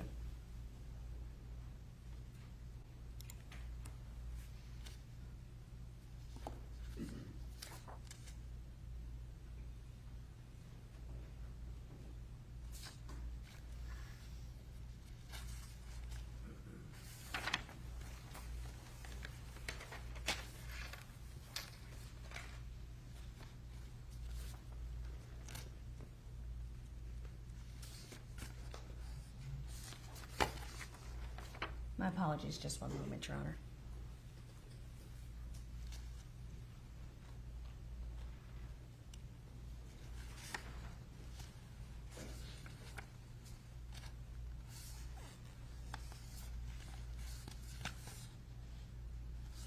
Now, ultimately, did you learn of an individual by the name of Samantha Kolyesnik? I did. And did you receive the text message exchanges between Ms. Kolyesnik and Mr. Kassotis? Yes, ma'am, I did. Were you aware of when those communications had initiated? Back in October of 2022. Was that before or after Mrs. Mindi Kassotis was deceased? Before.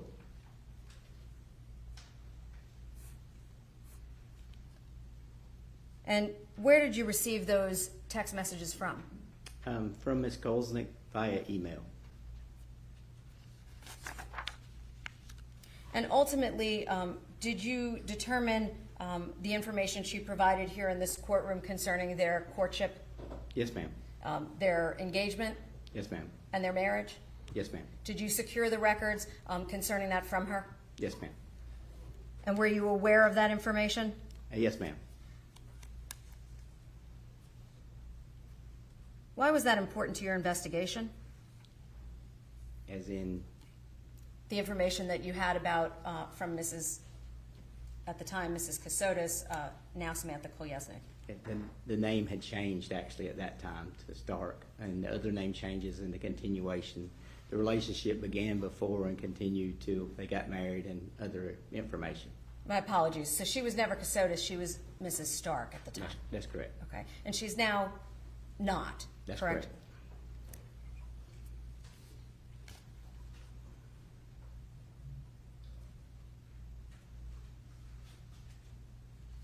Can you explain to the jury how you ultimately found Mr. Kassotis at the end of your investigation? The assistance of the FBI and the U.S. Marshal Service, as well as records that you heard provided from the Airbnb by Special Agent Christian Johnson, those worked kind of together in conjunction to end up leading to the arrest. Now, ultimately when he was arrested, you had the opportunity to speak to him, right? The following day, yes. Okay. And we watched that interview, correct? That's correct. When you had the opportunity to speak with him, he indicated to you that Mr. McIntyre had been the one providing him with funds. Is that correct? That's correct. And that was his source of income, correct? That's correct. Did he at any time advise you in reference to Cameron Nelson? He did not. Or the $199,000 approximately that they provided to him? He did not. Can I clarify? He did mention Cameron Nelson, but nothing about the financial assistance. Okay. And with respect to that, did you make an effort to determine what funds he had access to? We did. And is that part of why you secured the Renaissance Bank records? That's correct. Okay. And when you secured those Renaissance Bank records, did you determine if there was a very large deposit of some sort? Yes, ma'am. What was that? It was around $300,000. in June. At this time, I'm going to seek to mark 1.118 and show it to the witness. I've shown it to counsel. May I approach? Yes, ma'am. What are those, sir? This is the business records, 2 pages. From Sony Pictures Entertainment Incorporated. Are those the business records with regards to Sony, you said?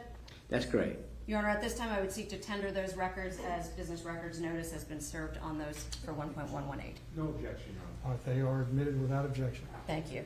Can you tell the jury, what did you determine with respect to that $300,000 transaction? It was in regard to a sale of a short story. Who sold the short story? Nicholas Stark, as Nick Morfox, which we determined to be Mr. Nicholas Kassotis. Okay. And who did he sell the story to? Sony. And for how much? $300,000. Was that his share of the proceeds of the transaction? That's correct.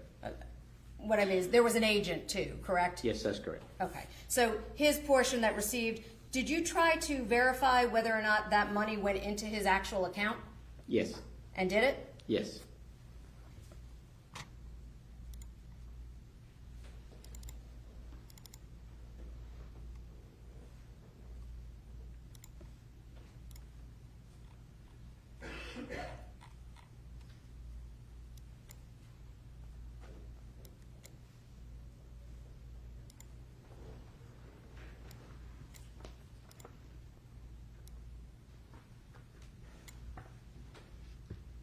If I can have just one moment, Your Honor.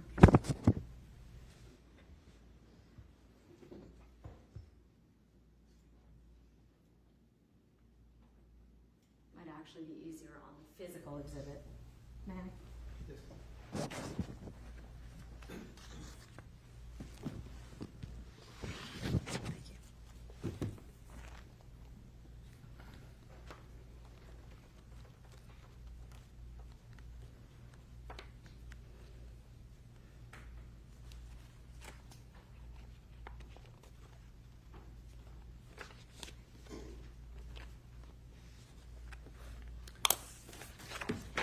Just so I show counsel the same page.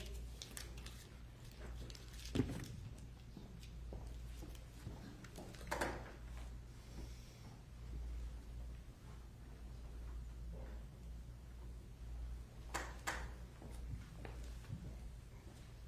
you see the notation of the deposit or the addition at the very bottom of this page? Excuse me. Yes, ma'am, I do. How much money was deposited? On 6/22, there was a direct deposit for $300,000. And whose account did that go into? Nicholas Kassotis. And the story that Mr. Kassotis sold, is that included in Exhibit 1.118? Yes, ma'am, it is. Can you tell us, is that story there in its entirety? Yes, ma'am, my understanding. And that story that was sold to Sony, you heard reference to it from prior witnesses, correct? That's correct. Do you know what the plot of that story was? The title is My Mother-in-Law Was Poisoning Me or Killing Me. Okay. And did it concern the death or the alleged death of an individual? It did. And is that in there in its entirety? That's correct. And that check was received and deposited, you said what date? June the 22nd, Of what year? 2022.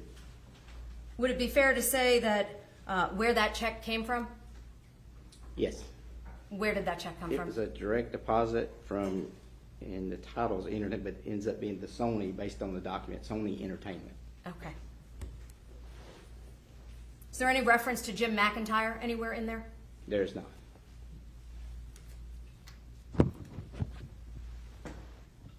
Did you ever make an effort to locate Jim McIntyre? Yes, ma'am, I did. Can you tell the jury what you did? I asked our intelligence analysts to search There was a number of them around the country with the same name or people. There was football coaches, different people of different varieties, but there was only one in this area, in the Savannah area. And that person, did you speak to them? I did. He was near the law firm where Miss McBain works. So we went and talked to him at his office. Can you tell us what did he look like? Age?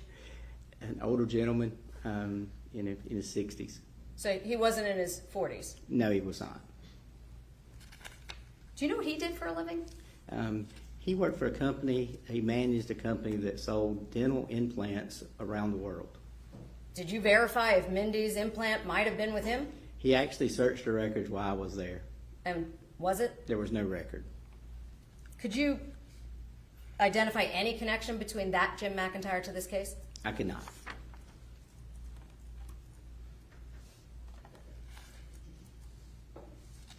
Now, you went through these bank records, is that right? Yes, ma'am.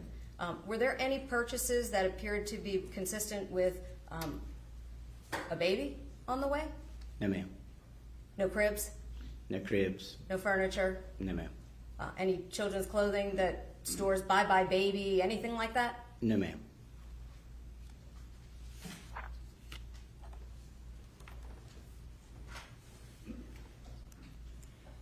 In connection with this case, was a death certificate ever issued? Yes, ma'am. And was that issued at what point? Here in Liberty County. And when was that? Do you know? As far as specific date, I don't, but it would have been after the autopsy, the identification. It takes a little bit of a process to go through. If you were deceased in the state of Georgia at a medical facility, would a death certificate generate? Yes, ma'am. Was there any other death certificate on file for Mindi Kassotis? Not only did we check for death certificates, we actually contacted the coroner's office in Chatham and surrounding counties in an attempt to determine was there one in process. And was there? No.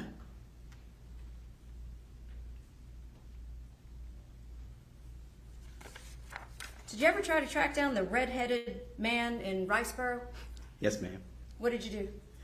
I actually rode in the area based on the description. I knew there were no homes on that road, but basically went in that area just to see if anybody matching that description or any residents in that description was in the area.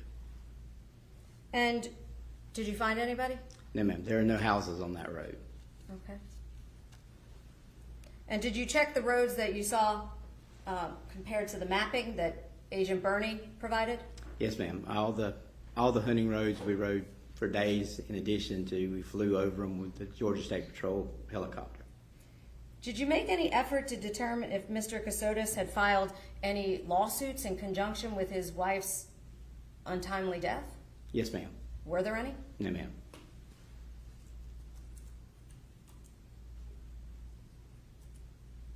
And Mr. Kassotis indicated that when his wife was mistakenly cremated, is that right? Yes, ma'am. Did he indicate if anybody that he notified about her death was invited to her spreading of ashes? He did not. Did he indicate whether he was there alone or with anyone else? He implied he was alone at the time.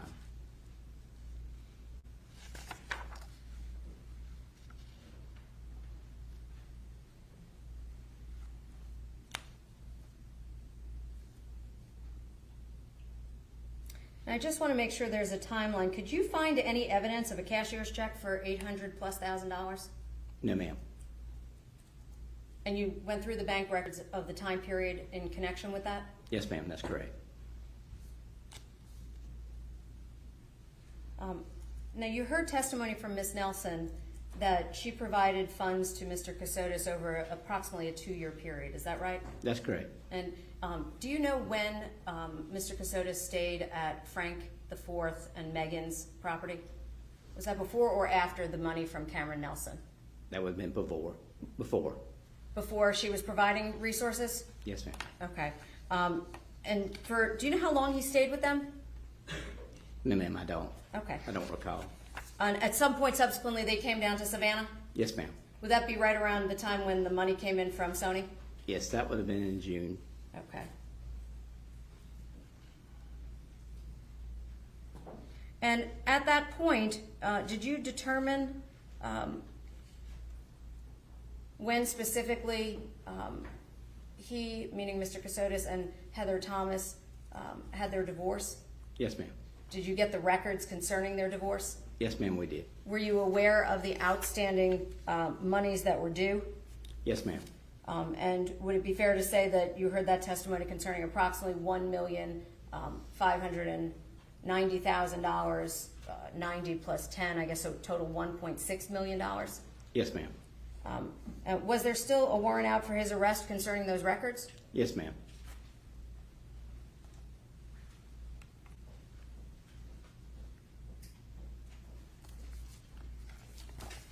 And specifically, counsel introduced these records through Ms. Thomas.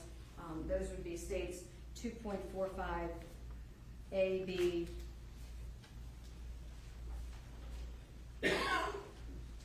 C, D, and E. Is that right? I'd have to see them. It's okay. Lots of numbers.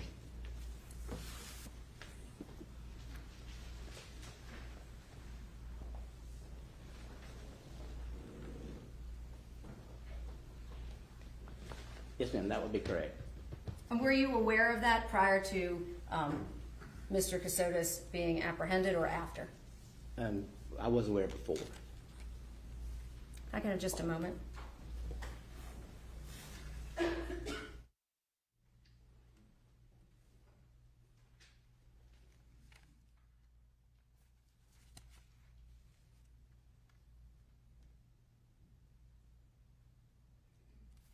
I have nothing further.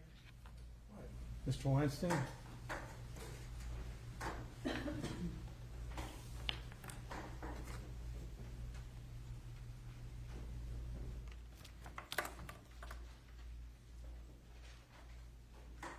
Could I see that last set of exhibits?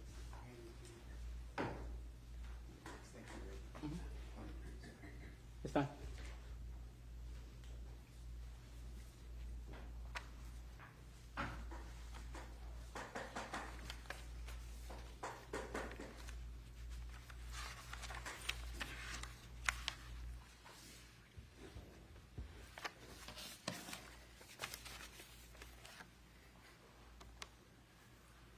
Good afternoon, Agent Sands. Good afternoon. I know that we're at the end of a long day. So,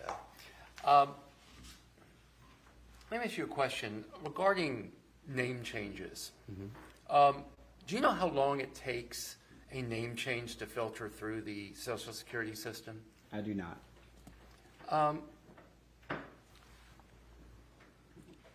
Let me ask you about the interview that you conducted with Mr. Kassotis. You conducted 2 interviews with him, correct? That's correct. And you were there for both of those interviews, except for maybe the last portion of the second interview, correct? That's correct. Where did the first interview take place? The first interview was in Lancaster, Pennsylvania. And do you know what conditions Mr. Kassotis was kept in prior to being interviewed? I do not. Are you aware that there were mice in his cell? Objection, Your Honor. May we approach? I'm just going to sustain the objection and ask the jury to just completely disregard that question. Please move on. Yes, Your Honor. You're not aware of the conditions. What about his transport before he came down here to the Liberty County Sheriff's Office? Can you tell us about his transport? I was not present during the transport. I knew it was by airplane. Do you know the logistics? I do not. Do you know when he was woken up to be transported down here? I do not. Do you know when he arrived? That would be denoted at the interview time because he had just arrived when the interview was conducted. So prior to the interview being conducted, he had just been flown down here from up there, correct? That's correct. He was flown into Savannah and then actually driven to the Liberty County Sheriff's Office and was interviewed almost immediately. He was not given an opportunity to rest or recover, correct? He was not.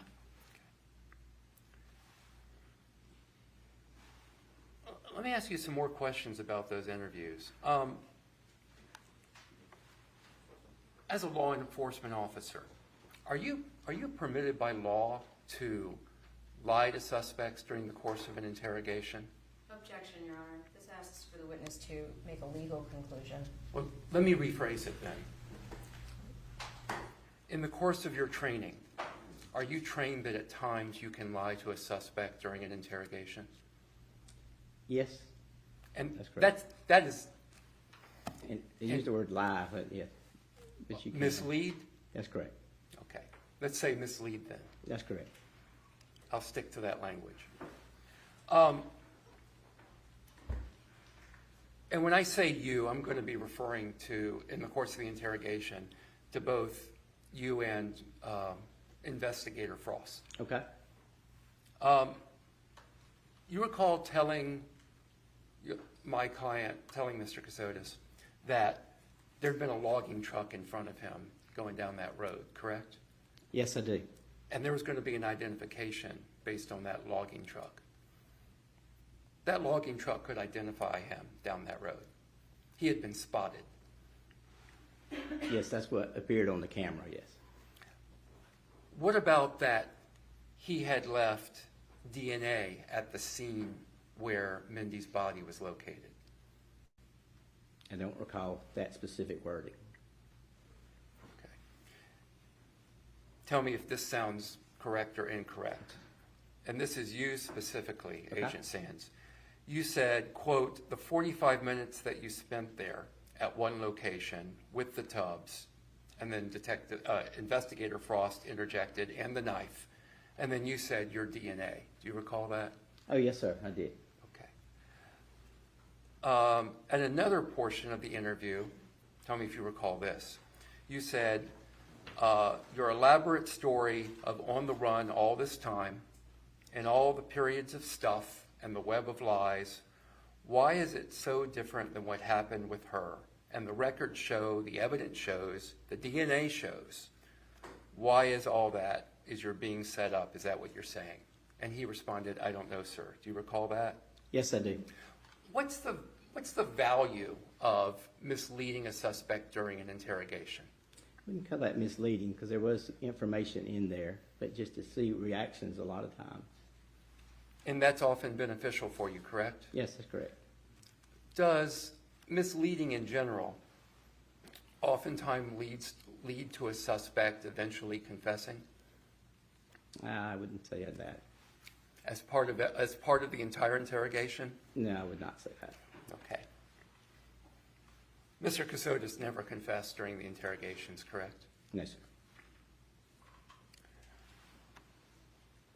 Do you recall telling Mr. Kassotis that you had evidence of his car starting and stopping at the various scenes where Mrs. Kassotis' body was found? Yes, I did. Okay. And you also told him that you would get his Proton emails and you'd be able to remove encryption and find out what's on those emails, correct? No, sir, I didn't say remove encryption. Be able to investigate and see what are in those emails. Yeah, we had those emails at that time. Okay. And were you able to read those emails? As far as read them, yes, sir. Okay.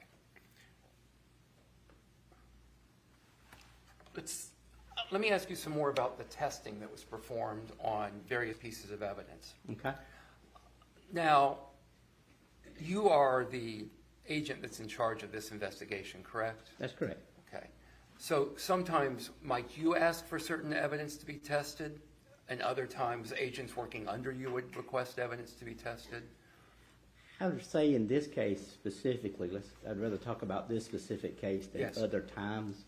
Yeah, let's talk about this case. In this specific case, I made certain requests. Our crime scene specialist made certain requests. My supervisor made requests, as well as the district attorney's office made requests.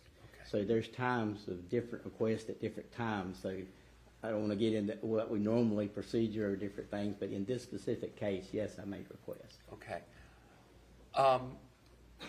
Evidence of blood was found on the floor of the home that the couple resided in Savannah, correct, where the Kassotis resided? That's correct. No test was ever ordered for the blood on that floor, correct? When you say ordered, Did you request any DNA analysis of the blood on that floor? specific to that floor, I did not. Okay. Are you aware of anyone, and I'm going to call them your team because you're in charge, are you aware of anyone on your team requesting DNA analysis of the blood on that floor? That question was answered by the actual tester, but I would be willing to answer that as well. But yes, it was. What about the DNA on the wall? Yes, it was. I'm sorry, the blood on the wall. Yes. And what was the result of what you found on the wall? It was not tested. The bottom, you're talking about the floor or the wall? Let's talk about the wall. There was not enough for the wall. What about on the floor? There was testing as far as the crime scene specialist that collected it to show it was blood, but there was no testing following up on it. Do you recall that, you sat here, you heard all the testimony. And I know you know this case inside and out. I remember, but do you recall that there were, the blood that was found on the futon, it contained DNA that was identified as Mindi Kassotis' DNA, correct? That's correct. And there was another individual's DNA, correct? There was a portion of another DNA is what I remember from the testimony, a mixture. And you collected DNA from my client, correct? I did. Did you ever compare the DNA from my client to the other, did you ever have compared the DNA from my client to the DNA that was on the futon? I did not.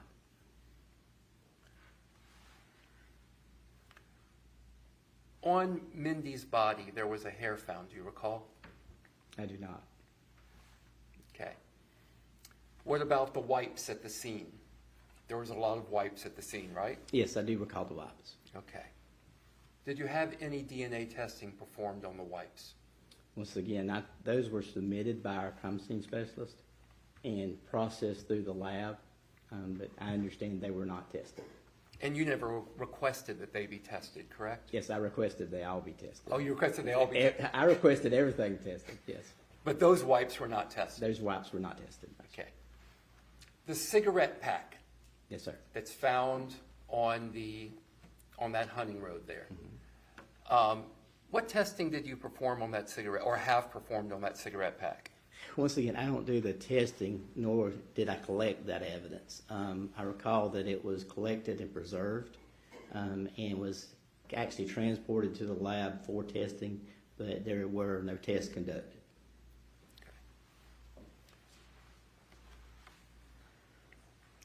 You mentioned, I believe, in your direct today, that fingernail clippings were taken from Mindi Kassotis, correct? That's correct. And why, again, do you collect those fingernail clippings? If there was some physical scraping of DNA to be able to determine. Do you know if there were any tests ever performed on those fingernail clippings for DNA? That would be a question for the medical examiner. I don't recall right off the top of my head whether they did or not. Have you seen any results of testing from her fingernail clippings? I have not. Do you think anyone knows this case better than you? There's a lot of people. I know a lot about it, but I probably forgot more than some people know. Okay.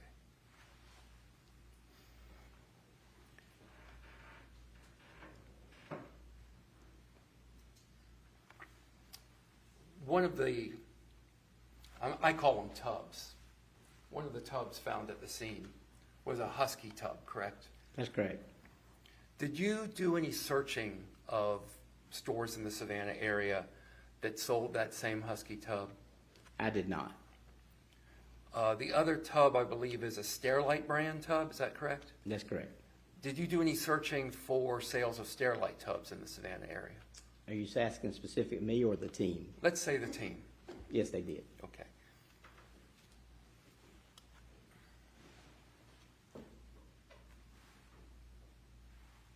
One of the things that you heard in the interview with my client is that he had a mosquito issue in that home in Savannah, correct? I did.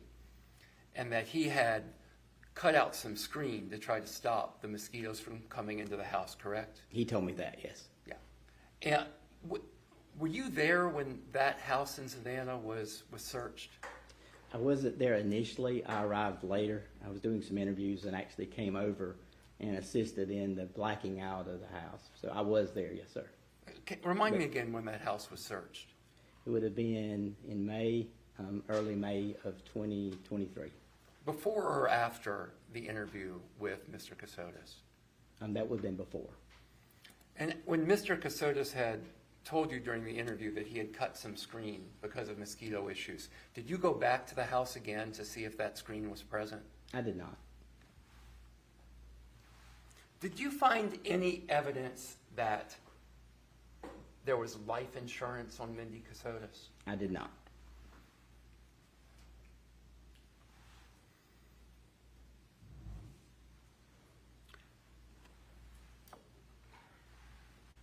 Let's talk about the pumping station and the camera at the pumping station. Okay.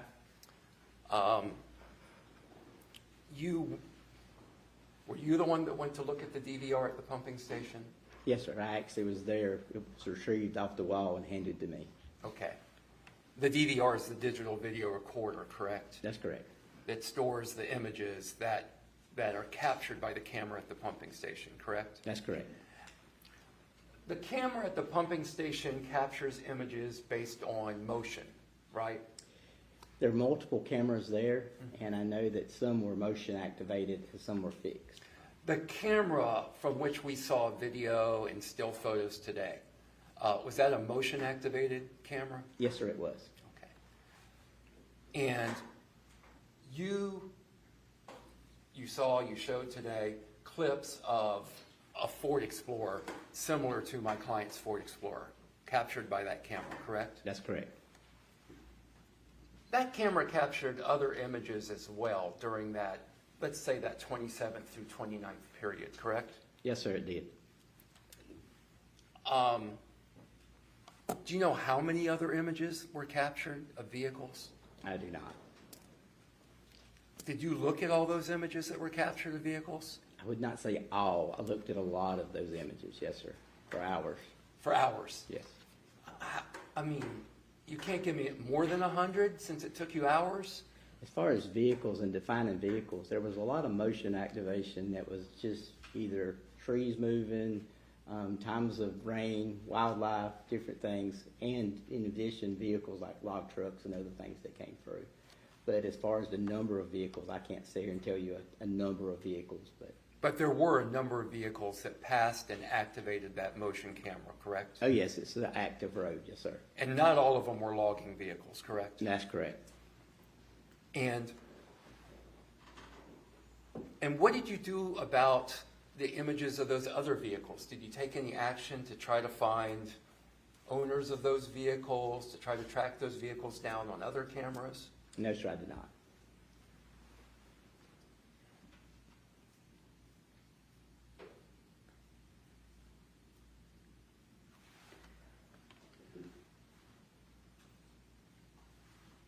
Back to the interrogation briefly. My client, Mr. Kassotis, told you about the financial issues, vandalism, issues with their accounts back when they lived in Virginia in 2018, correct? That's correct. And he told you that he made an FBI report on that, correct? He did. Did you ever find an FBI report on that? No, we reached out and with the analyst, with our analyst, as well as the FBI analyst, and no report was located. So if somebody would have told my client that he was with the FBI and he took a report, that couldn't be accurate, correct? The FBI has no record of anything. There's no record of a report. Okay. You said that you checked the Medicaid rolls for Mindi Kassotis. That's correct. Which Medicaid rolls did you check? What states? Georgia. Okay. Did you check Virginia? We did not. South Carolina? We did not. During the interview, Mr. Kassotis told you that he had, I think, gone to Target and picked up a security camera to put into his home in Savannah, right? Yes, sir, he did. And he did that after he told you that Wayne, his father Wayne, had come to the house. Yes, sir, that's correct. Did you do any investigation to try to secure that camera? As far as me or the team specifically? The team specifically? Yes. Okay. And what was the result of that? We looked for the camera in the area of there, and the records were attempted to be located. You looked for the camera, when you say in the area? In like the house, in the residence, in was the still Airbnb. there. It was searched for in Pennsylvania, and it was searched, the records were searched for at Target. When you say the records, let's try to break it up because I just want to be clear. Okay. You searched for a physical security camera at the Airbnb in Savannah, Yes, correct? that's correct. And you did not find one. That's correct. When was the search conducted? And that search was conducted prior to his arrest, Approximately when? which the date would have been, Give me the month and the year, please. the month, that would have been May of 2023, And when did Mr. Kassotis vacate the Airbnb? December of 22. Okay, so 6 months later, the camera wasn't there, correct? That's correct.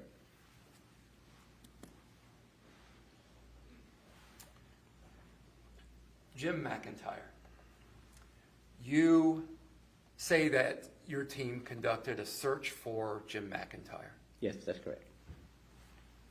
and you found a number of Jim McIntyres across the country. That's correct. The one you chose to interview, if I heard you correctly, you interviewed a Savannah Jim McIntyre. Yes, may I explain why?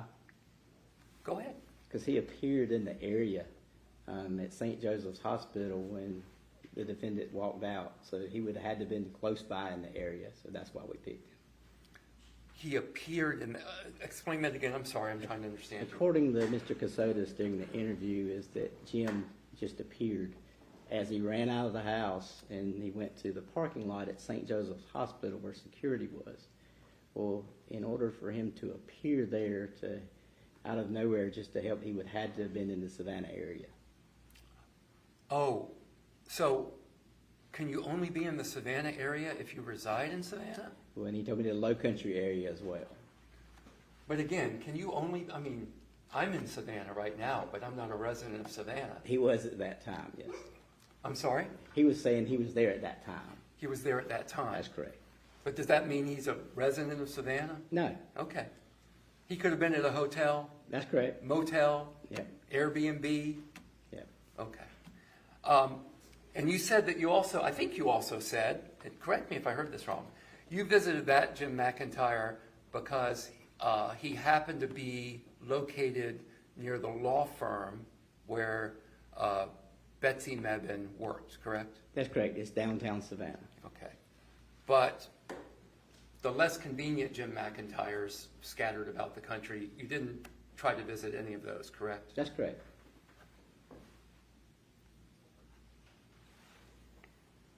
And I'm sorry that this is kind of random, but baby clothing purchases that you testified to, you checked his bank statements, credit cards for baby clothing purchases, right? That's correct. And you didn't see any there? No, Did you check his Amazon account?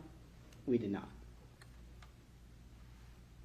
Did you attempt to do that, subpoena Amazon? I did not, but that would be a question for Investigator Frost. Okay. I don't recall anybody doing that. You mentioned that when you went looking for houses that matched the description, I guess, that Mr. Kassotis gave you for where he went when he was dropping off the their goods out in the country, that you went up and down the hunting roads and there were no houses that matched that description, right? That's correct. But there are not very many houses on hunting roads in particular, right?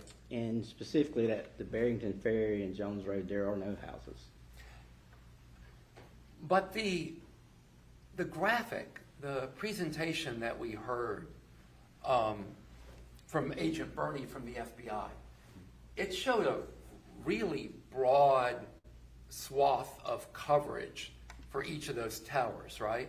That's correct. So did you cover all of those areas or just that area specifically near where the Mindi's body was found?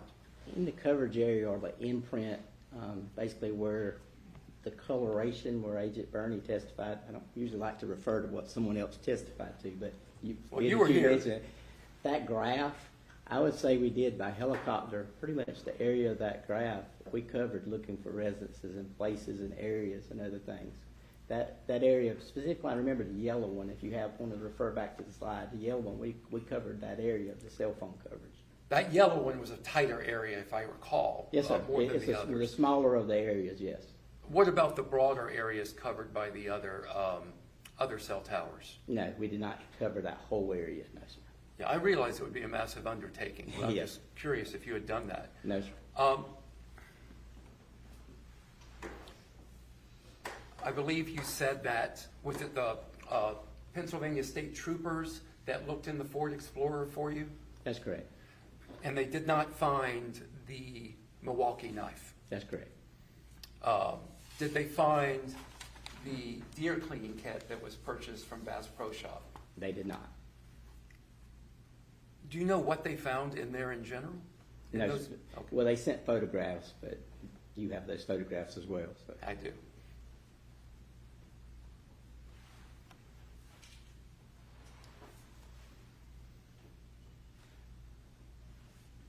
You don't know where Mindi Kassotis was killed?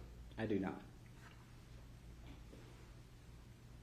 You don't know where Mindi Kassotis was dismembered? I do not. You don't have a murder weapon? I do not.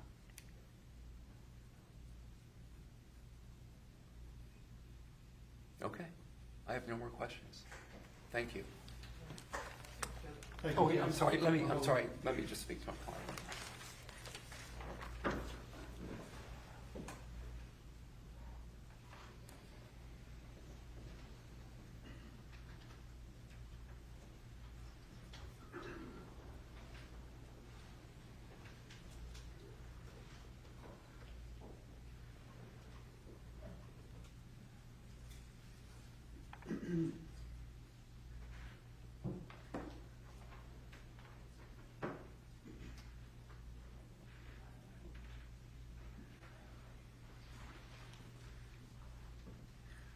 One last question, or set of questions. Okay.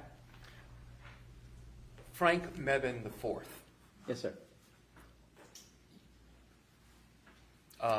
Your team spoke to him twice, correct?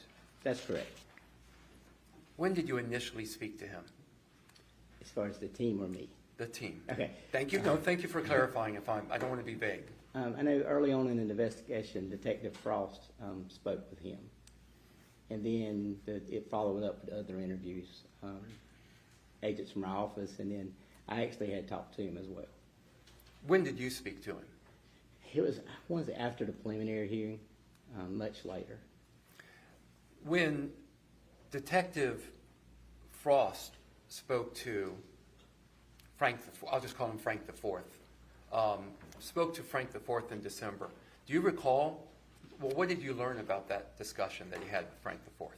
Objection, Your Honor. He's asking him to testify about another witness's conversation with a third party. Yeah, I'll sustain the objection. Okay. Do you know Frank the Fourth's background? I do.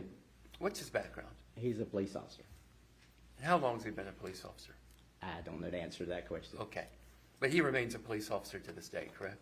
As far as you know? As far as I know, yes, sir. Okay, thank you.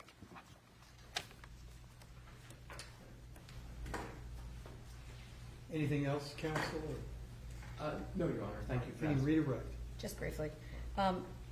You heard Mr. Weinstein ask you if you had checked for records in Georgia, South Carolina, and Virginia pertaining to the Medicare records, or Medicare or Medicaid, my apologies. Did you do that? You Yes. said Georgia, correct? Yes, Georgia. Why did you only look in Georgia? My understanding is they were linked, so it would have picked up other states. Were you looking for a specific time period as well?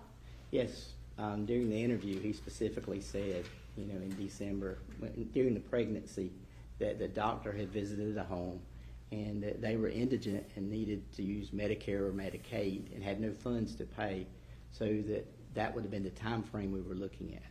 Did you also check with any of the pharmacies? Yes, we did. Who did you check with?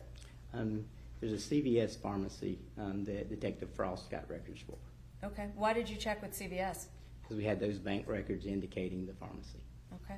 And specifically, were there any records concerning her having medical health conditions? There was a prescription that was mentioned of that was a telehealth visit. Okay. Any doctors concerning pregnancy? No. Any medical medications for pregnancy? No. Prenatal vitamins? No. Anything that you found for doctors other than that one thing that you're referring to? No. And do you know if there was ever a camera inside of 311 East 65th Street when Nicholas Kassotis resided there? I do not. You heard and were present for his interview, correct? That's correct. And during the course of that interview, I believe he indicated that it didn't record, correct? That's correct. So what did you expect to find on the camera other than potentially finding it present? Nothing. But it wasn't there when you looked anyway? It wasn't there.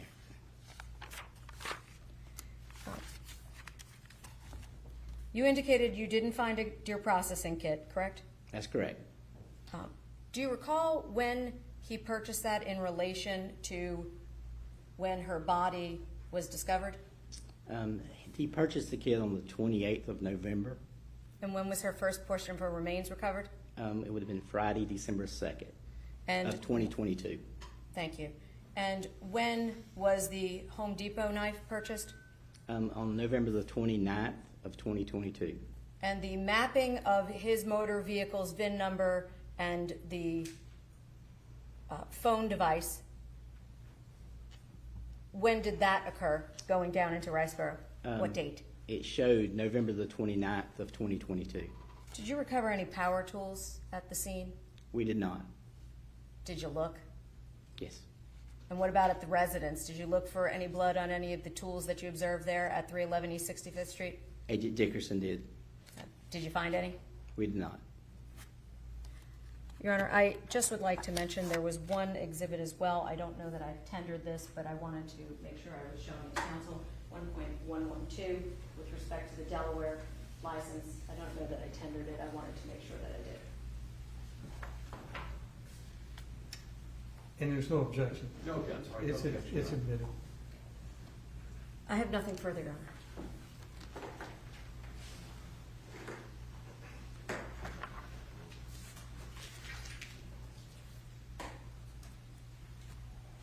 Power tools.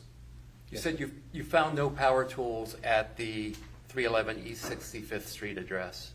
That's right. I didn't say that. I said it. She said at the scene, and I said Oh, not at the scene. No That's power right. tools at the scene. That's correct. The power tools at the address, they didn't have any blood on them, correct? That's correct.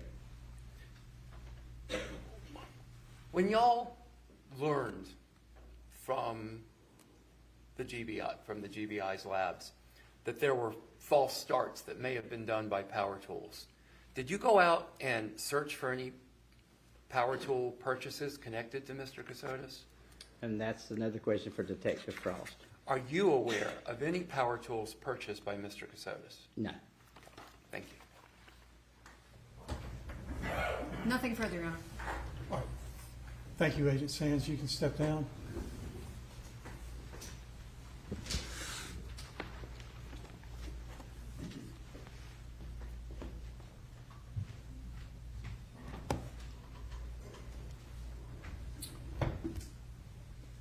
Ladies and gentlemen of the jury, that will complete today's testimony. Again, I caution you and ask you to abide by the court's previous instructions regarding news accounts of this trial. I'll excuse you at this time and ask you to be back tomorrow morning at 8:45. We'll get back on the other schedule. So thank you very much. Have a good evening.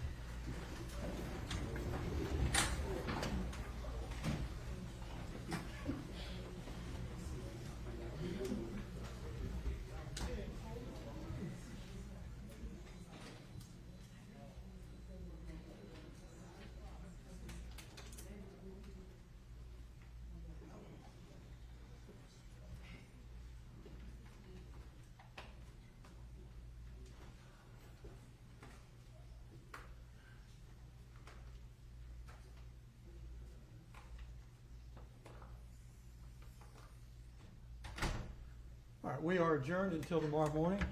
If I could see counsel at the bench before we leave.